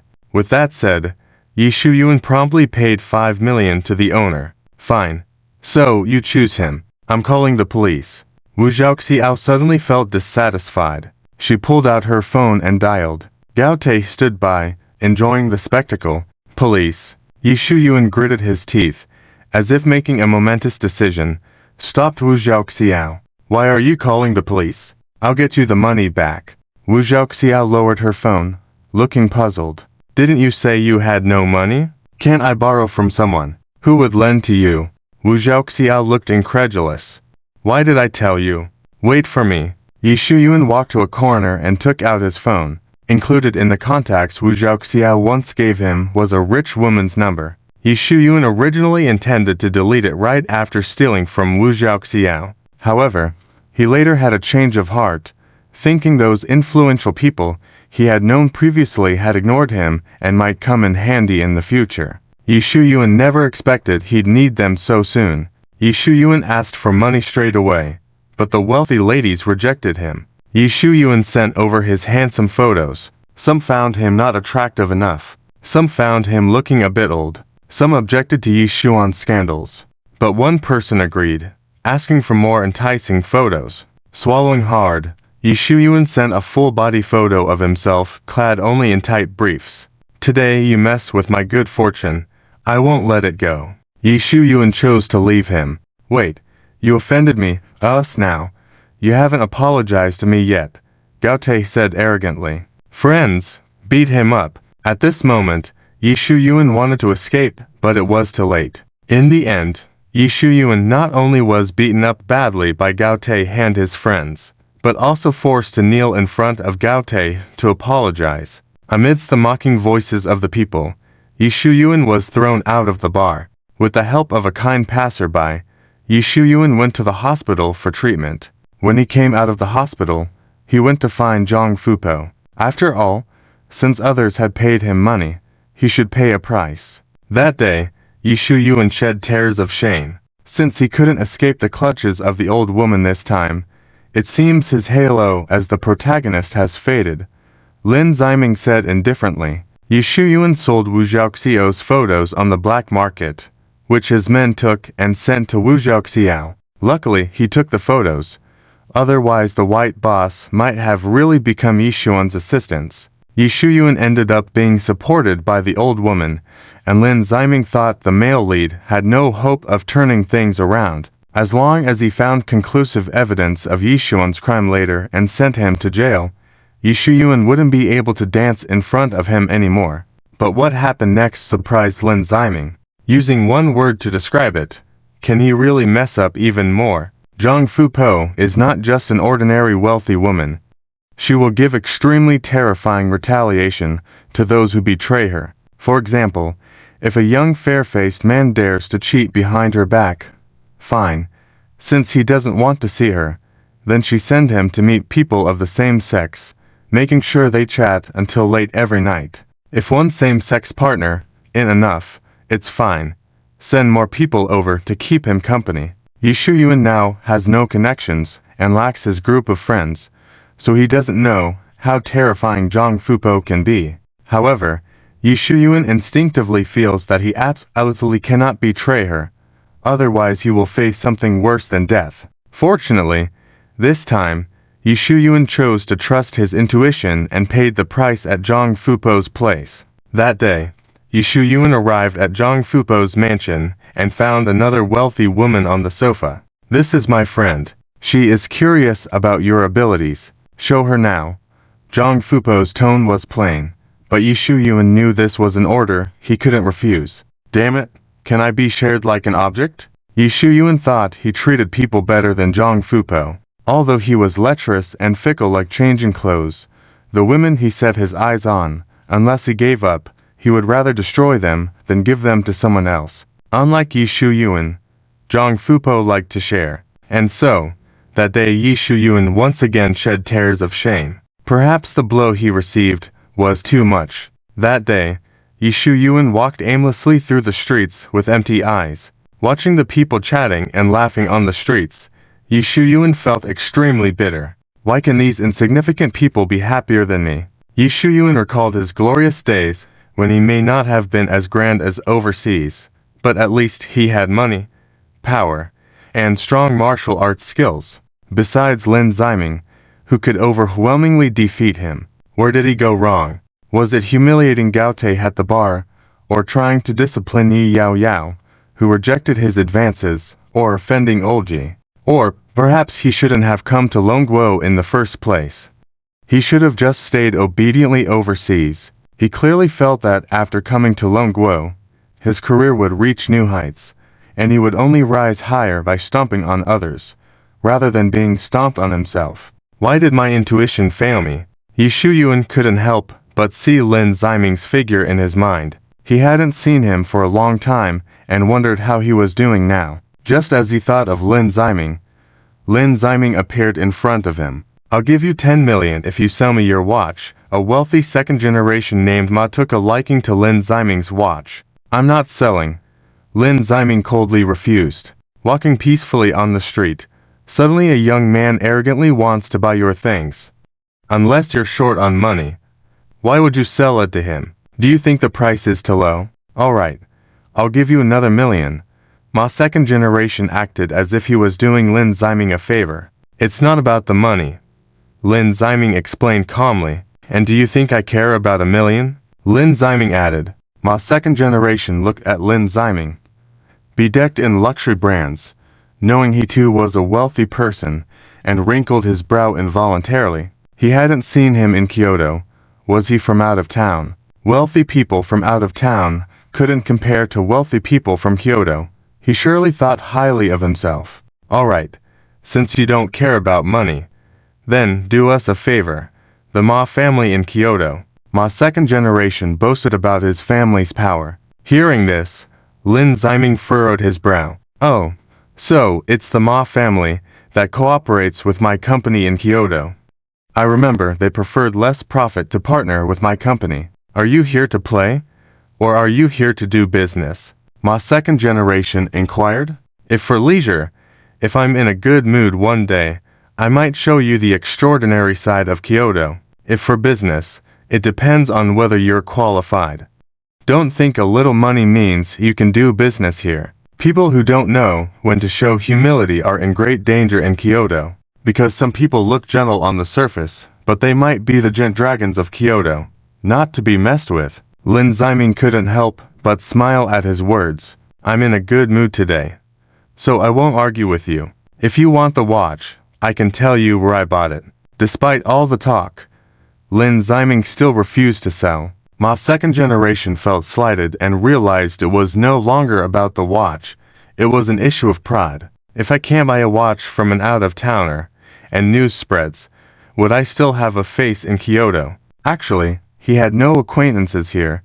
If something really happened, there would be no one to spread it. Ma second generation was just used to being arrogant. In Kyoto, those top families would not be foolish enough not to notice the unusual aspects of the new shops and companies. Because Lin Ziming's career is getting bigger and taking away benefits from those top families. The cake is only that big, and suddenly the proportion of sharing has changed. People don't want to pay attention to those companies.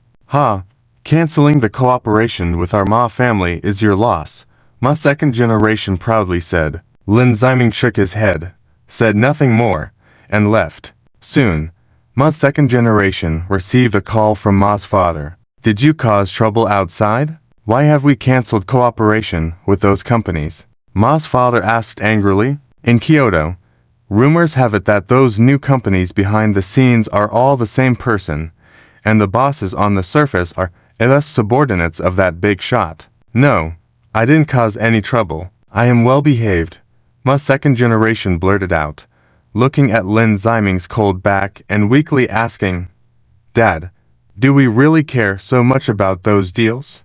We can find other companies to cooperate with. It appears that you did cause trouble. Tell me, what did you do? Ma's father became even more furious. Ma's second generation hesitated whether to speak or not. Since Lin Ziming is so young, he cannot possibly be the big shot behind those companies. Could it be the business of his family? He is so capable.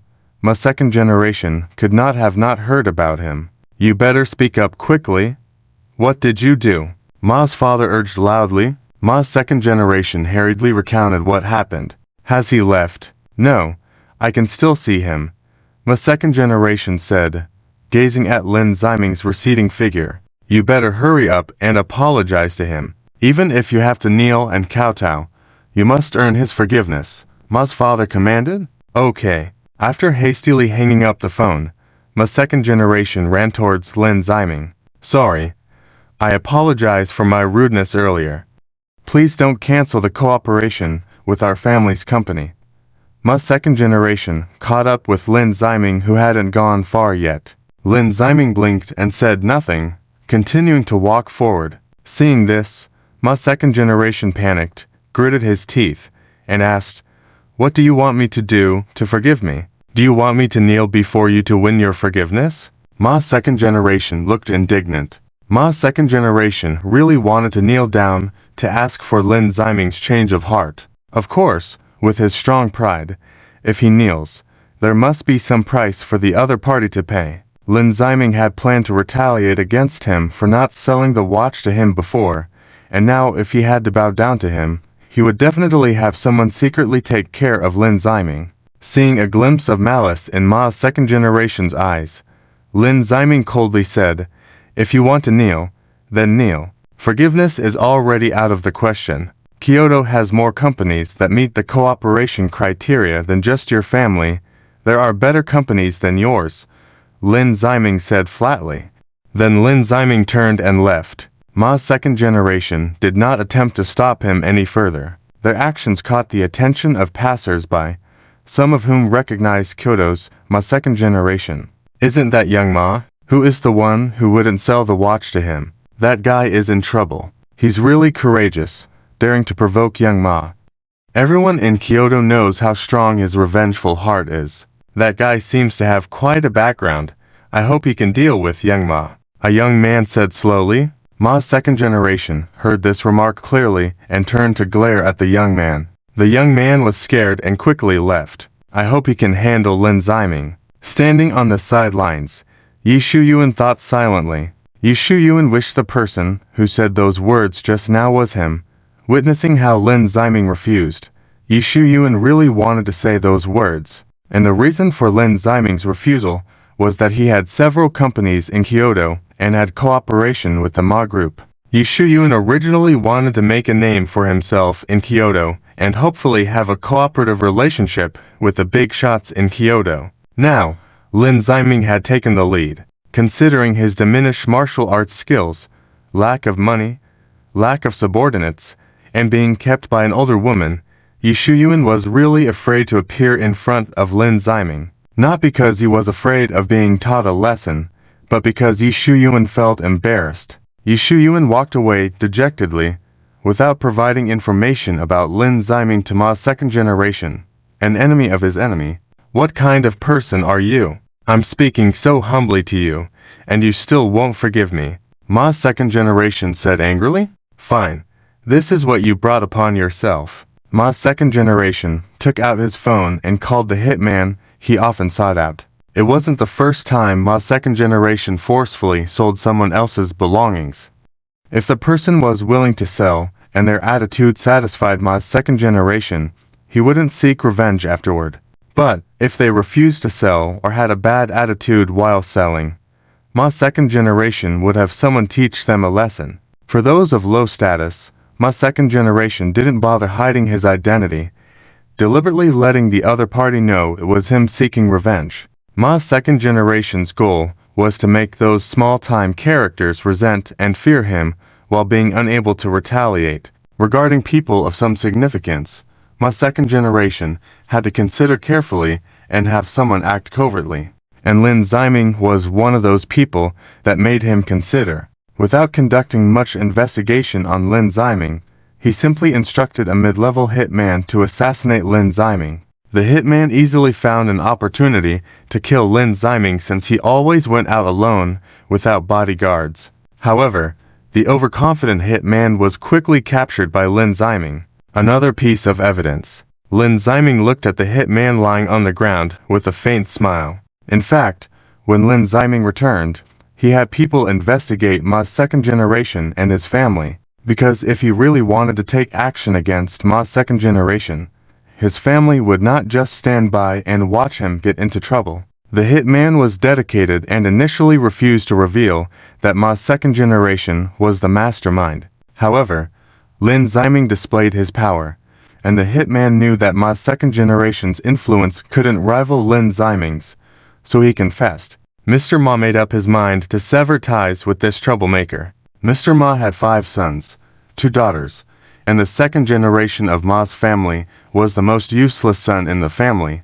The second generation of Ma underestimated his importance in the family and also underestimated the capabilities of his opponent. Upon seeing the news of the severed relationship, the flame of hope in the heart of the second generation of Ma was instantly extinguished, and his previous arrogant attitude turned into panic. He begged the police for mercy, called his family, had someone go find Lin Ziming, wanting to apologize to Lin Ziming. However, the police handled it impartially.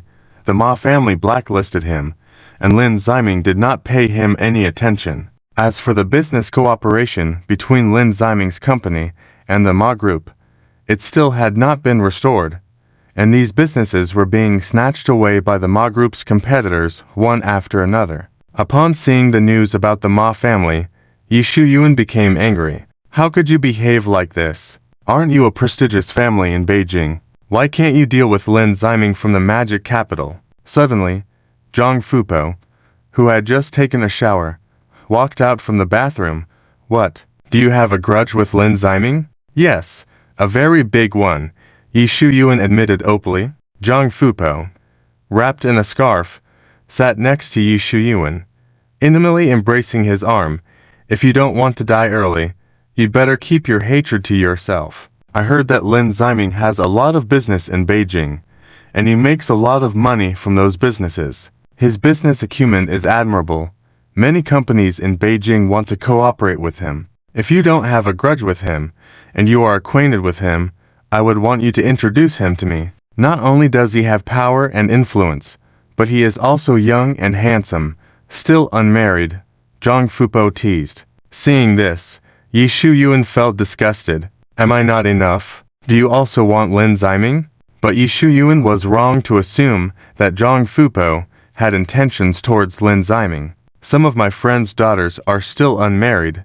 They probably would like to meet him, Zhang Fupo explained. Yi Shuyuan, Lin Ziming has young and beautiful heiresses to meet, while I'm stuck with an old and ugly woman like you. He already has a fiancée in the magic capital. Yi Shuyuan thought of Zhao Yunlin, and then thought of Zhang Nuanuan and the others. Having a fiancé. So, what? He's not married yet. Even if he does get married, can't he find a more outstanding woman? Zhang Fupo retorted. Yi Shuyuan was speechless. Is Lin Ziming really that popular? Also left speechless was the second generation, Zhang Haoming. His family barely squeezed into the top-tier families in Beijing, but he saw his grandfather shamelessly grovel to Lin Ziming. General Lin, you are truly outstanding. General Lin, what antiques do you like? I have many antiques. General Lin, how old are you this year? Do you have a girlfriend? My granddaughter. Zhang Lao's smiling face tried to get closer to Lin Ziming, who politely responded and left on the pretext of work. Watching Lin Ziming walk away, there was a hint of reluctance in Zhang Lao's eyes. Is it necessary to be like this? Grandson Zhang Haoming was once again speechless. He only had a few companies and shops in Beijing. He was nothing compared to the top-tier families. What's wrong? Do you look down on him? Zhang Laoi noticed his grandson's disdainful look. Is what we see on the surface really all of his abilities? Are there no companies started by Lin Ziming outside of Beijing? His business acumen at such a young age cannot be underestimated. His future achievements are not to be belittled. Establish a good relationship with him now, and we can naturally benefit from his future successes. Zhang Laoi admired Lin Ziming and had great expectations for his future. Zhang Haoming pondered and tentatively asked, is he really that remarkable? Of course. When have my judgments ever been wrong? Zhang Laoi said confidently. So quickly make friends with him. You are of similar age. It should be easy to be friends. Whatever he dislikes, you should dislike too. And whatever he likes, you should cater to, Zhang Laoi advised. Zhang Haoming smirked. Must it come to this?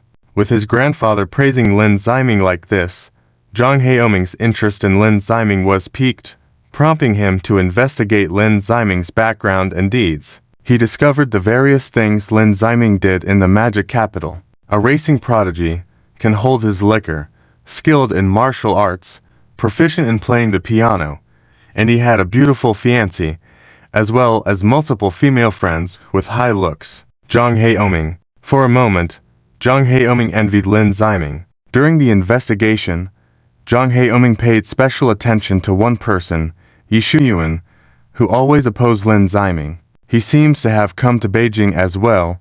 I wonder what he's up to now. Wait a minute, Yi Shuyuan. That name sounds familiar. Zhang Heoming suddenly remembered the young man targeted by the Yi family. Zhang Heoming sent someone to gather the most recent information on Yi Shuyuan, and found out that he was actually being kept by an older woman. You used to be so jealous, always opposing Lin Ziming, and now you've set aside your pride to live off a woman. Zhang Heoming felt inexplicably angry. That day, Zhang Heoming sent someone to secretly beat up Yi Shuyuan. Covered in bruises, Yi Shuyuan lay on the ground. "Why are you beating me?" The two masked men glanced at each other and said in unison, "You're despicable." It definitely wasn't their employer Zhang Heoming who told them to say that. It was because before they acted, they saw Yi Shuyuan trying to seduce women on the street and failing, arrogantly insulting them for not recognizing him, even mocking the middle-aged men, distributing flyers on the street as losers. After snapping a few pictures of Yi Shuyuan, the two of them left. Rather than rushing to the hospital, Yi Shuyuan went to Zhang Fubo's house to show her his injuries and seek her support. And on the other side, Lin Ziming received a photo of Yi Shuyuan covered in injuries, along with a note that had a sentence written on it: "Those who dare to oppose you will have a bad ending." Lin Ziming knew who was behind this, and he couldn't help but laugh and cry out in exasperation. How come this kid seems to hate Yi Shuyuan even more than me? Yi Shuyuan had fallen to such a state that not only did Zhang Heoming think he had no hope, even Lin Ziming, the host, thought the same. But little did he know that a few days later, Yi Shuyuan's life would undergo a dramatic change. That day, Yi Lao Yu was hunted down by an enemy. The enemy drove their car recklessly into his, leading to the enemy's immediate death and Yi Lao Yu falling into a coma. "If he doesn't wake up tonight, there's a high chance he'll become a vegetable," the attending physician told Yi's family. In the VIP ward, the sound of wailing from the Yi family in Kyoto rang out. But as soon as they left the hospital, the sorrow disappeared from the faces of the Yi family. After discussing Yi Lao Yi becoming a vegetable, the conversation shifted to who would inherit the position of the family head. Apart from thinking about the future of the Yi family, Yi Yao Yao also thought about Yi Shuyuan, who was still outside. Yi Yao Yao didn't inform Yi Shuyuan that his grandfather was in trouble. Given Yi Shuyuan's character, it was impossible for him to feel pity for his family. He wanted to fight for the Yi family's property, but with his current dependence on others, it was out of the question. Yi Yao Yao quickly cast aside Yi Shuyuan, who had once been an ally. On the other side, Lin Ziming heard about the trouble that befell Yi Lao Yi and rubbed his chin. He shouldn't be in trouble. In the original story, although Yi Shuyuan was powerful, his ability to take the position in the Yi family, besides his own strength, relied heavily on Yi Lao Yi's support. Once Yi Lao Yi became a vegetable and couldn't help him, Yi Shuyuan would need much more power than in the original story to become the head of the Yi family. Thinking about Yi Shuyuan being financially supported, Lin Ziming shook his head. He lost his martial arts skills and his identity in the Dragon King's temple. Besides, the woman supporting him financially also supports other gigolos. Yi Shuyuan can't rely on that woman to turn things around. Even if he managed to attract a few rich women to him and gain their help to regain power, it would take a long time. By then, someone else would have taken the position of the head of the Yi family. Of course, if there was a big shot in Kyoto who doesn't have eyes and appreciates Yi Shuyuan, wanting to help him become the head of the Yi family, it's not impossible. But that big shot would need to be someone powerful. Would such a person be blinded by the spotlight on the main character and see potential in a freeloader like Yi Shuyuan?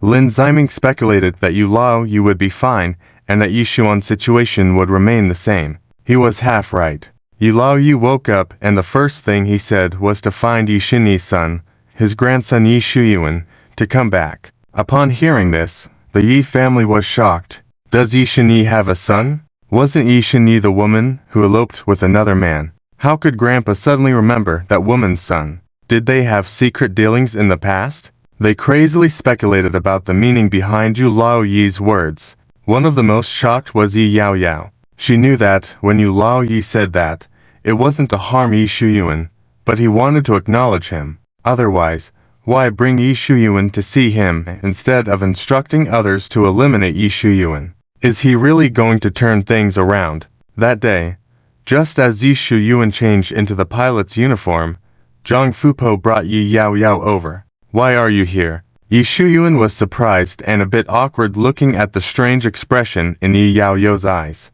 He hated being recognized by acquaintances now, as they would know how badly his life had turned out. Get out. Haven't you caused me enough misery? Yi Shuyuan shouted loudly. Yi Shuyuan, this is my house.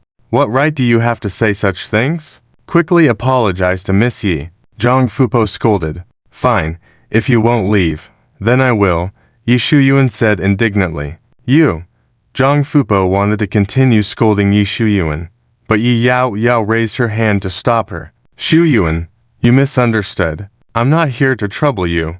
I'm here to help you, Yi Yao Yao said gently. Help me. Yi Shuyuan frowned, looking incredulous. But considering his current situation, why would Yi Yao Yao bother lying to him if she wanted to harm him? Could she really be here to help me? Yi Shuyuan seemed to see a glimmer of hope. I have something to tell him. Could you step out for a moment? Yi Yao Yao turned to Zhang Fupo. Sure, I'll leave right away. Zhang Fupo dared not say no.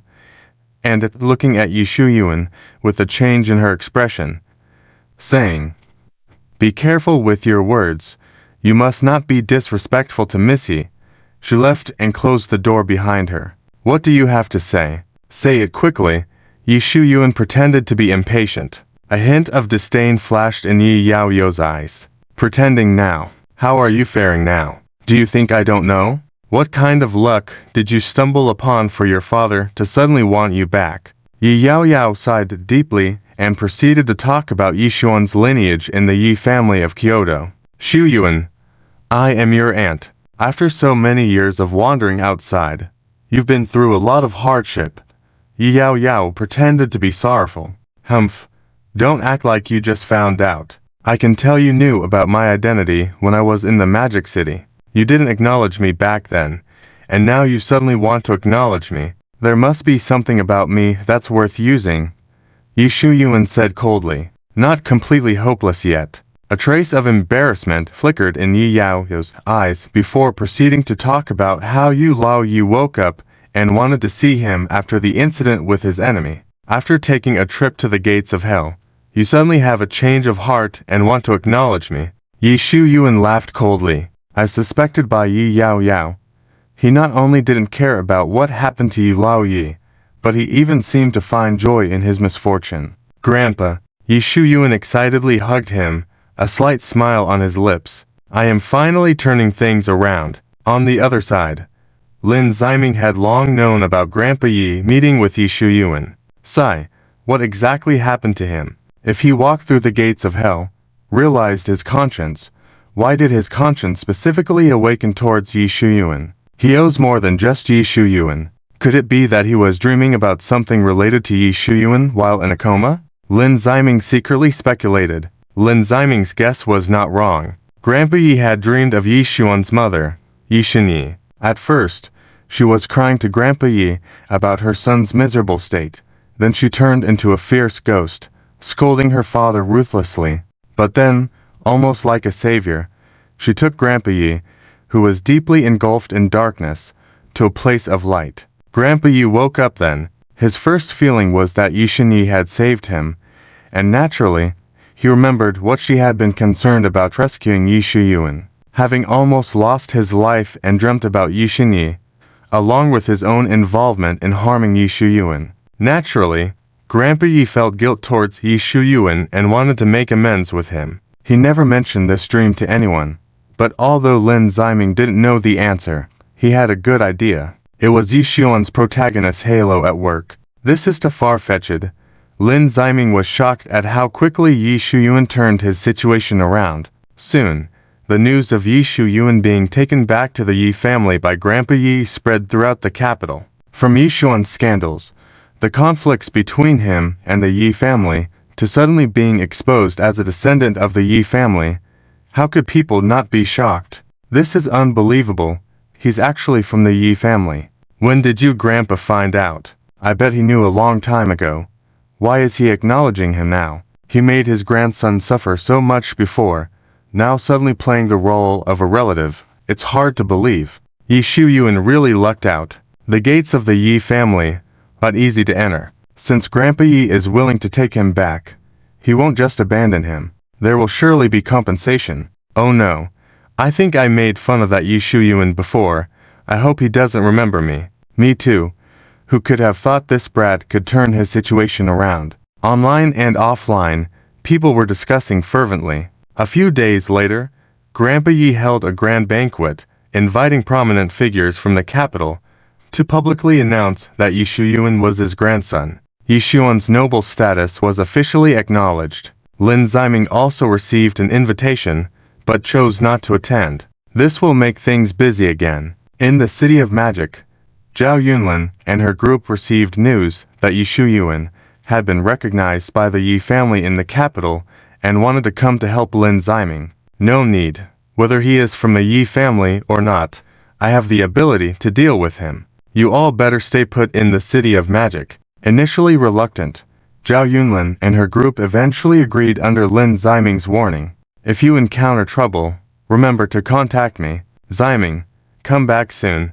I miss you so much. Don't worry. I will continue to collect evidence against Yi Shuyuan. One day, I will bring him down. Zhao Yunlin and her group cursed Yi Shuyuan, expressing their longing for him. On the other hand, Zhang Xiaobai saw the news of Yi Shuyuan's spirited appearance and shook her head. I wonder how long you'll feel victorious this time. Zhang Xiaobai didn't think Yi Shuyuan's future looked bright. A week later, at a well-known restaurant's private room in Kyoto, Grandpa Yi brought his grandson, Yi Shuyuan, to have tea with the prominent Jin family father-son duo from Kyoto. The Jin family had significant business dealings with the Yi family, so Grandpa Yi naturally wanted Yi Shuyuan to get to know some important figures. Both sides were politely chatting. Suddenly, Jin Yuanxi had to go to the restroom. Shortly after he left, Yi Shuyuan also went to the restroom. As soon as Yi Shuyuan entered, he saw young Master Jin mockingly talking to his bodyguard about him. Yi Shuyuan quickly hid outside, silently listening. I really don't understand what Grandpa Yi is thinking. Why would he acknowledge that beggar? No, that freeloading waste. Even if he acknowledged him, he plans to reuse him. If it weren't for my grandfather's insistence, I wouldn't bother meeting such a waste. Young master, you are right. Yi Shuyuan is indeed a waste, the bodyguard flattered. Grandpa has really aged. His eyes are failing him. If the Yi family goes downhill, it's all his fault. Jin Yuanxi shook his head. My grandfather even wants me to be friends with that waste. Does he even have the qualifications? Even if he were to shine my shoes, I'd think he's not qualified enough. Jin Yuanxi looked disgusted. Young master, it's really unfortunate that you'll have to deal with him in the future. The bodyguard chimed in. Yi Shuyuan, who was hiding, could not bear it any longer. He burst out. Jin Yuanxi, how dare you insult me? Jin Yuanxi did not anticipate that the person he was speaking about overheard him. Initially startled, he quickly composed himself. So, what if I insult you? Did I say anything wrong? If it weren't for Grandpa Yi's support, you'd be scavenging outside now, or even climbing into old women's beds. Jin Yuanxi dropped the facade and openly mocked him. You dare to insult me again? Fine, you are asking for trouble. Yi Shuyuan rushed over. The battle-hardened bodyguards immediately shielded young Master Jin. However, despite their experience, they couldn't even stop Yi Shuyuan in his tracks. He knocked one of them out with just one punch. Previously, Yi Shuyuan had been fed a substance by the skilled hands of Grandpa Yi that could render his martial arts skills useless. But after being brought back to the Yi family, Grandpa Yi not only gave him medicine to restore those skills, but also provided him with elixirs to increase his inner strength, and even presented him with a long-lost secret martial arts manual. And Yi Shuyuan, truly living up to his role as the male lead, managed to learn the first layer in just a few days, whereas for others, it would have taken at least 3 years to learn. Seeing this, Grandpa Yi genuinely began to appreciate Yi Shuyuan. Now, young Master Jin would be the first wealthy second-generation person that Yi Shuyuan would face after his martial arts recovery. Bang! The bodyguard, who had stood back up, didn't get the chance to protect his master. Jin Yuanzi was also sent flying by Yi Shuyuan's fist. He was rough with the bodyguard, and young Master Jin's face instantly swelled, losing to teeth in the process. You dare to hit me? My Jin family will not let you off. Young Master Jin, glaring at Yi Shuyuan after losing to teeth, did not waver in his anger. Do you think I haven't hit you enough yet? Yi Shuyuan, noticing Jin Yuanzi's unchanged attitude, raised his fist. Originally, Lord Ji noticed that the two of them had been in the restroom for a long time and hadn't returned, suspecting that something might have happened, so he came out to check. Sure enough, Yi Shuyuan was not someone who could put one's mind at ease. He actually dared to hit the young master of the Jin family. Although Yi Shuyuan was in the wrong, Lord Ji still had to come forward to defend his grandson, to protect the dignity of the Yi family. Feeling the imposing presence of Lord Yi, Jin Yuanzi could only smile apologetically and say, Lord Yi, you've misunderstood. How could I do anything to your family? Lord Yi squinted at Jin Yuanzi and asked, Is that so? Then what happened to your teeth?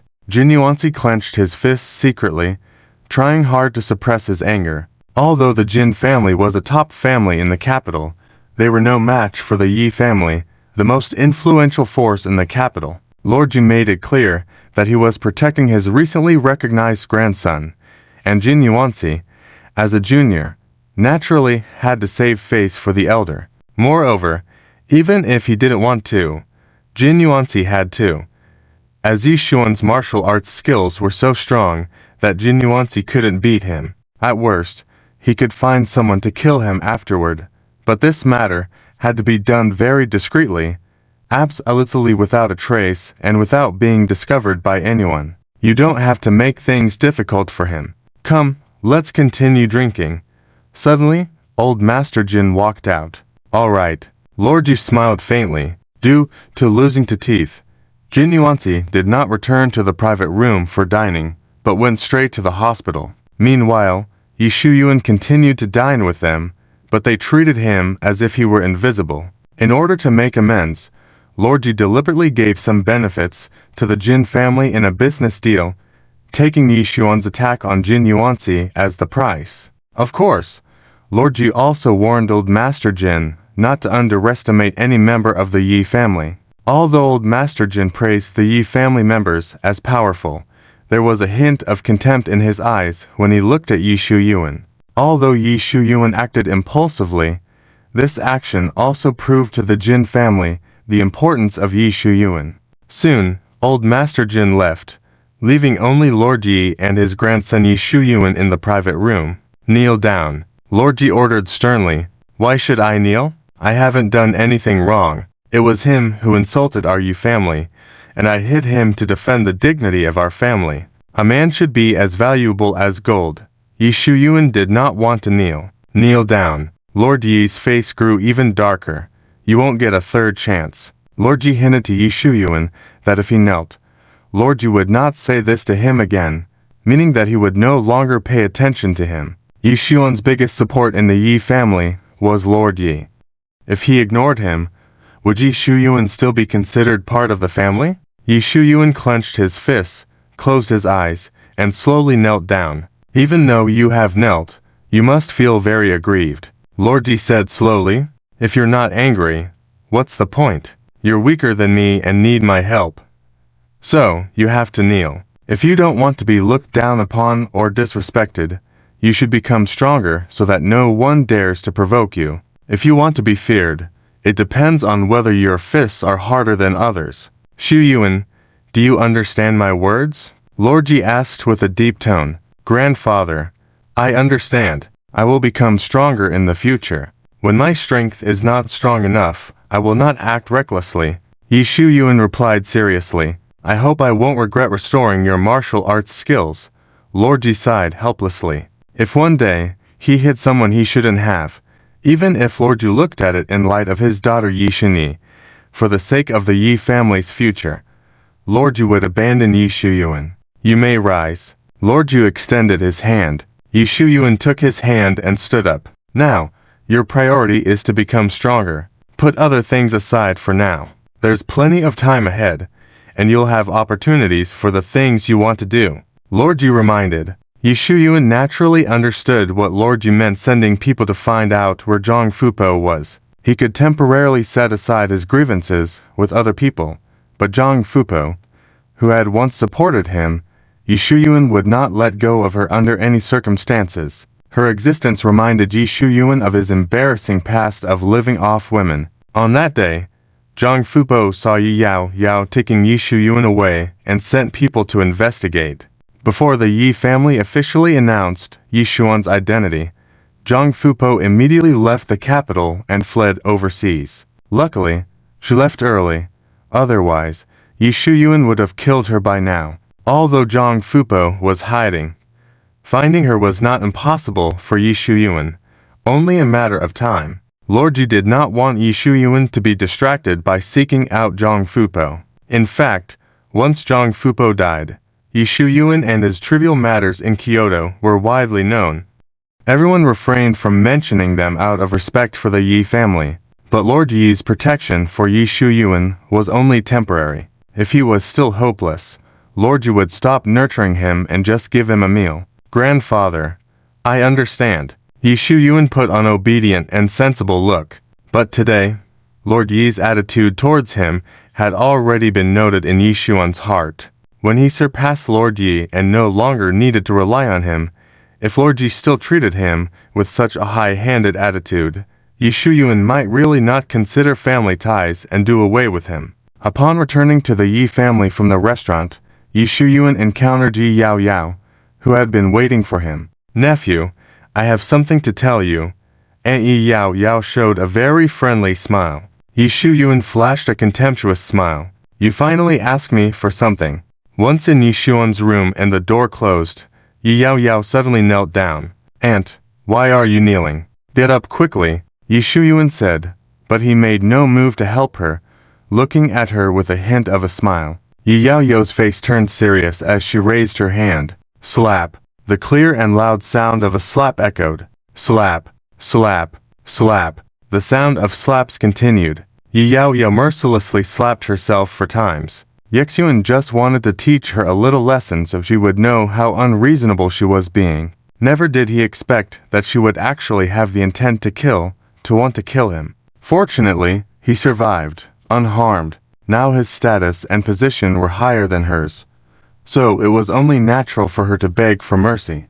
Yeyu banged her head heavily a few times, her smooth white forehead bruised, tears as big as beans rolling down. Shuyuan, I was wrong. I shouldn't have treated you that way in the first place. Please give Aunt another chance. I am your mother's sister. We are family. Yeyu played the emotional card. Seeing this, Yexuan remained unmoved even towards his own aunt. Is this all? Can you offer a more sincere apology? Yexuan showed a hint of a cold smile. Shuyuan, if you kill me, there's no benefit for you. Yeyu's expression changed when emotional plea didn't work. Why no benefit? At least it would lessen my grudge. Yexuan found her words ridiculous. Just with my death, how much of your grudge would be lessened? Do you remember the people you've offended? She asked. Of course, Yexuan blurted out, squinting. One day, they will regret ever crossing me. Does Lin Ziming know what those two words regret mean? Yeyu intentionally mentioned Yexuan's nemesis. Of course he does. Yexuan became somewhat excited. I'm not the same as before. He can't compete with me. Yexuan feigned confidence. Oh really? Then why don't you go find him? You know he is in the capital. It should be easy for you to get him out. Yeyu stood up, deliberately asking. This touched on a sensitive spot for Yexuan. Although Yexuan had recovered his martial arts skills, had taken the strengthening elixirs from the Yi family, and had learned new techniques. But given Lin Ziming had bested him multiple times, Yexuan didn't have confidence he could win against him now. Before even starting, Yexuan felt like he had lost, and he didn't want to willingly be tormented by others again, especially given his recent streak of bad luck. Now that he saw a glimmer of hope, Yexuan didn't want to encounter setbacks from Lin Ziming. If his martial arts skills didn't give him confidence to beat him, what about his power? If Lin Ziming was just the head of one of the top 5 families in the capital, Yexuan might not have become the head of the Yi family, but he was highly valued by Master Yi. He had the capability to deal with Lin Ziming. However, Lin Ziming not only opened several companies in the capital, but also knew many influential figures. If Yexuan wanted to provoke him, he had to consider whether it would anger Master Yi and possibly lead to him being abandoned again. Even someone like Mrs. Zhang, a moderately wealthy person, Master Yi had advised Yexuan to temporarily put aside, let alone Lin Ziming. Only when Yexuan's strength was sufficient could he provoke him. Thinking up to this point, Yexuan felt deeply helpless. He tried to forget the despicable Lin Ziming. He never expected Yeyu to bring up that detestable person today. Wasn't she here to plead for forgiveness? And now daring to say this, it seems I haven't made her afraid enough. Yexuan narrowed his danger size. Even if he didn't kill Yeyu now, after she left the Yi family mansion, Yexuan could easily hire professionals to fake her accidental death. And even if Yi family discovered anything, they would trace it back to him. How could a small Yeyu possibly compare to him, the shining hope of the Yi family? Master Yi would surely choose to overlook this matter since the scandal of his newly recognized grandson killing his own people would damage the Yi family's reputation. Master Yi might secretly punish Yexuan, but a little punishment to get rid of the annoying Yeyu, Yexuan was willing to take. Yexuan might have overvalued himself, considering that Yeyu still had the appreciation of the Wang family's heir, Wang Keifeng. Despite the simulated accidental death, if Yeyu died, it meant one less person connecting the Yi family to the Wang family, and given Yexuan hadn't yet proven his worth, Master Yi viewed him as a martial arts genius, but impulsive and trouble-prone. The punishment Yexuan would face, he wouldn't know so soon because he had changed his mind. He wouldn't kill Yeyu. Yeyu suggested a partnership. Nephew, we're quite similar, both ambitious and dissatisfied with the status quo. So let's cooperate. You help me marry the head of the Wang family, Wang Wendong, and I will fully support you with the power of the Wang family to accomplish certain things. Do you think I'd be content with just support? Yexuan squinted. We truly are very similar. I'm not content with just being Wang Wendong's wife or Kaifeng's stepmother. Yeyu smiled. How much can I gain in the Wang family?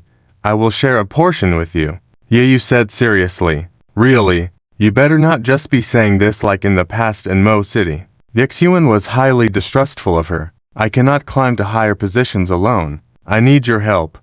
And you need mine. You can find my weakness by your own ability at that time, she said. Even if Yeyu didn't say this, Yexuan would surely act in that way.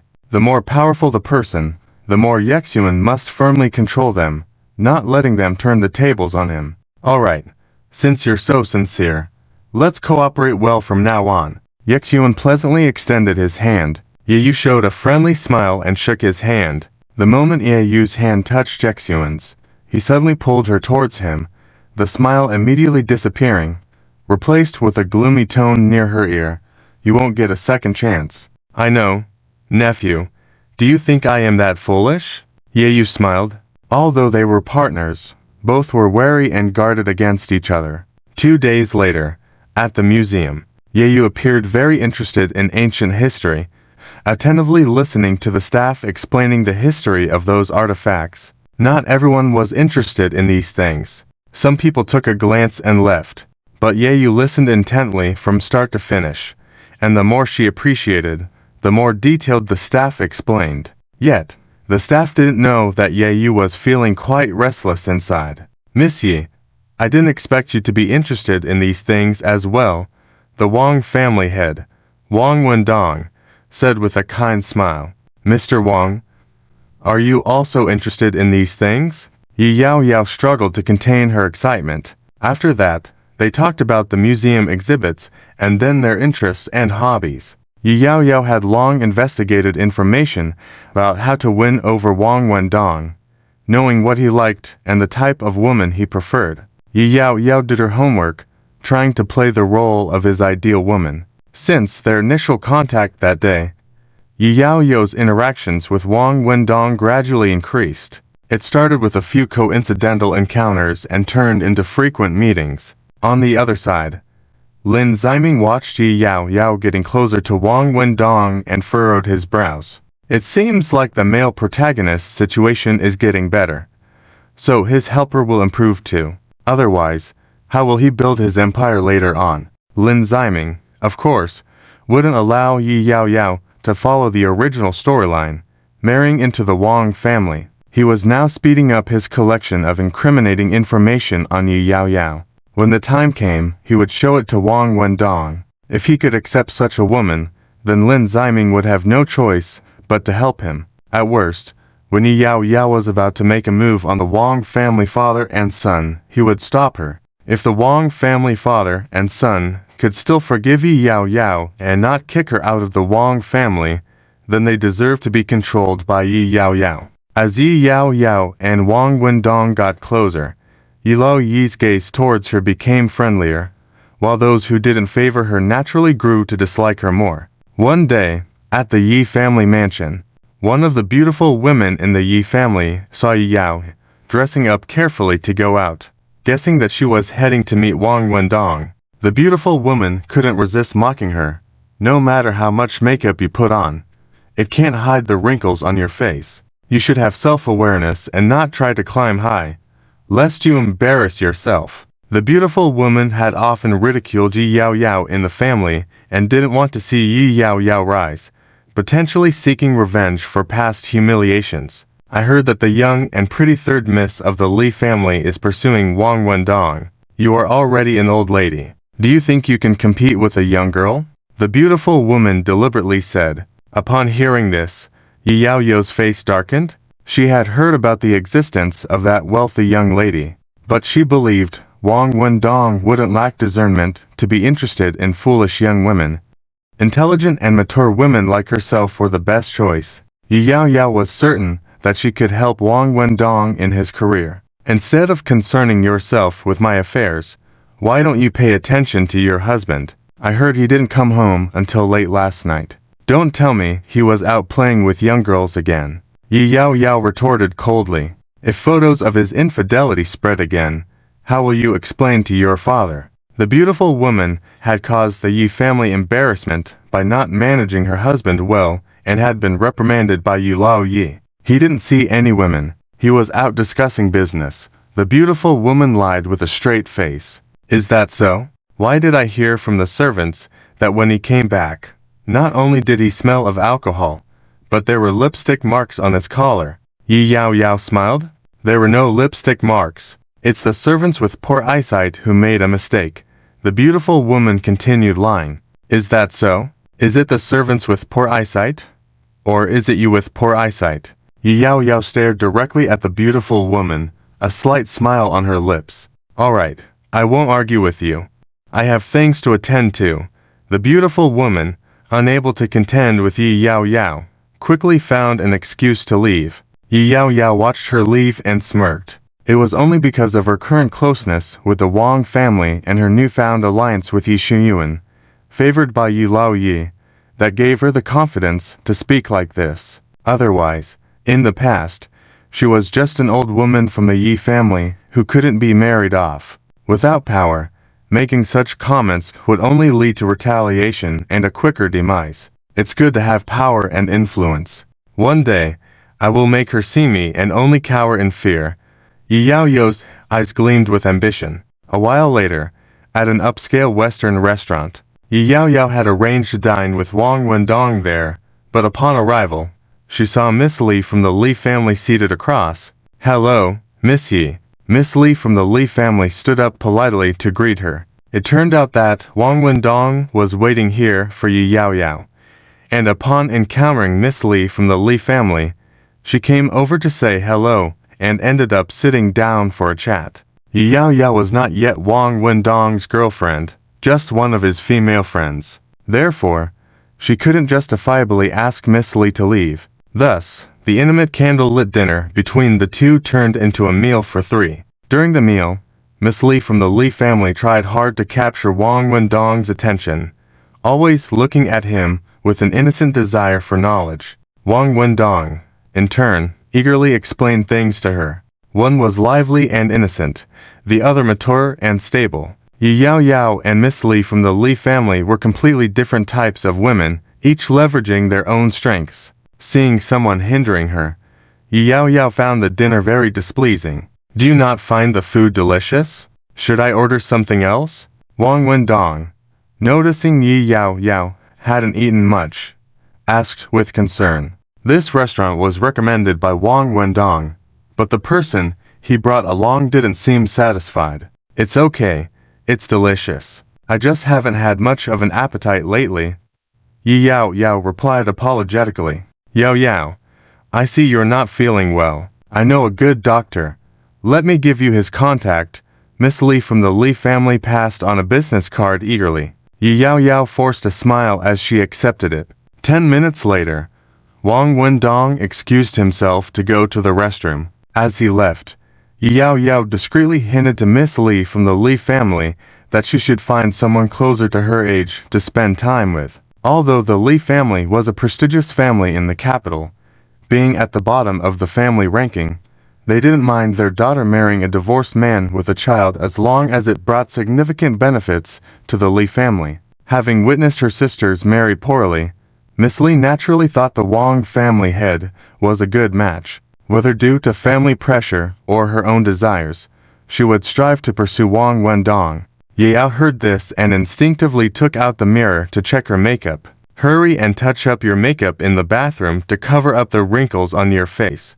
You old Annie, Miss Li sneered. I kindly showed you away, but not only are you ungrateful, you insult me, Ye Yao retorted. Ha, Andy, it's disgusting how you can even say something like that. You're just afraid of losing to me and want me to leave voluntarily, right? Miss Li's eyes twinkled with amusement. Fine, if you want to compete with me for him, then let's compete and see who has the last laugh. Ye Yao glared at Miss Li with hostility. Other young and beautiful misses may have a chance against me, but do you have the qualifications to compete with me? Miss Li didn't see Ye Yao, who was in her 40s, as a formidable opponent. You, Ye Yao wanted to retort, but Wang Wendong returned at that moment. They shifted from hostile gazes to friendly smiles. Aunt Ye Yao was not having a good time, neither was her nephew, Yexuan. In a bar, Yexuan had a sexy beauty on his left arm, a cute girl on his right feeding him drinks, and across from him sat 3 fawning rich heirs. Yexuan was from the Ye court in Kyoto, a person highly supported by old Master Yi, so naturally, some prominent families in Kyoto sought to please him. Young Master Yi, you are a good drinker. Young Master Yi, I heard you are a skilled fighter. Where did you learn your martial arts? Young Master Yi, I've long admired you. The 3 rich heirs flattered him incessantly, and Yexuan basked in the pleasant mood. In the past, when he was dependent, young beauty scorned him, people looked down on him, and ridiculed him. How different it was now, with women throwing themselves at him and men flattering him. Having power and influence was truly good. Yexuan sighed deeply inside. Suddenly, a disdainful voice reached his ears. So, you're Yexuan. Yexuan turned to see a rich heir he didn't recognize, but beside him stood his friend Wang Keifeng, whom he knew. I've heard that, while you can fight, you are very impulsive and always end up in trouble with the police, Zhang Xiao sneered. The Zhang family was a top family in Kyoto, and Zhang Xiao was friends with Wang Keifeng, who belonged to a similar top family. Yexuan was from the leading Yu family in Kyoto, but both he and Wang were expected to be the next heads of their respective families. The 3 rich heirs would not offend them for the sake of Yexuan, who was too unpredictable. So, when Zhang Xiao said these words to Yexuan, the 3 sycophantic men did not dare to speak a word, only sitting there uneasily. Seeing their uneasiness, Yexuan furrowed his brow. They wouldn't even defend me back. Do they think they are more powerful than me? Yexuan's mood deteriorated instantly. What, do you want to test my skills by saying these things? Yexuan smiled. Sure, I can spar with you. The sparring was a pretense. Wanting to fight was the real intention. Yexuan had told old Master Yi that he wouldn't act impulsively until he was strong enough. But it didn't take long before he wanted to confront those who looked down on him. "Ha, you want to fight me?" Zhang Xiao bluntly said. "You better think about it. I'm from the Zhang family. If you lay a finger on me, can you handle the wrath of the Zhang family?" Knowing he was not Yexuan's match, Zhang Xiao wouldn't be foolish enough to fight him. "Do you think the Zhang family is more powerful than the Yi family?" Yexuan wore a dismissive smile. "Do you think you carry more weight in the family than I do?" Zhang Xiao asked with a laugh. Zhang Xiao wanted to boast about his importance in the family when Wang Keifeng interrupted. "All right, stop talking.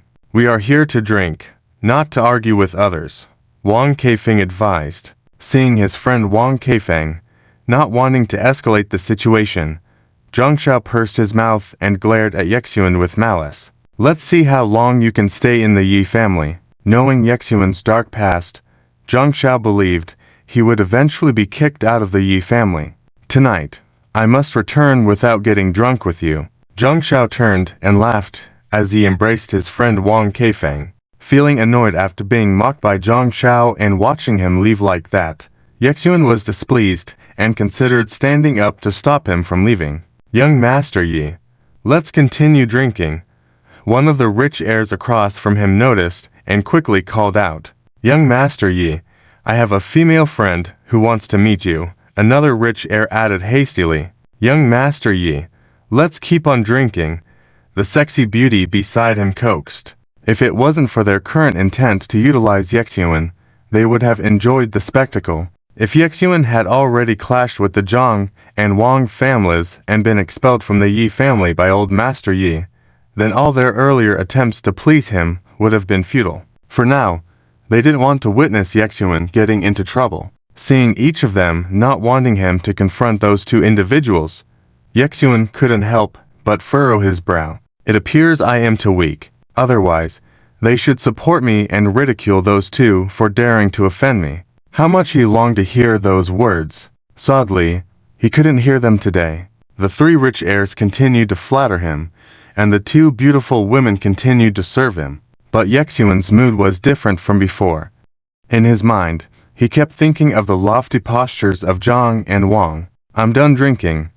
I'm going back," Yexuan said irritably. "So soon?"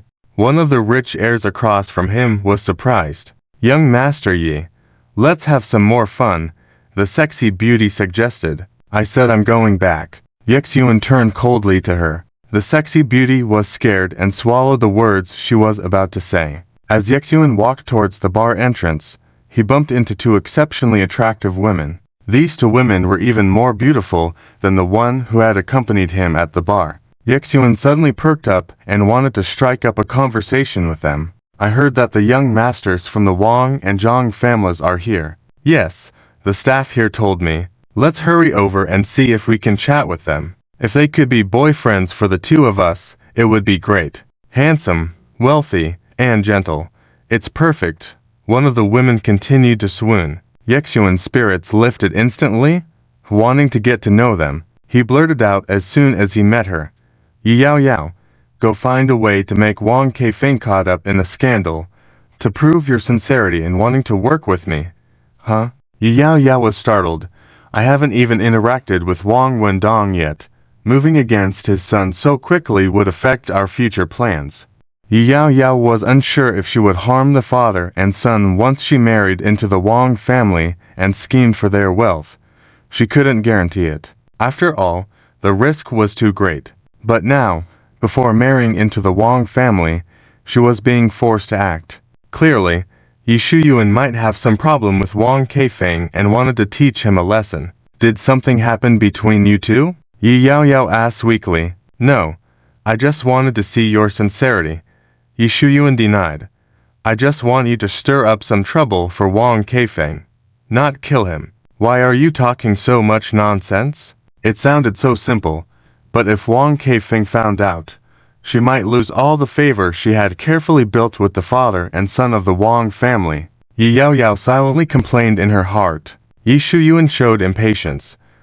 "Are you going to be like before, saying you'll help me but not really?" "No, I will do it," Yao Yao quickly replied. Several days passed, and the streets were bustling with people. Wang Keifeng was strolling aimlessly on the street when a woman reeking of alcohol approached him. Wang Keifeng didn't pay her any attention and continued walking. Normally, Wang Keifeng wouldn't have any contact with this stranger, but as she got closer, the woman stumbled towards him.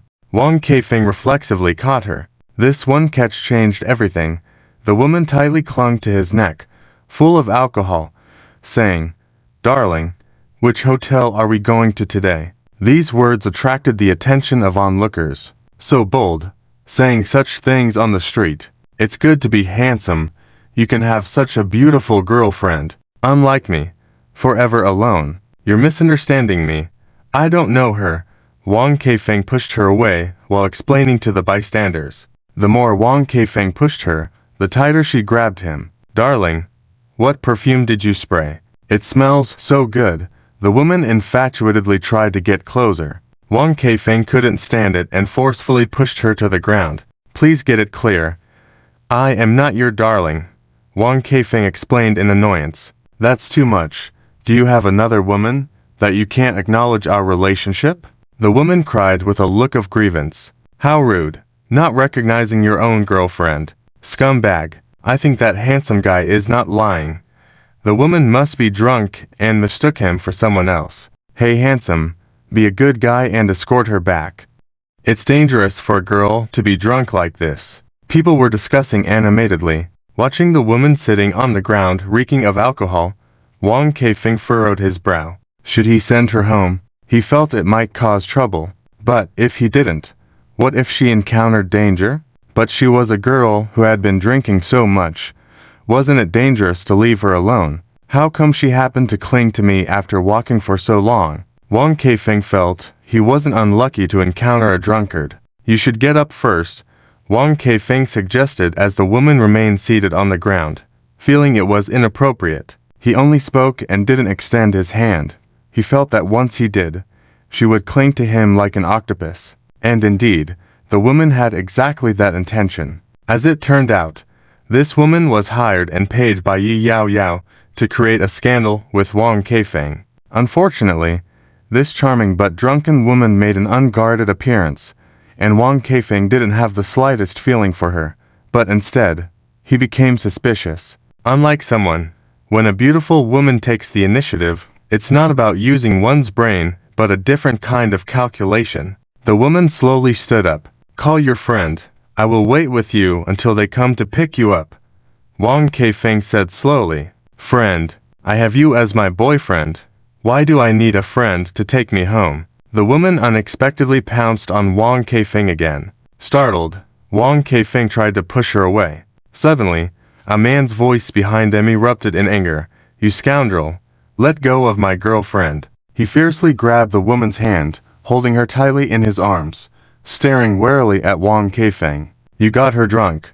What do you want to do to her?" The man glared at Wang Keifeng menacingly. Upon hearing this, Wang Keifeng found the assertion absurd. "I didn't get her drunk. Stop lying. You definitely have ill intentions towards her." The man was unconvinced. "Are you trying to taint my reputation by all means?" Wang Keifeng squinted his eyes. So the handsome guy wasn't lying. He really doesn't know her. That guy is the real boyfriend, and the woman mistook him. Did you really not get her drunk? Even if you didn't, when you see a drunk woman, what do you intend to do? A love triangle. Why aren't they fighting if they're just talking? Real men would use fists. Some passers-by hoped to escalate the situation. Wang Keifeng looked at the bystanders, then at the couple before him. "Who sent you to ruin my reputation?" Wang Keifeng's face darkened. "Do you really know who I am? If you confess the instigator behind the scenes, I might let you go." Wang Keifeng is the sole heir of the royal Wang family in Kyoto. He was destined to inherit everything, and if he got caught up in a scandal, it would damage the family's image. "What nonsense are you spewing? Nobody sent us." The man furrowed his brows, giving Wang Keifeng an odd look. "By saying that, are you trying to divert attention from your ill intentions towards my girlfriend?" The man's anger grew. "You scoundrel. Just because you're wealthy doesn't mean I won't dare hit you. Dare to touch my woman, and even if God descends, I would fight him too." The man released the woman, striding aggressively towards Wang Keifeng. Seeing that the man didn't seem to be lying, Wang Keifeng couldn't help but furrow his brow. Is today really my unlucky day? The man threw a punch, but Wang Keifeng easily subdued him. You should wait until the woman wakes up to question her, Wang Keifeng said helplessly. Originally, as her boyfriend, Wang Keifeng could have just walked away. Wang Xiao doesn't want to be discovered, so he doesn't want to acknowledge her. Right. It's not like that at all. Wang Xiao is innocent. I know these two people. The woman is a gold digger who always wants to marry into wealth. She once tried to seduce a rich second generation, but was exposed by the rich second generation's girlfriend. She even publicly slapped that woman. The man is actually a suitor of that beautiful woman, but he has no money. So of course the gold digger doesn't like him. So that's it. It seems that the woman was faking being drunk. Why did she specifically target Wang Xiao and keep calling him dear? Thankfully Wang Xiao called the police. If he had let that suitor take the woman away, and something happened to her, Wang Xiao would have had trouble. Most people online are criticizing those two individuals. Shortly after the beauty sobered up, she sincerely apologized to Wang Keifeng online. The scandal came quickly, and a clarification came just as quickly. Meanwhile, Yi Shuyuan angrily questioned Yi Yaoyao, "Is this a scandal? Are you kidding me? Of course. Haven't you seen how people were criticizing him online before?" Yi Yaoyao responded. They criticized for such a short time. In less than 2 hours, someone came out defending him. Yi Shuyuan couldn't accept it. With so many scandals associated with him, no matter how much he tried to clear his name, it wouldn't work. That's just his luck, Yi Yaoyao said with a smirk. Yi Shuyuan squinted his eyes, looking deeply at Yi Yaoyao. I've done my best. I haven't married into the Wang family yet. How could I harm Wang Keifeng? What if someone catches me with evidence? Originally suspicious that someone wanted to ruin his reputation, Wang Keifeng dismissed his doubts when the situation ended quickly. He thought that the beauty was just like those gold diggers before, trying every means to get close to him. Wang Keifeng didn't probe further, which was exactly the outcome Yi Yaoyao wanted. But Lin Ziming would not let the matter go so easily. Although Yi Yaoyao cleverly used cash payments, Lin Ziming had long assigned someone to monitor Yi Yaoyao's every move. The transactions between them were closely watched by Lin Ziming's men. As for the beauty's suitor, he truly had no knowledge and was simply being used by the beauty. She's just like those women, Wang Keifeng said, looking at the photos with a grim expression. Not only did the mysterious person provide Yi Yaoyao's payment to the beauty for defaming Wang Keifeng, but also other dark information about her, such as previously sponsoring gigolos and accepting bribes. In Magic City, Yi Yaoyao had risked her life to save him, and Wang Keifeng thought she was different from those who resorted to any means to exploit the Wang family. And Yi Yaoyao's target was probably his father. Wang Keifeng turned to look at his father, Wang Wendong, with a dark expression. Wang Keifeng knew they had contact. He had a good impression of Yi Yaoyao. If both parties were willing to marry, Wang Keifeng wouldn't object. But now, even if this kind of person could pass his father's test, she wouldn't pass his, unless he died. Are you going to make this public? Wang Wendong asked Wang Keifeng. If it were someone else, Wang Keifeng would certainly retaliate harshly. However, recalling Yi Yaoyao's life-saving favor in Magic City, he sighed helplessly. Let it go. Consider it repaying her favor in Magic City. We won't have anything to do with her in the future. Then, you can do as you wish. Wang Wendong didn't object, as he had more than just a friendly feeling for Yi Yaoyao. For some reason, he always felt a different charm in Yi Yaoyao. Unaware of what had happened, Yi Yaoyao tried to meet the Wang family several times, but they all claimed to be busy and ignored her. Had they noticed something? Yi Yaoyao bumped into Wang Wendong again, deliberately shedding tears in front of him, claiming that Mr. Yu wanted to force her into marriage. She said others mocked her and that she was having a hard time. Enough. Don't say anything. I'm not your friend. Wang Wendong coldly interrupted her. What did I do wrong? Why are you treating me like this? Yi Yaoyao cried pitifully. Wang Wendong.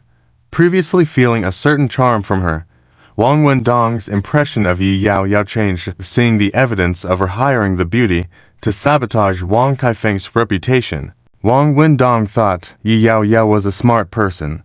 Suddenly, they started ignoring her, and she should have guessed what was happening. Or, B, she had already guessed, but still struggled and used these words to gain sympathy. You. Wang Wendong slowly mentioned Yi Yao Yao's actions of hiring the beauty to tarnish Wang Kaifeng's reputation. I didn't mean it. I was pressured by someone to do it. Yi Yao Yao had already prepared an excuse. Wang Kaifeng has been good to me. I didn't want to harm him, so I quickly clarified the situation online. Wendong, I really didn't mean it. Yi Yao Yao pleaded for forgiveness. Don't come near us anymore. Our patience has its limits. Wang Wendong warned with narrowed, dangerous eyes. Yi Yao Yao opened her mouth but dared not say another word because she knew that the Wang family would truly seek revenge on her. With a stern face, Wang Wendong left, and Yi Yao Yao watched his cold back with a changed expression. It seems I have to use a different approach. Yi Yao Yao had long thought of another plan. Before implementing that plan, it was necessary for Yi Yao Yao to talk to Yi Shuyuan. That day, Yi Yao Yao had an argument with Yi Shuyuan. Yi Yao Yao blamed Yi Shuyuan for always seeking revenge when he wasn't strong enough and shouldn't be doing so. Yi Shuyuan felt Yi Yao Yao was useless, causing such trivial scandals that were soon discovered. Only someone useless could do that. You are a waste. I don't want to work with you anymore. Yi Shuyuan looked at Yi Yao Yao coldly. Yi Yao Yao curled her lips. He actually has the nerve to look down on me. It's too early to say that. I still have a way to keep the Wang family around, Yi Yao Yao said confidently. A few days later, Wang Wendong was strolling on the street. Wendong, I was wrong. Please give me another chance. Yi Yao Yao suddenly appeared, walking towards him excitedly. Miss Yi. The bodyguard immediately stepped forward to block her. Have we been too gentle? Allowing you to be so fearless, Wang Wendong frowned. In his impression, Yi Yao Yao wasn't a silly woman. Playing the victim wouldn't make them any more sympathetic, only more repelled. Wendong, I had my reasons. I didn't do it intentionally. Yi Yao Yao continued excitedly. Seeing this, Wang Wendong sighed. It was her decision, so she couldn't blame him for being heartless. However, she did not escape from here, but ran towards the target figure. Wang Wendong. Wendong, be careful. Just as a red-haired assassin kicked the bodyguard aside and aimed the gun at Wang Wendong. Yi Yao Yao stood in front of Wang Wendong. As Wang Wendong watched Yi Yao Yao's fearless back, his heart suddenly trembled. Bang! A gunshot rang out, but it wasn't the assassin firing. It was a new group of people firing their guns. Bang! Bang! Bang! Reinforcements arrived, and the situation suddenly turned around. Who sent you guys? Wang Wendong furrowed his brow as he looked at those who came to help him. The people he called for help hadn't arrived yet. So how did these people arrive earlier than his own people? Hello, I'm Lin Ziming. The bodyguards made way, and Lin Ziming walked out with a smile. Lin Ziming. Wang Wendong had heard of this young man before. How did he come here? Yi Yao Yao felt uneasy seeing a familiar face from the city of Mo, wondering if he was the one who leaked her secrets to the Wang family. Upon investigation, Yi Yao Yao found out that someone anonymously sent documents over, causing a complete change in the attitude of the Wang family towards her. If Yi Yao Yao could suspect Lin Ziming of being that mysterious person, Wang Wendong would also have doubts. Come, tell me, who instructed you to harm him? Lin Ziming asked the bodyguards to bring the red-haired assassin forward. Who would tell you? The red-haired assassin's face was resolute. You misunderstand. I'm not dealing with the same employer as the others. You have another employer, don't you? Lin Ziming smiled. A hint of panic flashed in the red-haired assassin's eyes. Pretending to be dumb. What nonsense are you talking about? I only have one employer. Oh really? Then why did you two meet? Lin Ziming showed a photo. It was Yi Yao Yao, wearing a mask, handing a box full of money to the red-haired assassin. Yi Yao Yao's face went pale. Lin Ziming had been having people monitor every move of Yi Yaoyao, guessing that she wouldn't just let the father and son of the Wang family leave peacefully. This time, he caught her in the act again. Wendong, this is a misunderstanding. This was from when I hired him in the past and paid him. This time, his actions have nothing to do with me. Yi Yaoyao panicked. So, you're playing tricks on me. Wang Wendong's expression turned cold. The enemies wanting to kill him were real, but among the enemies gathered, this red-haired assassin had a different mission. While Yi Yaoyao was trying to protect Wang Wendong, what if the assassin ended up killing her? Wang Wendong would be grateful to her, but if she died, she wouldn't be able to enjoy Wang Wendong's reward. You have guts. I won't treat you like that. Wang Wendong's eyes were cold. No, Wendong, listen to me. Yi Yaoyao was flustered, pointing at Lin Ziming, saying excitedly, I have a grudge with him. He framed me.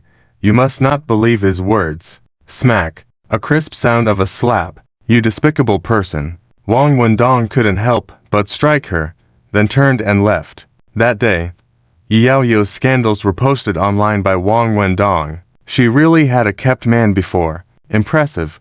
She actually dared to harm herself, getting shot by someone. No wonder she dared to do that. A little injury, and she might have a chance to marry into the Wang family. Why wouldn't this old woman do that? After being raised by the Yi family for so long, she actually stole money from home. The online outcry was overwhelming. Get lost. If you dare to publicize that you're from the Yi family again, you know what the consequences will be. Yi Shuyuan glared coldly at Yi Yaoyao. These words from Yi Shuyuan were instructed by the Yi patriarch, while he himself stayed in the bedroom, not wanting to see this disgraceful woman. Yaoyao, this time you probably won't be able to come back. Shameless woman, the Yi family treated you so well, yet you're embarrassing the Yi family. If we knew you were causing trouble, we should have just married you off to anyone back then. Others from the Yi family mocked her. Shuyuan, I want to see father.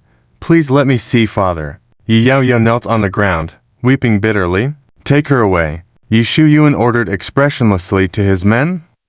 Yes. That day, Yi Yaoyao knelt at the gates of the Yi family, refusing to leave, causing an uproar among the onlookers. Yi Shuyuan ordered her to be sent away. Yi Yaoyao was not only kicked out of the Yi family, but her assets under her name were also taken away because they were gifts from the Yi family. Of course, Yi Yaoyao still had a secret stash of money.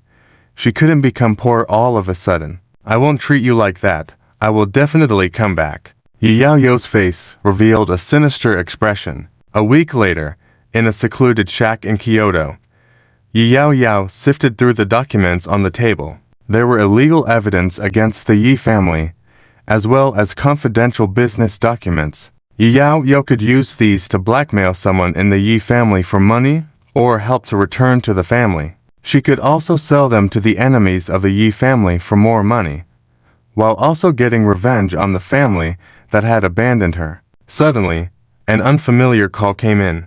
You shouldn't have done that. It was Yi Shuyuan's voice. Bang. The door was suddenly kicked open, and several men appeared. That day, Yi Yaoyao set fire to herself and burned the house to ashes, including the documents she had laboriously collected. Grandfather, the trouble caused by Yi Yaoyao has been taken care of. It's now Lin Ziming's turn. Yi Shuyuan excitedly looked at the Yi patriarch. That Lin Ziming is targeting our Yi family. We must quickly get rid of him. Yi Shuyuan was very agitated. With the power of the Yi family in Kyoto, he was sure they could eliminate Lin Ziming. He isn't targeting the Yi family, he's targeting you. The Yi patriarch said calmly. After investigating, the Yi patriarch found out that Lin Ziming disrupted the relationship between Yi Yaoyao and Wang Wendong because Yi Yaoyao wanted to use the Wang family's power to help Yi Shuyuan. As Yi Shuyuan became more powerful, Lin Ziming became a target to stop him from growing stronger. That day, the Yi patriarch had a long talk with Yi Shuyuan. Yi Shuyuan drew several conclusions. 1. The Yi patriarch wouldn't help him against Lin Ziming. 2. Yi Shuyuan should reconcile with Lin Ziming, or at least learn from him even if they didn't reconcile. 3. If Yi Shuyuan continued to act recklessly, the Yi Patriarch would no longer pay him any attention. The Yi Patriarch had already found out that Yi Yaoyao created the scandal between Wang Keifeng and the other woman because Yi Shuyuan forced her to do so. This caused discontent from the Wang family towards the Yi family. I won't make any more mistakes. Yi Shuyuan lowered his head sincerely. A month passed. Yi Shuyuan watched as the Yi Patriarch got into the luxurious car. He said a few caring words, but inside, he rejoiced. He had secretly tampered with the car. The Yi Patriarch didn't want to help him against Lin Ziming, and he wasn't as good to him as before. Instead, he even smiled at the other grandchildren. Yi Shuyuan knew that the position of the head of the Yi family was far away from him. No matter, he would slowly eliminate each member of the Yi family when the time came. In terms of ruthlessness, he couldn't be outmatched. Farewell, grandfather. Yi Shuyuan smiled. You've truly disappointed me. The Yi Patriarch suddenly got off the car. Thanks to Lin Ziming's revelation, the Yi Patriarch found out about his grandson's tampering with the car. For his daughter Yi Xinyi's sake, the Yi Patriarch simply kicked Yi Shuyuan out of the Yi family without killing him, but he was afraid of Yi Shuyuan's reprisal, so he fed him the medicine that made his martial arts skills vanish again. Watching the gate of the Yi family, Yi Shuyuan was lost. Where should I go now? Find another sugar mama to take care of me, or return to the city of Mo. But who would be waiting for me there? The overseas Dragon King Temple is also out of my reach now. Just as Yi Shuyuan was lost, Lin Ziming arranged a place for him. Prison. The evidence collected by Lin Ziming and the women from the city of Mo was enough to keep Yi Shuyuan in prison for the rest of his days.